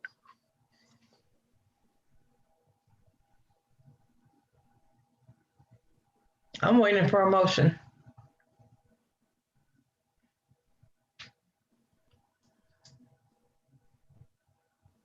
This one's tough. So if the medical marijuana card wasn't in play, then what would we do? We would revoke, right? Absolutely. Yes. And the medical marijuana card is not a get out of jail free card. We want that to be known. And I'm sure there's probably other people out there doing it, but it's still illegal what you're doing when you're working as a pharmacy technician. I think Whether you know it or not. Sure. Well, and ignorance of the law doesn't make it any, doesn't make you any less guilty. True. And again, I know that sounds harsh, but that's what we're asked to do. Well, my question would be in response to that is regarding charge number 2, how can you willfully, which means to me intentionally and deliberately violate a law that you're not aware of? What if you didn't know you couldn't rob a bank? Is that okay? I mean, anybody can say, I don't know.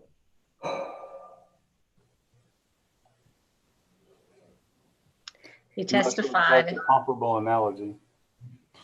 I mean, he said he knew He that it was a, testified that, yes, that he knew that his company had a drug policy.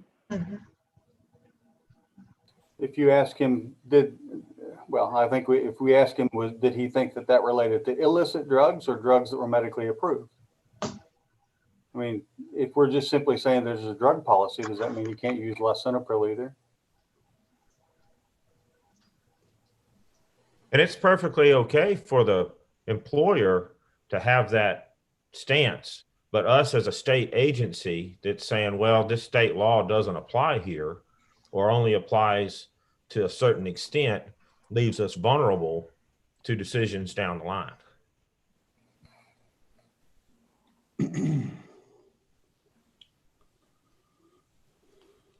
Dr. So I think is why I'm leaning towards take no action, because I don't know that I'm comfortable setting a precedent.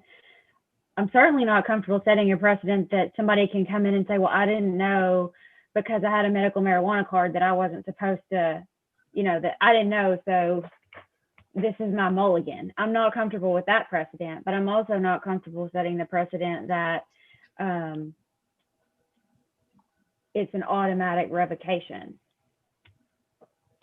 I mean, I feel like we look at these on a case-by-case basis for a reason, and that's kind of why I'm leaning towards no action, because I'm not really comfortable setting the precedent either way at this point. I think the more of these we see, the more comfortable we'll get, but I'm just not comfortable. I'm not comfortable with either precedent of taking one of those two actions. But again, I'm only one vote, and I'm very conflicted. Well, I think that's why we're here, is because we're not sure which way it should Right. be. I mean, nobody is just dead set that you can or can't do this. It's just very confusing. And I mean, the amendment takes care of it for us, but is that what we believe or want to set? That's another story. I think I'm leaning toward. Oh, wait a minute. No, go ahead. Go ahead. Okay, Dr. Krause, and then we'll go to Dr. Jolly. Yes, ma'am. Thank you. I can see and have appreciation for, revocation and him coming back and reapplying. And I can see the suspension and it running out. But I think either way, this law was dropped in our laps. The ripple effect is coming our direction today. And I do agree that ignorance of the law doesn't necessarily make it any less illegal, but you know, this is a relatively new thing, and I don't think that it's been tested in all venues yet. And we are a state agency that we're supposed to uphold the law. And I don't want to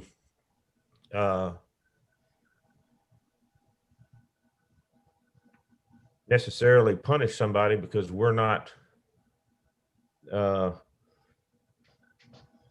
prepared, maybe necessarily, to accommodate for that law.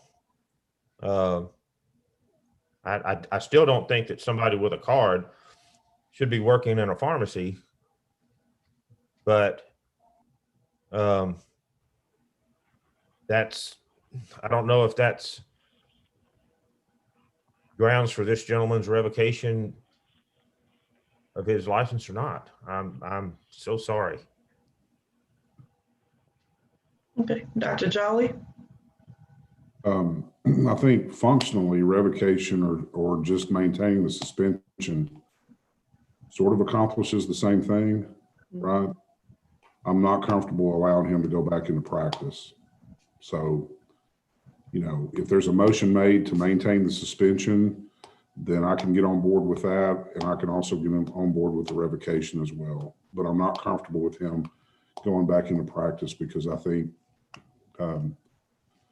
you know, if like I said earlier, if we take the medical marijuana question out of the equation, then we would revoke. And I realize we're in a gray area here, but the obligation to protect the public, for me, currently outweighs that gray area.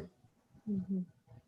So if there's a motion to maintain the suspension, then I can go along with it. Outside of that, then I'm okay voting no, because I'm just one vote. But that's the way that I feel. I feel like I don't feel comfortable in him going back into a pharmacy right now either. I think that's a good point. Agree. I agree with that too. You agree? And Okay. I do agree. And if we agree with that,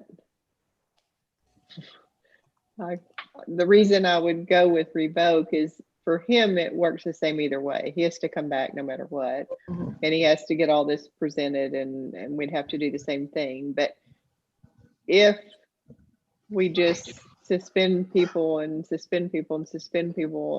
all those people are just sitting out there, I'm not sure that's an answer. I can't say that, you know, I wish people could use a medical marijuana and do whatever they need to, but I think we need to come to that term later. But I think right now, we have to come with, if we don't even believe he should be in practice, then why is it hard for us to revoke? Good point. Boy, Debbie, Dr. Mack. I agree. Mm-hmm. So let's go back on the record and I'm gonna ask to entertain a motion, and we'll go from there. Before we do that, can we talk a little bit about the charges? You know, when we make the motion, are the charges going to be the charge is unprofessional conduct? I think is what that section is referencing. So have those. When we make the motion, are we, you know, how are we going to handle that? Are they going to be proven or not proven? I've written down, listening to you all, that the allegations are true and the charges are proven. That's what I've heard from the group, unless someone else has anything different that they're thinking. I'm thinking that C1 is not proven, but C1 or C2 is proven, because I feel like at some point in the past, somebody defined willfully, like the legal means like they weren't coerced into doing it. like they knew what they were doing. So whether or not he knew it was a violation of Arkansas law, I don't think that's what willfully means there. I think it means, like, did he do it of his own accord by his own conscious decision? And so for me, that's proven. But There's also a third one on the next page. oh, thank you. Whether or not that's unprofessional conduct is where I'm sort of stuck. But I mean, either way, however we find the charges, I'll go with whatever, whoever makes the motion, I'll go with whatever they say. Okay, are y'all good to go back on the record now? Who's gonna make the motion? I'm just gonna ask for a motion. So someone come up with what they have.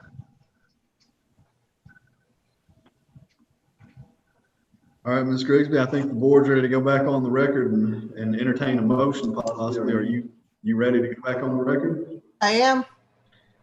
All right, well, we're again an administrative hearing before the Arkansas State Board of Pharmacy. This is the case of Mr. Jim Hadley, and the case number is 2020-045. We're back on the record after the board's deliberations. Okay, I would like to entertain a motion in the matter of Mr. Hadley.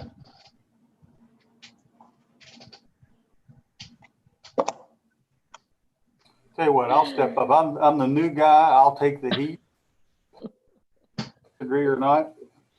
But in the matter of Jim LeVar Hadley III, pharmacy technician, license number PT 09130, case number 2020-045, that the allegations having been shown to be true and the charges 2 and 3 having been proven, but in consideration of charge number 1 not been proven, that I recommend that we table a discussion on this and that his license remains suspended until such time additional information can be considered. Second. Okay, I have a motion and a second. Any further discussion? All in favor of the motion signify by saying aye. Aye. Aye. Aye. Any nays? I'm seeing one nay. Can we do a hand count? Can we do a hand count on Sure the vote, can. please? It was a little. Okay, all in favor of the motion by signal of raising your hands.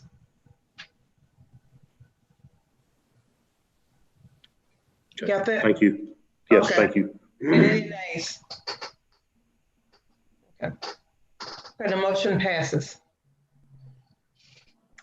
Thank all of you all. This was a tough one. Very tough. But it's something that we all have to bear in mind, that we've got to start thinking about, solutions. And just for the record, I just want to be sure I got this right. Table the revocation license will remain suspended until further information presents itself. Is that right, Dr. Richmond? Yes, sir.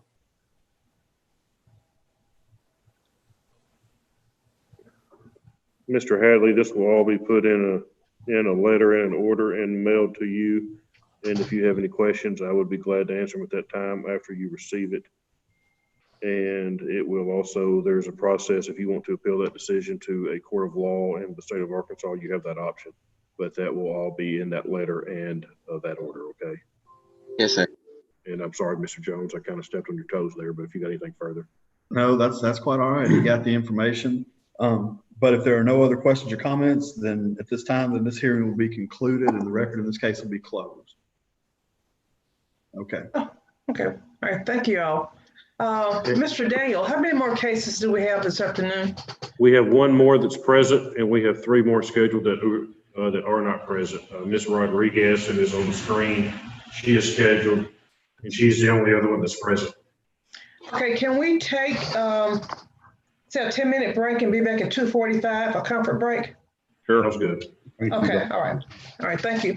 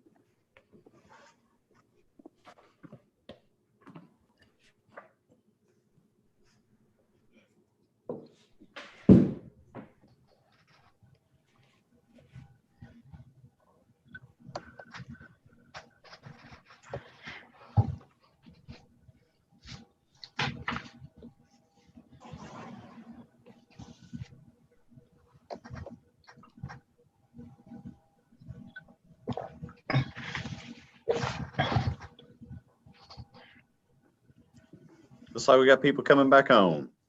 Mm-hmm.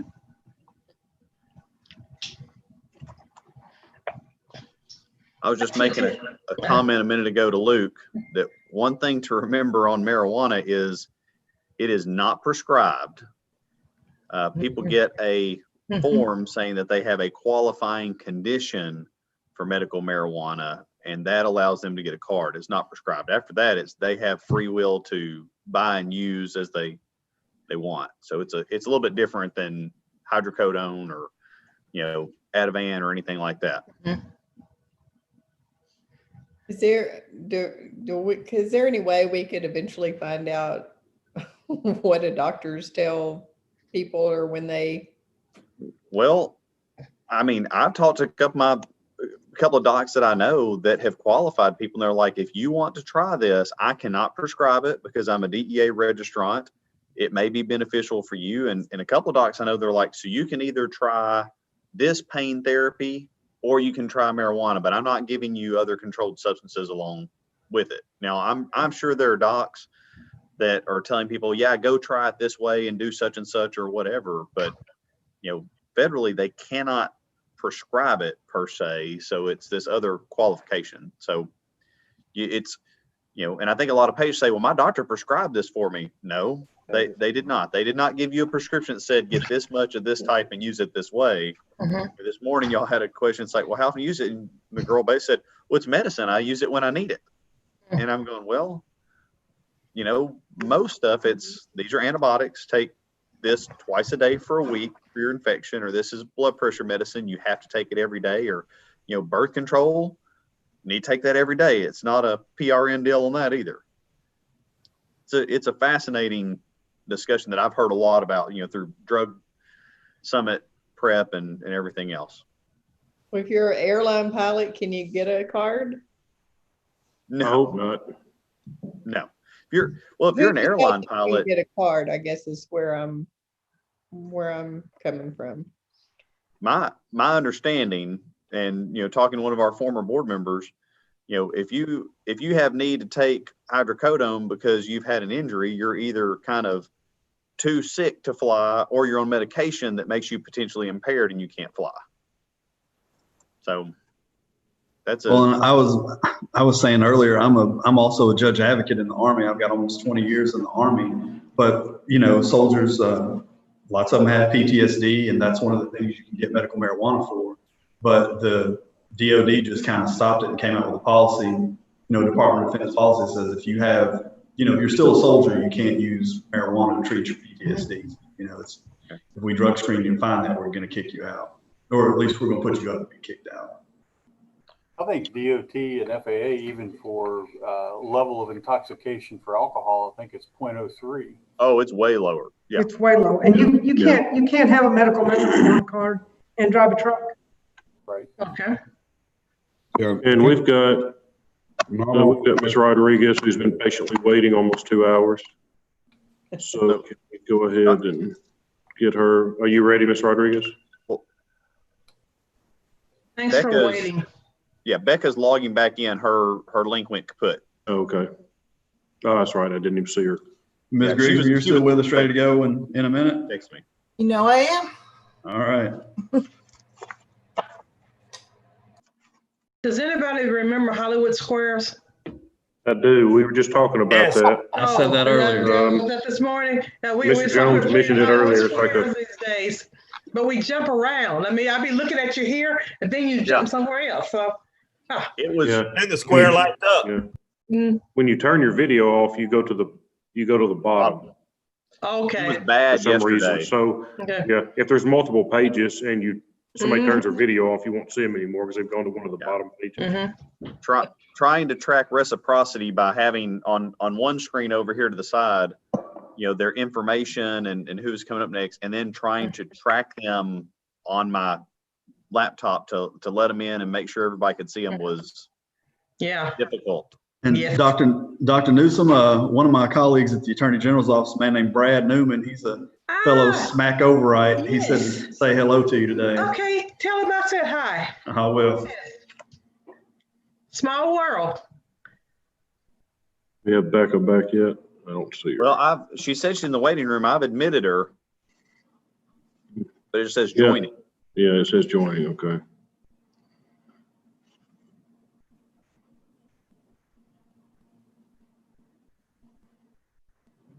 I think she's had some issues in the past with, Yeah, her internet. yeah, I think she kind of lives outside of town. That's the same thing we have. That's why I come to El Dorado to do meetings because sometimes it just goes. I think she just needs to be unmuted. Still says joining on our end. I can see Well, her. when I came back after lunch and I tried, to get back in, and it just would set and buffer and buffer and buffer. And it said it was joining, but it didn't. So I just got completely out of it, went back to the link and started over, and it came right back up. Okay. Yeah, on my screen, it still shows her joining. Yeah, I don't know. I see her. Anna, can you unmute yourself? No. Oh, no? We see Anna. We're talking about Dr. Oh. Mitchell. Dr. Mitchell. Oh, gotcha. Sorry about that.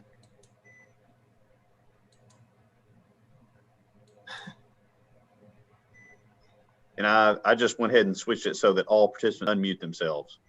Okay. So when we get ready, Ms. Rodriguez should be able to. I asked her to log out and log back in. She's trying to do that. Okay.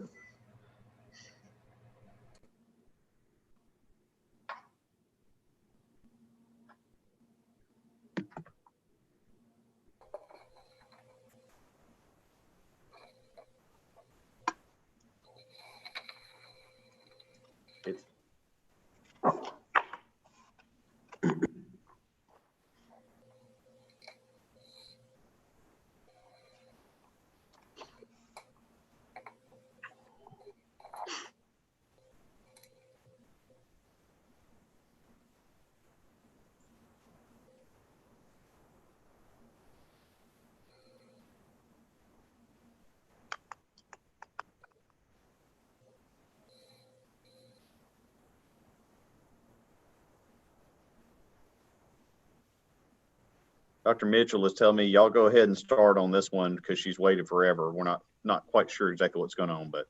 Okay. And just for the record, we do still have 7 members, so we do have a good quorum. And she could watch on YouTube in the meantime if she wants. Okay. Mr. Jones, I'll turn it back over to you. Well, it's telling me that the host is not allowing participants to unmute themselves. You should be, let me see here. Okay. There you go. Okay. Okay. All right. We are at an administrative hearing before the Arkansas State Board of Pharmacy. It's October 21st, 2020. We're at 322 South Main Street, Suite 600 in Little Rock, Arkansas. And this case involves Ms. Anna Rodriguez, and it was an emergency suspension. The case number is 2020-027. And Ms. Rodriguez, you're on and have been on for a while. I think you probably heard most of this, but I'll just go back over some of it. Are you represented by counsel today, or is it just you?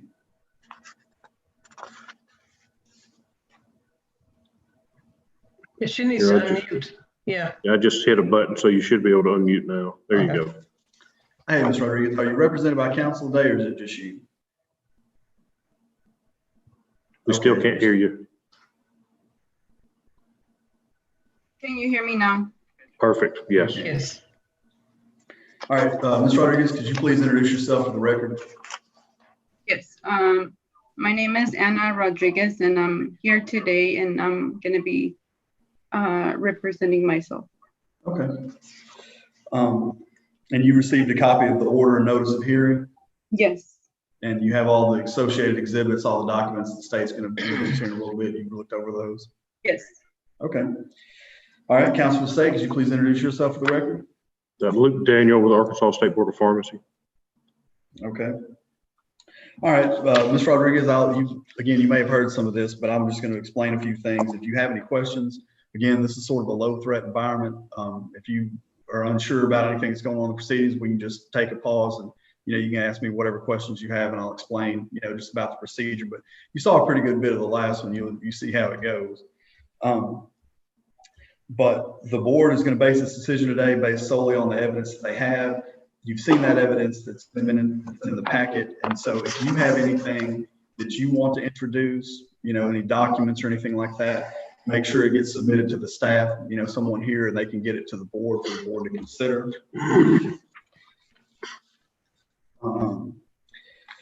Let's see. Again, Ms. Grigsby's she's making a record of this, so, speak clearly enough and try to speak over anyone.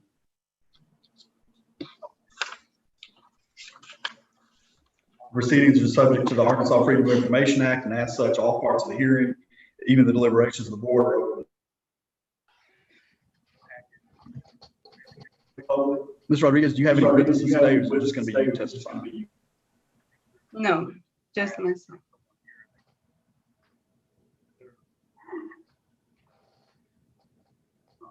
I think everything froze. Yeah, it did. So, Ms. Rodriguez. Okay, here we go. Okay. Everything froze up for just a minute. Yeah. Ms. Rodriguez, do you have any witnesses today, or is it just going to be you testifying? It'll just be me today. Okay. All right. Well, at this time, then, all the, are there any, do you want to introduce your exhibits at this point? Yes, I would ask you to take judicial notice of the Arkansas Pharmacy Act, including Arkansas statutory law and board regulations. And at this time, would move to enter exhibits 1 through 11. All right, notice is taken, and those exhibits will be introduced for the record. And if everyone who's going to be a witness today, Ms. Rodriguez, you, Dr. McCready, you, do you have any more witnesses? Okay. So if y'all two will raise your hand and be sworn by the court reporter. Do you swear affirm the testimony you're about to give will be the truth, the whole truth, and nothing but the truth? All right, does either side wish to make an opening statement? I do not. Okay. Counsel for the state, you can call your first witness. Okay. State would call Deputy Director Brenda McCready. Dr. McCready, we're going to skip over several of these first ones. They're just the letter and proof of service of the order and of the emergency suspension. Said she is here today. So they have been entered into evidence, but we'll just skip over them. As far as testimony wise, we'll skip over to Exhibit 6. The state was notified, or the board was notified, that she had been arrested for theft. So the board sent her a letter and a post surrender. This was back in April. We were notified by, at that time, she was represented by Mr. Evans, and he sent back a letter stating that she would not surrender at that time. So she was set for an emergency hearing. And that emergency hearing is Exhibit 4, and that took place on June 10th of this year. Is that correct? That's correct. And the board suspended her license at that time? That is correct. Looking at Exhibit 9, we were notified from Walmart that she had been terminated for theft of merchandise. Is that correct? Yes, it is. And that was on March 30th of this year? That is correct. Okay. And there was Exhibit 9. There is that first termination. And then behind that, there's a couple of pages of Walmart documents. Is that correct? That's correct. And this was, she was going through the self-checkouts and not scanning items. Is that correct? That's correct. And looking at Exhibit 10, which is a handwritten statement from her. And in this statement, she does admit to doing this. Yes, she does.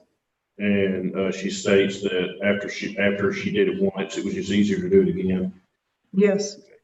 And she was arrested for this. She was just going through the checkout without scanning everything and then leaving. That's correct. Okay. Nothing further. Okay, Ms. Rodriguez, do you have any questions of Dr. McCready about anything that, Mr. Daniel asked, or if you can ask her any questions you have?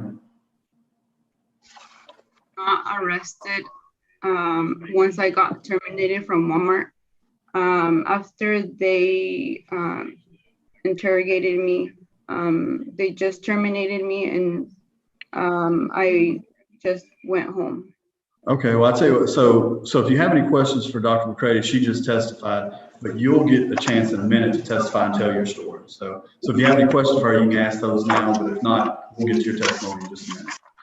Okay. Board, do you have any questions of Dr. McCready? Okay, seeing none from the board. Mr. Daniel, do you rest, safe for closing? Yes, I have nothing further. Okay. All right, Ms. Rodriguez, you can testify now. You can tell the board, this is your chance to tell the board anything that you want to about your case. So on on March 2nd, I was terminated from Walmart for theft of merchandise. After that, I was in a really bad depression, and I'm still currently going to therapy. I was able to apply another, because my license was not terminated right away or suspended right away until June. And so I was able to apply at another at a hospital for pharmacy technician. And so I hired Mr. Evans, or my attorney, or ex-attorney Evans, at that time, because I was scared. Like, I did not want to lose my license at the time. But I got terminated on the 2nd, and I got hired on the 24th. So it was just like a small gap in between. And since I had been working for Walmart for a while now, I want to say like 6 years, I was able to get that new job.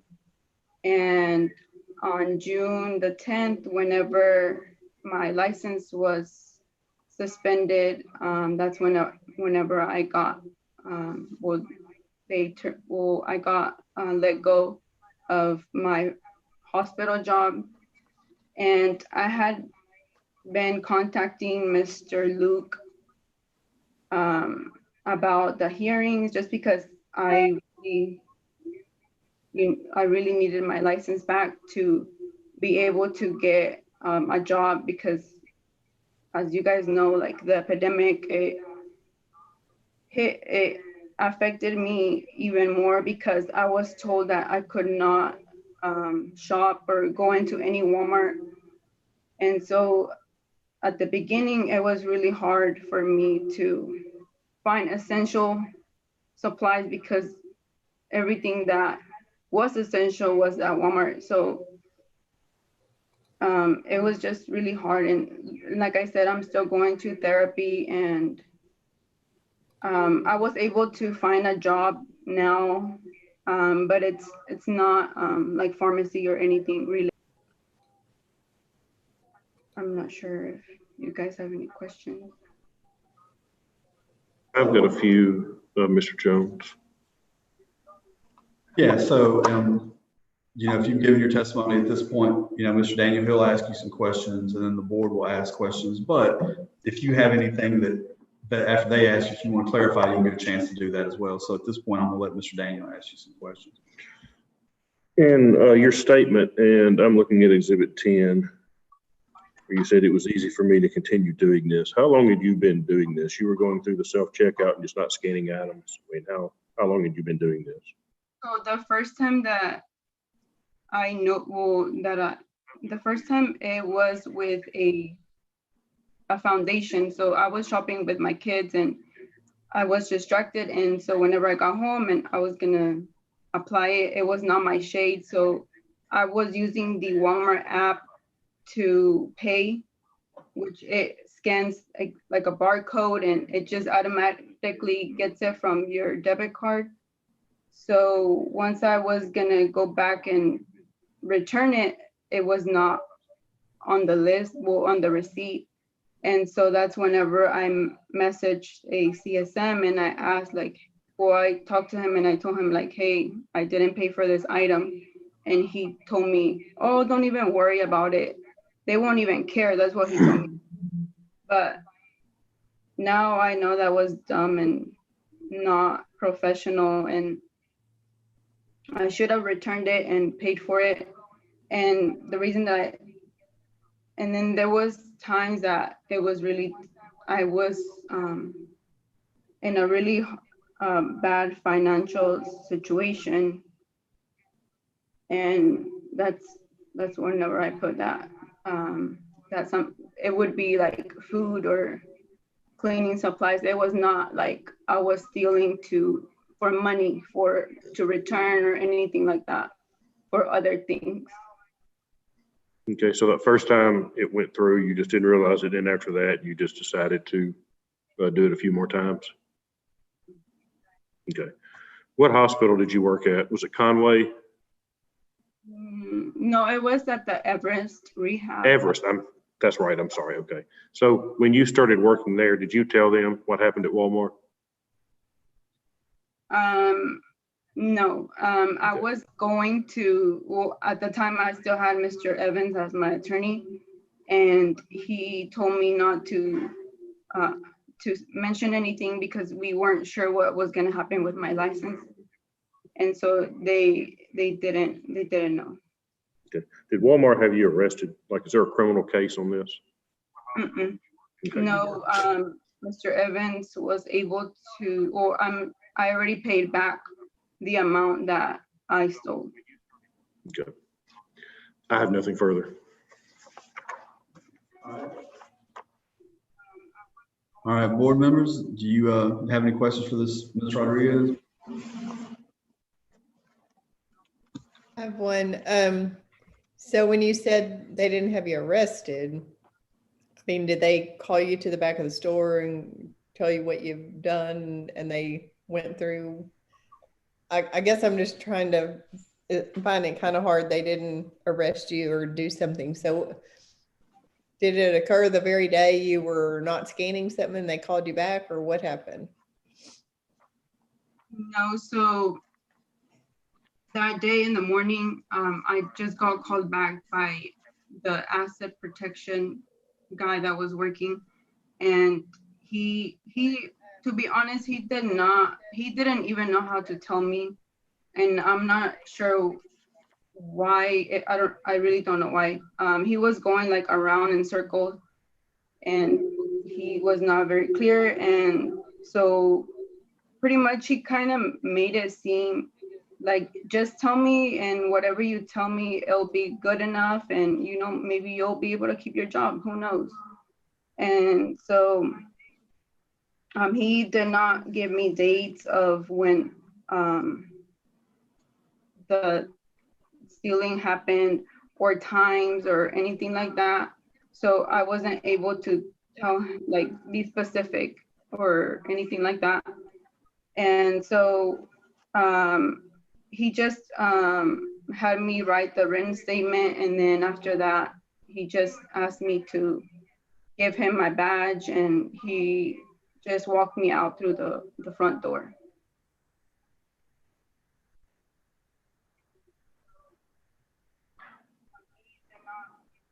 But you know, you've admitted you were doing that. You just weren't scanning everything sometimes.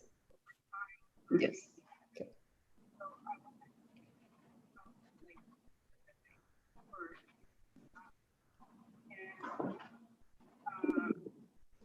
Okay, board members, anything more from Ms. Rodriguez or Ms. Daniel? Anything she said caused you to have any follow-up? I have nothing.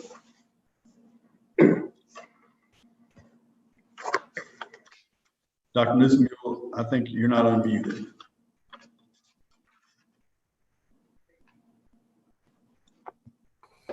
Good point. I muted myself because I was sneezing a while ago. So Did you have a shift at the pharmacy that day? What was that? Were you supposed to work today that you were dismissed? Yeah, so I was working, like, he just called and he had me go to the back. And that's. Mhm. So you were you in the middle of your shift then? Yes. Okay. And how long had this gone on for?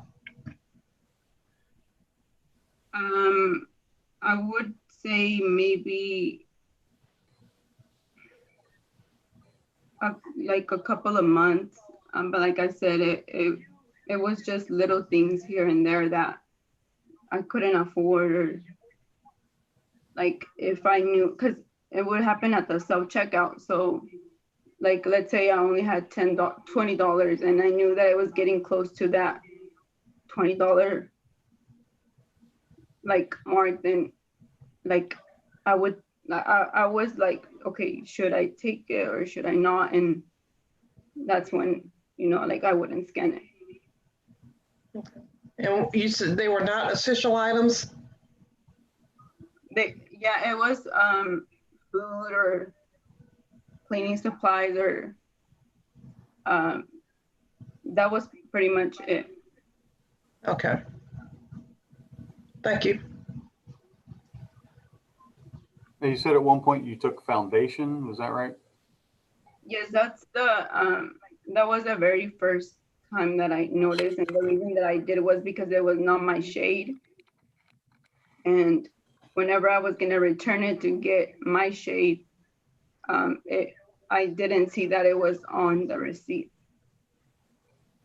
Did you ever take cosmetics or other things like decorations or clothing items or jewelry or anything like that? Maybe like a lipstick, but not like jewelry or anything like that. And this occurred at more than one store, is that right? Yes, but it was not on my store, that one where I was working at. How many different stores did this occur at? Just the neighborhood market and a super center that where I live by. So 2 stores. Mm-hmm.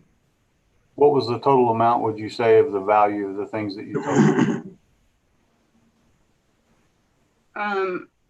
I paid back what I took, and it was what the attorney told me that it was around 300, but I had to pay more for some fees. So in total, I ended up paying like close to $400. Thank you.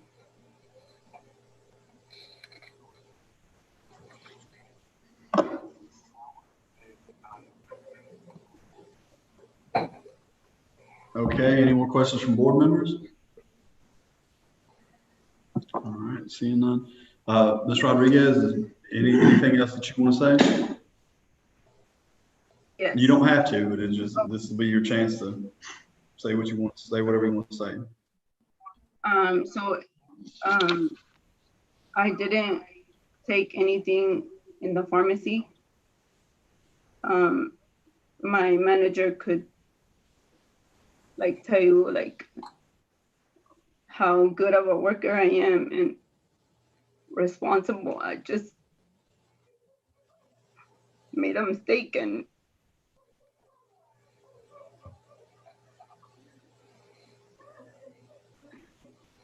Okay. Mr. Daniel, any closing remarks you want to make? Just so the board remembers, her license has been suspended, so you just need to make a decision on how to move forward. But that's all I have. Okay, unless there are any more questions or any more evidence to present, we'll go ahead and close these proceedings except for the board's deliberation. And then once the board's deliberated, y'all come back on and make a decision. Okay, we're off the record for the board's deliberations. Okay. Who wants to go first and tell me your thoughts? I will. I'm gonna Okay, go ahead. abstain. I'm gonna abstain because I had some technical issues and I missed both the witness testimony. Okay. So that was really easy for me to go first and say that. All right. Thank you, ma'am. Who's next?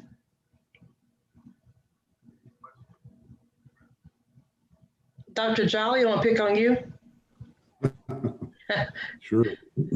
Yeah. Well, I think the charges are I think this is a case of unprofessional conduct. And I don't see any other option than to revoke her registration as a result. It's unfortunate, but at the same time, it is unprofessional conduct. Those are my thoughts. Okay. Miss Carol, I'm gonna play Hollywood Squares. I'm gonna kind of jump around.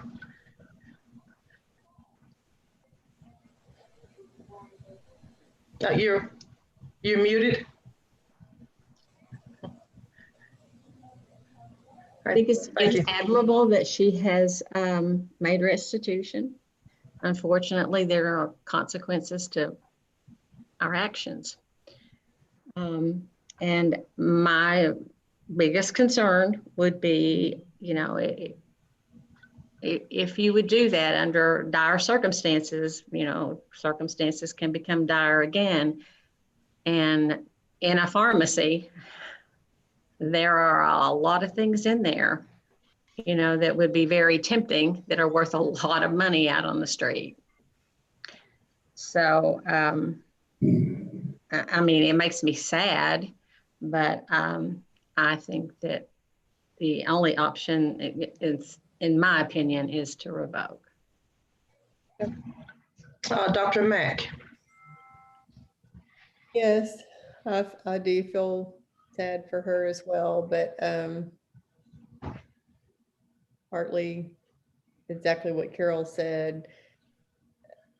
There's products in there that could really get you out of a dire situation if you sold them on the street or stole them and sold them. So I think all we can do is revoke the permit. Okay. Dr. Richmond? Yes, I empathize. I concur with Ms. Rader and Dr. Mack. I do find that she's contrite and that she's paid restitution. But at the same time, our actions have consequences. And if we don't pay the price for those consequences, then they can continue to go on in the future. I don't think this is an instance of making a mistake. It appears that this was multiple mistakes on multiple occasions at multiple stores. And it was not just things of necessity, but rather, of course, I'm not a guy, so maybe I do need makeup, I don't know. But it involved things that were not necessarily a necessity. And so therefore I would be in favor of revocation. Okay. Ms. Ford? I don't know that I have anything else to add. I agree with the others. I feel like she's being genuine with us today. And I am supportive of her. I think that she's done a great job in making restitution and starting new path. And I'm sure she'll find a great career. But for now, I don't know that we could reinstate the license or the permit. Okay, Dr. Kraus. I agree with all that's been said by the board. Okay. Well, who would like to entertain a motion? I can. Dr. Okay. Newell. Yeah, All right. on the record or? Yeah, we got to go back on the record. Yeah, I was going to ask. So someone's going to step forward to do the motion. We are ready to go back on the record. All right, well, we will be back on the board as deliberated, and I believe they have a decision. We're back on the record. It's administrative hearing before the Arkansas State Board of Pharmacy. And it's the respondent is Ms. Anna Rodriguez. The case number is 2020-027. And I'll turn it over to the board. Okay. In the matter of Ms. Rodriguez, I would like to entertain a motion, please. I can make it, Dr. Newsom. Yes, sir. In the matter of Anna Rodriguez, pharmacy technician PT 02998, case number 2020-027. Allegations 1 through 4 have been shown to be true. Charges 1, 2, and 3 have been proven. Make a motion that we revoke the respondent's pharmacy technician permit. Second. Have a motion and a second. Any further discussion? All in favor signify by saying aye. Aye. Any nays? The motion One passes. abstention. One abstention. Thank you. Yes, and just want to get on the record that Dr. Mitchell, I think we were off the record when she said this earlier, but she did abstain from discussion and voting since she missed the first part of the witnesses. But even with her out, we still had 7 board members present. Okay. Okay, so let the record reflect that the board's decision is unanimous with 1 abstention. It will be reduced to writing and service will be made on you, Ms. Rodriguez. If you want to appeal this decision, you can take an appeal under the Administrative Procedures Act. But if there are no other questions or comments, then this hearing will be concluded and the record is closed. And I will get you in writing a copy of the board's decision, and it will state in there that you can appeal that decision to a Arkansas Circuit Court if you want to. Do you have a question? I see your hand. I'm not sure if you spoke with the pharmacist where I was working at with Phil Rosal. He pretty much told me that that I would still have my job back. I mean, I don't think it even matters anymore, but he's still waiting till this day. He still has hope that I could keep my license, but not at this time. The board has made their decision today, and at this time they have made the decision to revoke your license in a future date.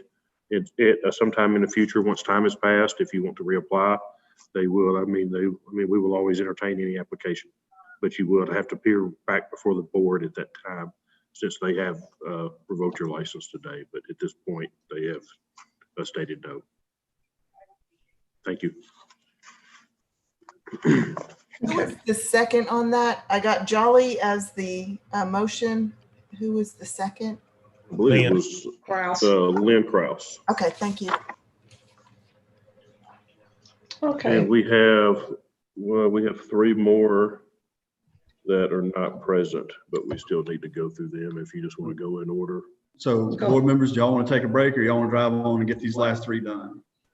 Since they're not here, let's go ahead and get them done. Okay. All right, well, I'm just going to go in the order that I have them listed on my sheet here. Mike Miles Laney, just for the board members. Okay. All right, Ms. Grigsby, you ready for the next? I am. Okay. This is an administrative hearing before the Arkansas State Board of Pharmacy. It's October 21st, 2020. We're at 322 South Main Street, Suite 600 in Little Rock, Arkansas. And this case involves Michael Miles Laney, and it's an emergency suspension, consideration of emergency suspension. The case number is 2020-063. And the hall has been sounded for the respondent, and the respondent does not appear. It also doesn't appear that the respondent is on the Zoom call. So with that, Mr. Daniel, if you want to go ahead and present the state's case, you can. Thank you. At this point, we would ask that you take judicial notice of the Arkansas Pharmacy Act, including Arkansas statutory law and board regulations. We would move to enter exhibits 1 through 8 at this time. All right, notice will be taken and those exhibits will be introduced for the record and the board's consideration. State would call Deputy Director Brenda McCready and ask that she be sworn at this time. Do you swear or affirm the testimony you're about to give will be the truth, the whole truth, and nothing but the truth? I do. Dr. McCready, we'll look at exhibit 1. This is 2 letters dated, both of them dated September 30th. The letters are the exact same. The address is just different, but this shows that the letter states that this hearing would be held completely virtual via Zoom on with today's date at 1 o'clock. Is that correct? Yes, it is. And the one that has 2522 Aaron Way in Paragould, that is her address on file board, is that correct? Yes, it is. And we mailed that letter. We got a response back from the post office saying that that mail had been forwarded to 312 East Court Street. So we turned around and mailed the letter to that new address via certified and standard mail. Is that correct? That's correct. And Exhibit 2 is that proof in order of or proof of service of that letter that shows that the letter at 312 East Court was delivered on October 7th. Is that correct? That's correct. We'll skip over to Exhibit 3, which is the order notice of hearing. Again, the letters with different addresses. The 2522 Aaron Way is our address that we have on the board, but we send them to the other addresses. Also correct. That's correct. And the order notice of hearing has today's date, October 21st at 1 p.m. Is that correct? That's correct. And just looking at the allegation, she was arrested in June of this year for a theft of property from Walmart. She was observed by Walmart Loss Prevention, concealing merchandise and past all points of sale, and she was stopped and arrested. Is that correct? That's correct. And she was with her husband at that time? That is correct. There is additional, and we'll flip over. There is Exhibit 7 is a police report from June 6th. There's also the last exhibit is June 8th, is an additional police report where Snyder, or if you look on the second page of that, it says Snyder came to the substation. Snyder is the loss prevention from Walmart. Is that correct? That's correct. And he went back and looked on video and actually saw this defendant leaving the store with stolen merchandise on May 30th of this year, May 31st, June 2nd, and June 4th, all of this year without paying for that. Is that correct? That's correct. So that's 5 instances of theft. Yes. The board has nothing further from this witness and has no other witnesses. We just ask that the board revoke her license based on committing 5 thefts and not being present today. All right, board, do you have any questions of Dr. McCready?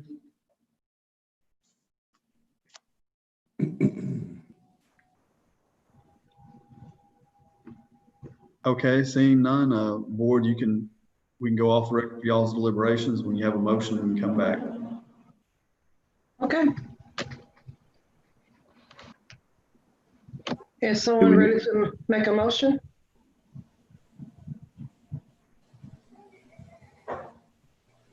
I'll do it. All right, in the matter of Micah Dion Miles Laney, pharmacy technician, license number PT09300, case number 2020-063. The allegations all having been found to be true and the charges proven, I move that we revoke her pharmacy technician license. Do I get a second to that motion? Second. Okay.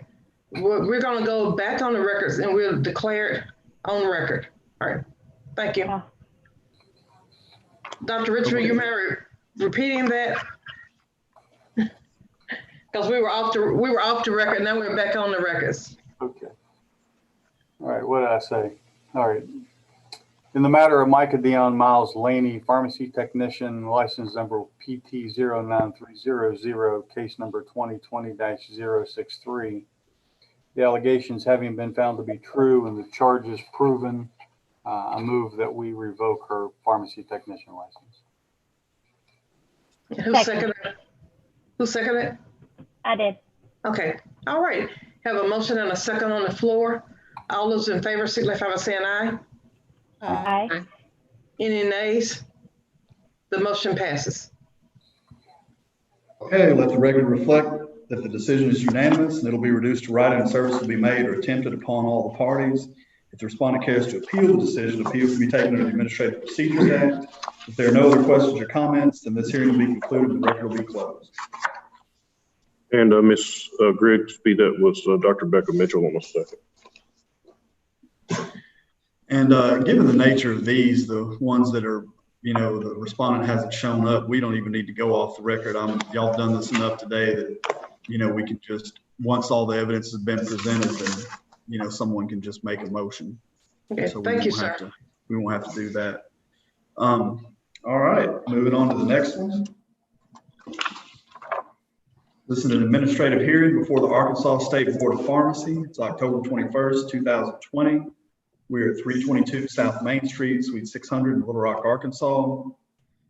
This case concerns Brandy Bailey. It's another emergency suspension. Case number is 2020-061. The hall has been sounded for the respondent. The respondent is not here. It doesn't appear for the Zoom call that the respondent is present on the Zoom call.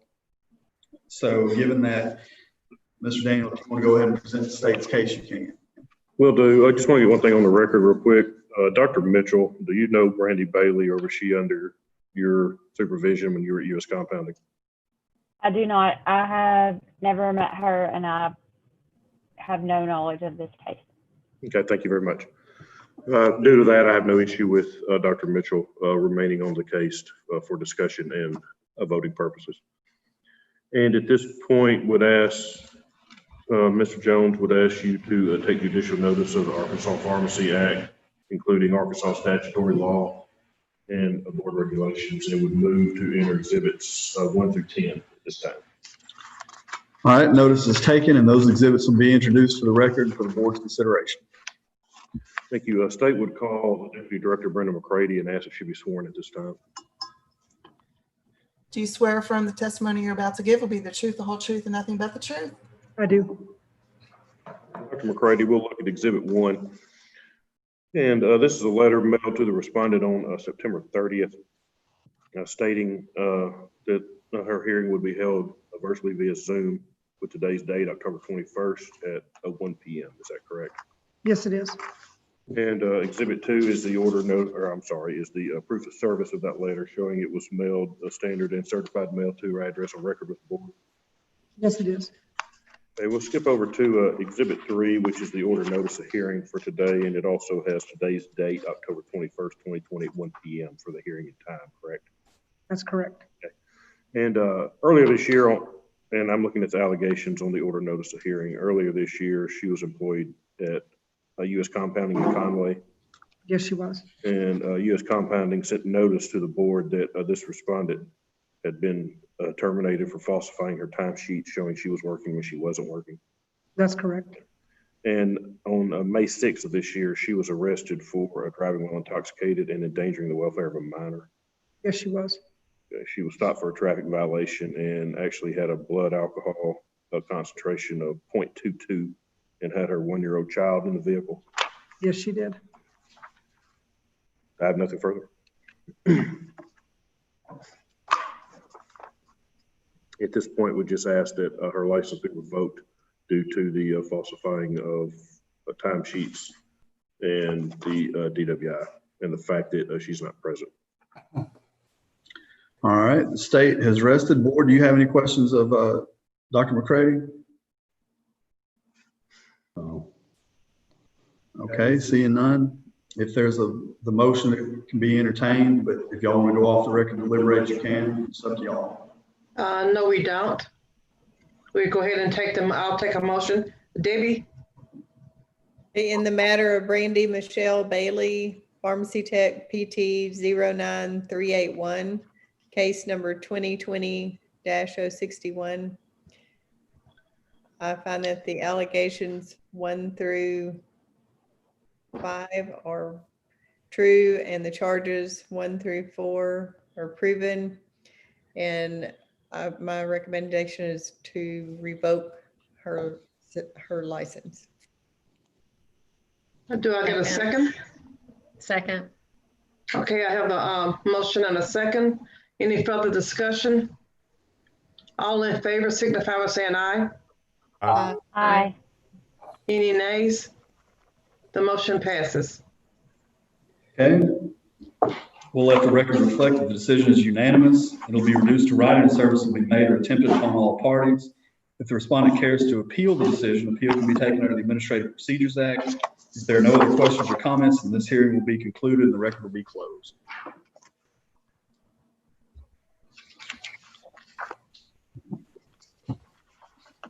All right, Ms. Grigsby, this is the last one, I believe. If you're ready, we're ready. Okay.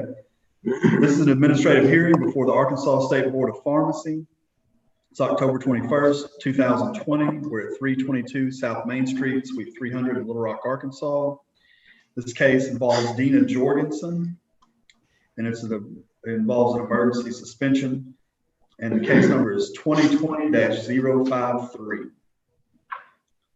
The hall has been sounded and the respondent does not appear. The respondent is also not present on the Zoom call. So given that, Mr. Daniel, if you'd like to, you can go ahead and present the state's case. Thank you, Mr. Jones. Would ask for you to take judicial notice of Arkansas statutory law and board regulations under the Arkansas Pharmacy Act, and would move to enter exhibits 1 through 8 into evidence at this time. All right, notice is taken and those exhibits will be introduced for the record of the board's consideration.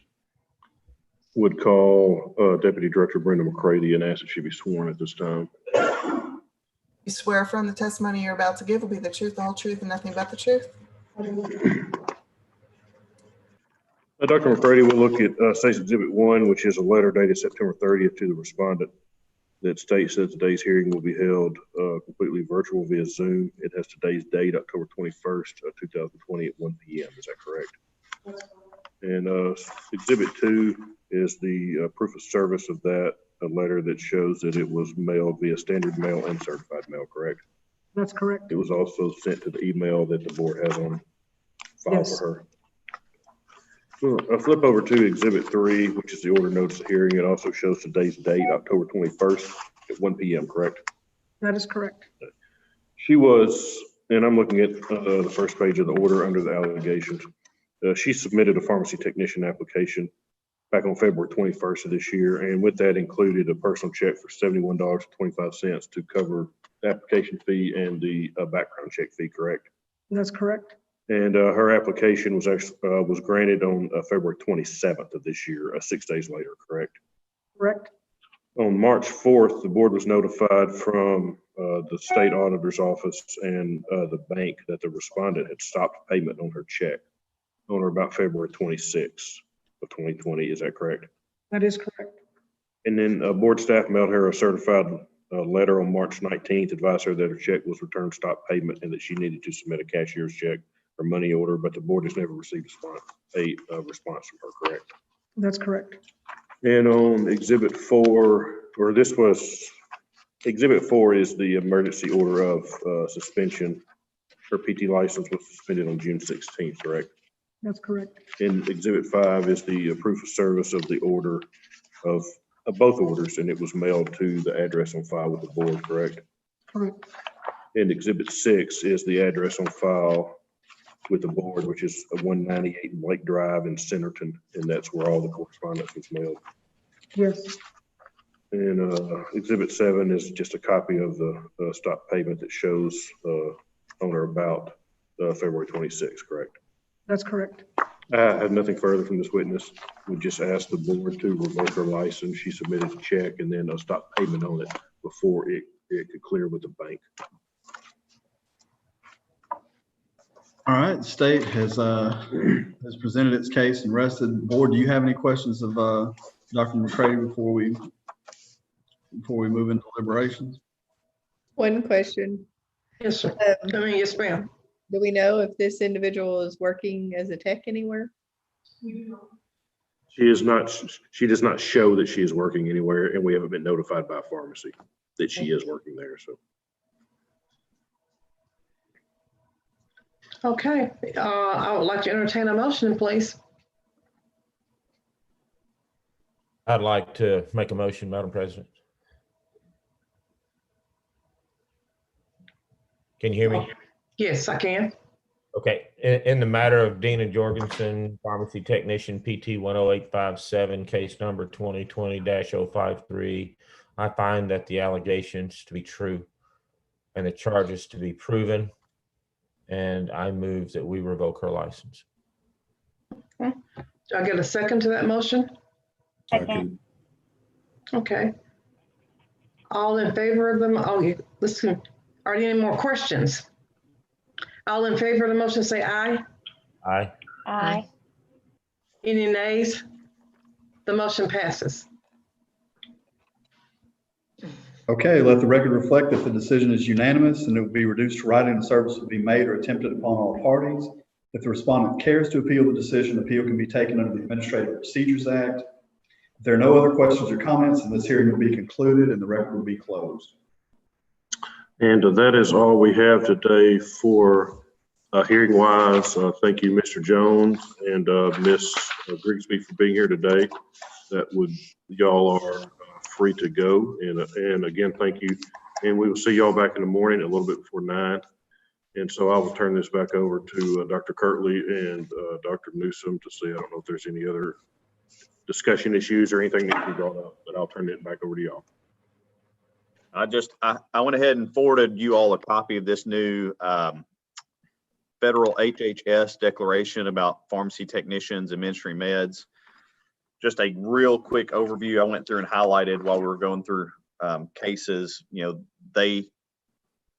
they must complete a practical training program approved by ACPE. Training program must include hands-on injection technique and recognition and treatment of emergency reactions to vaccines. That has traditionally been like the APHA type of course of 20 hours or what you get in the College of Pharmacy. I don't really know. I'm having discussions with a couple of other folks via phone during all this. We don't really know how people are going to get that training with COVID going on with social distancing. So it's going to be fascinating to see if there's some major push to really make those programs available. There will not be very many farm techs in Arkansas that have already gotten that previously, just because it hasn't been a practice option in this area of the country.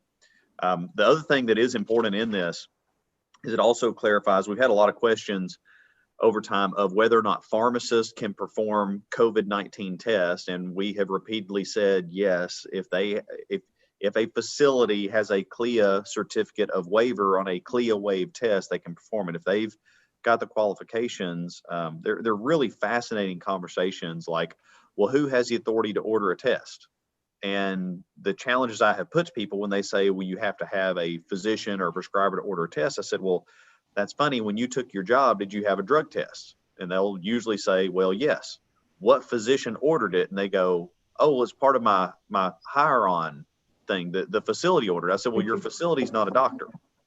You know, your facility is not a nurse. It's a business. And point being, you know, people take, you know, their children or their loved ones and ask for drug tests and stuff on them, or want to see what their labs look like. It's fascinating. So anyway, this expansion expands into the PrEP Act, also authorizing qualified pharmacy technicians and state authorized pharmacy interns to administer COVID-19 tests, including serology tests FDA is approved, cleared, or authorized. So it's not just tech immunization, which I think is a very high bar possibly for them to meet, but it also opens up the testing side, which is, I think that was already in many ways doable in Arkansas, but it erases arguments about that. So looks like Dr. Newsom, AMDPA is prime for a Saturday update with all that, I bet.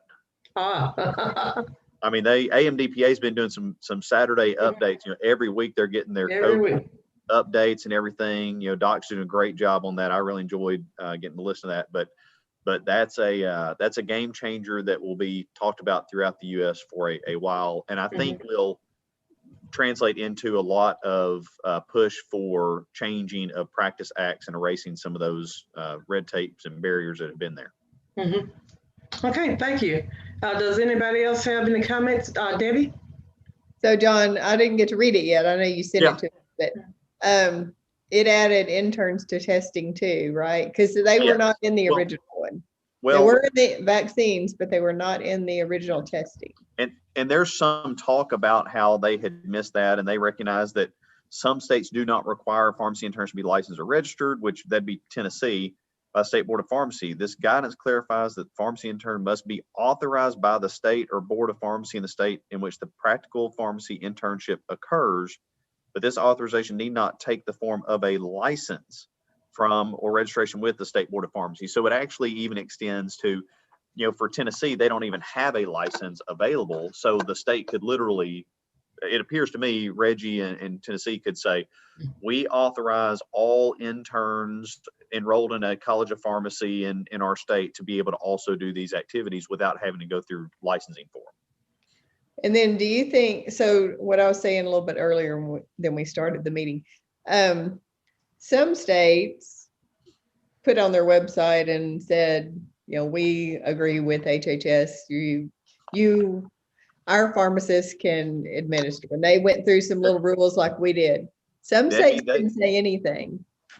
It literally says, the final page says, this authorization preempts any state and local law that prohibits or effectively prohibits those who satisfy these requirements from administering COVID-19 tests as set forth above. It does not preempt state and local laws that permit additional individuals to administer COVID-19 tests to additional persons. They're actually getting stronger in the language to say, this is a preemption. So they what can't do it, period, the end. Yeah. What Luke had said before, that if you go back and look at the PrEP Act, it is a clear preemption to us. So the state could say you can't do it, but the state doesn't have the authority to say you can't do it. There's just been so many states that aren't saying anything, and that's making it easy for some of their pharmacists. But I believe it's a preemption too. But it is. I mean, well, I'm not an attorney, but it's, to me, a fairly easy argument for me to win with people who think it's not a preemption, especially now it says this is a preemption. Right. So it's fascinating. Okay. Anyone else have any more comments? I think we're all ready for a break until what time tomorrow, Luke? 9? Luke's roaming around. Yeah, but he said a little before 9, so 9 is start time, I think. Luke, I'm here. 9 is start Sorry, time. I had my headphones on and was listening, but I couldn't unmute them. We're scheduled to set at 9.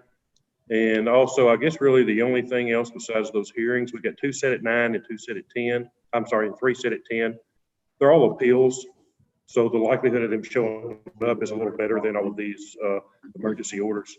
And also we will need to discuss February and June dates. So if y'all just maybe want to look at your calendars and kind of get a good, I'm not sure what dates they're usually set on, but if y'all just have dates that you know for sure won't work for you in those 2 months, you can just have those, like I said, just look at your calendars a day and get those set tomorrow too. We usually do the second Tuesday of February, unless the board decides to try to dodge the weather, which has not worked in the past. Yeah. I mean, Dr. Newsom will tell you, we've tried to dodge that weather and several times dodge it right into it. Right into it, yes.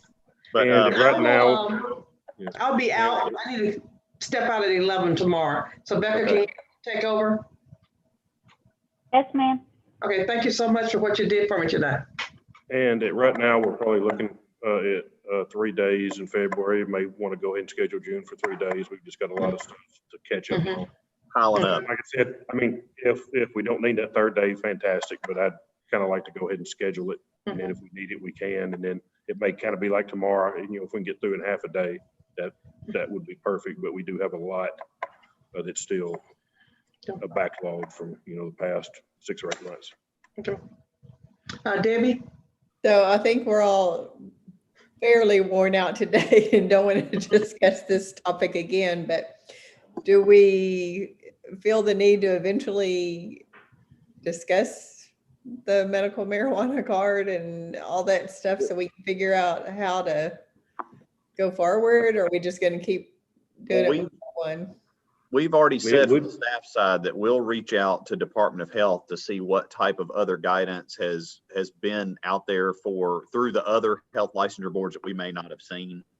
I think if we ask for that and get anything from it, that'll be more insightful than us trying to invent it out of the dark. Yeah, and I mean, we can put it on the agenda for February, and then hopefully by then we can have something from Department of Health, but it would be nice to at least have something, somebody that says something instead of, I mean, beating it, to death one side or the other. And I mean, we're going to have a lot more of these hearings that involve medical marijuana. So it would be good to have. And I think if we can get something from the Department of Health, it's kind of new, and I think there is a little bit of confusion around it. And so it would be helpful, I think, at least for me, I would feel better if there was some sort of like communication that was given out to all the registrants, and including pharmacists, that's like FYI. And then nobody can claim ignorance from that point forward. And so, because the law doesn't strictly call out pharmacy technicians or pharmacists. So I don't know. And that may be a pipe dream that we just really can't ever do, but I would feel better. At least I would have a more clear conscience about it if we proactively said, hey, FYI, you're not exempt. Okay, John, that would also be a good multi-gun discussion item. Yeah, what the other states are doing, just to get some ideas. Yeah, because we've got that, what is it, next week, week after? No. No, that's right. They moved it to November. didn't they? Yeah. Okay. We had also talked about maybe having a little subcommittee evaluation of the StatSafe technology. We'll put that on an informal committee meeting coming up. And I missed that. I'm sorry, Dr. Richmond, what was it? And I'll get it scheduled for December. No, the request we have for the StatSafe e-kits to actually spend some more time. Right. Discuss that. Okay, yeah. Oh, yes. That's it for me. Okay. All right, Everybody, thank y'all so much. I know it was kind of a long day, but Thank you all. like I said, hopefully we'll be through. We got those 5 hearings and set dates tomorrow. And unless anybody has anything else, that should be it. So. Okay. Have a good evening. Thank you, guys. Thank you all.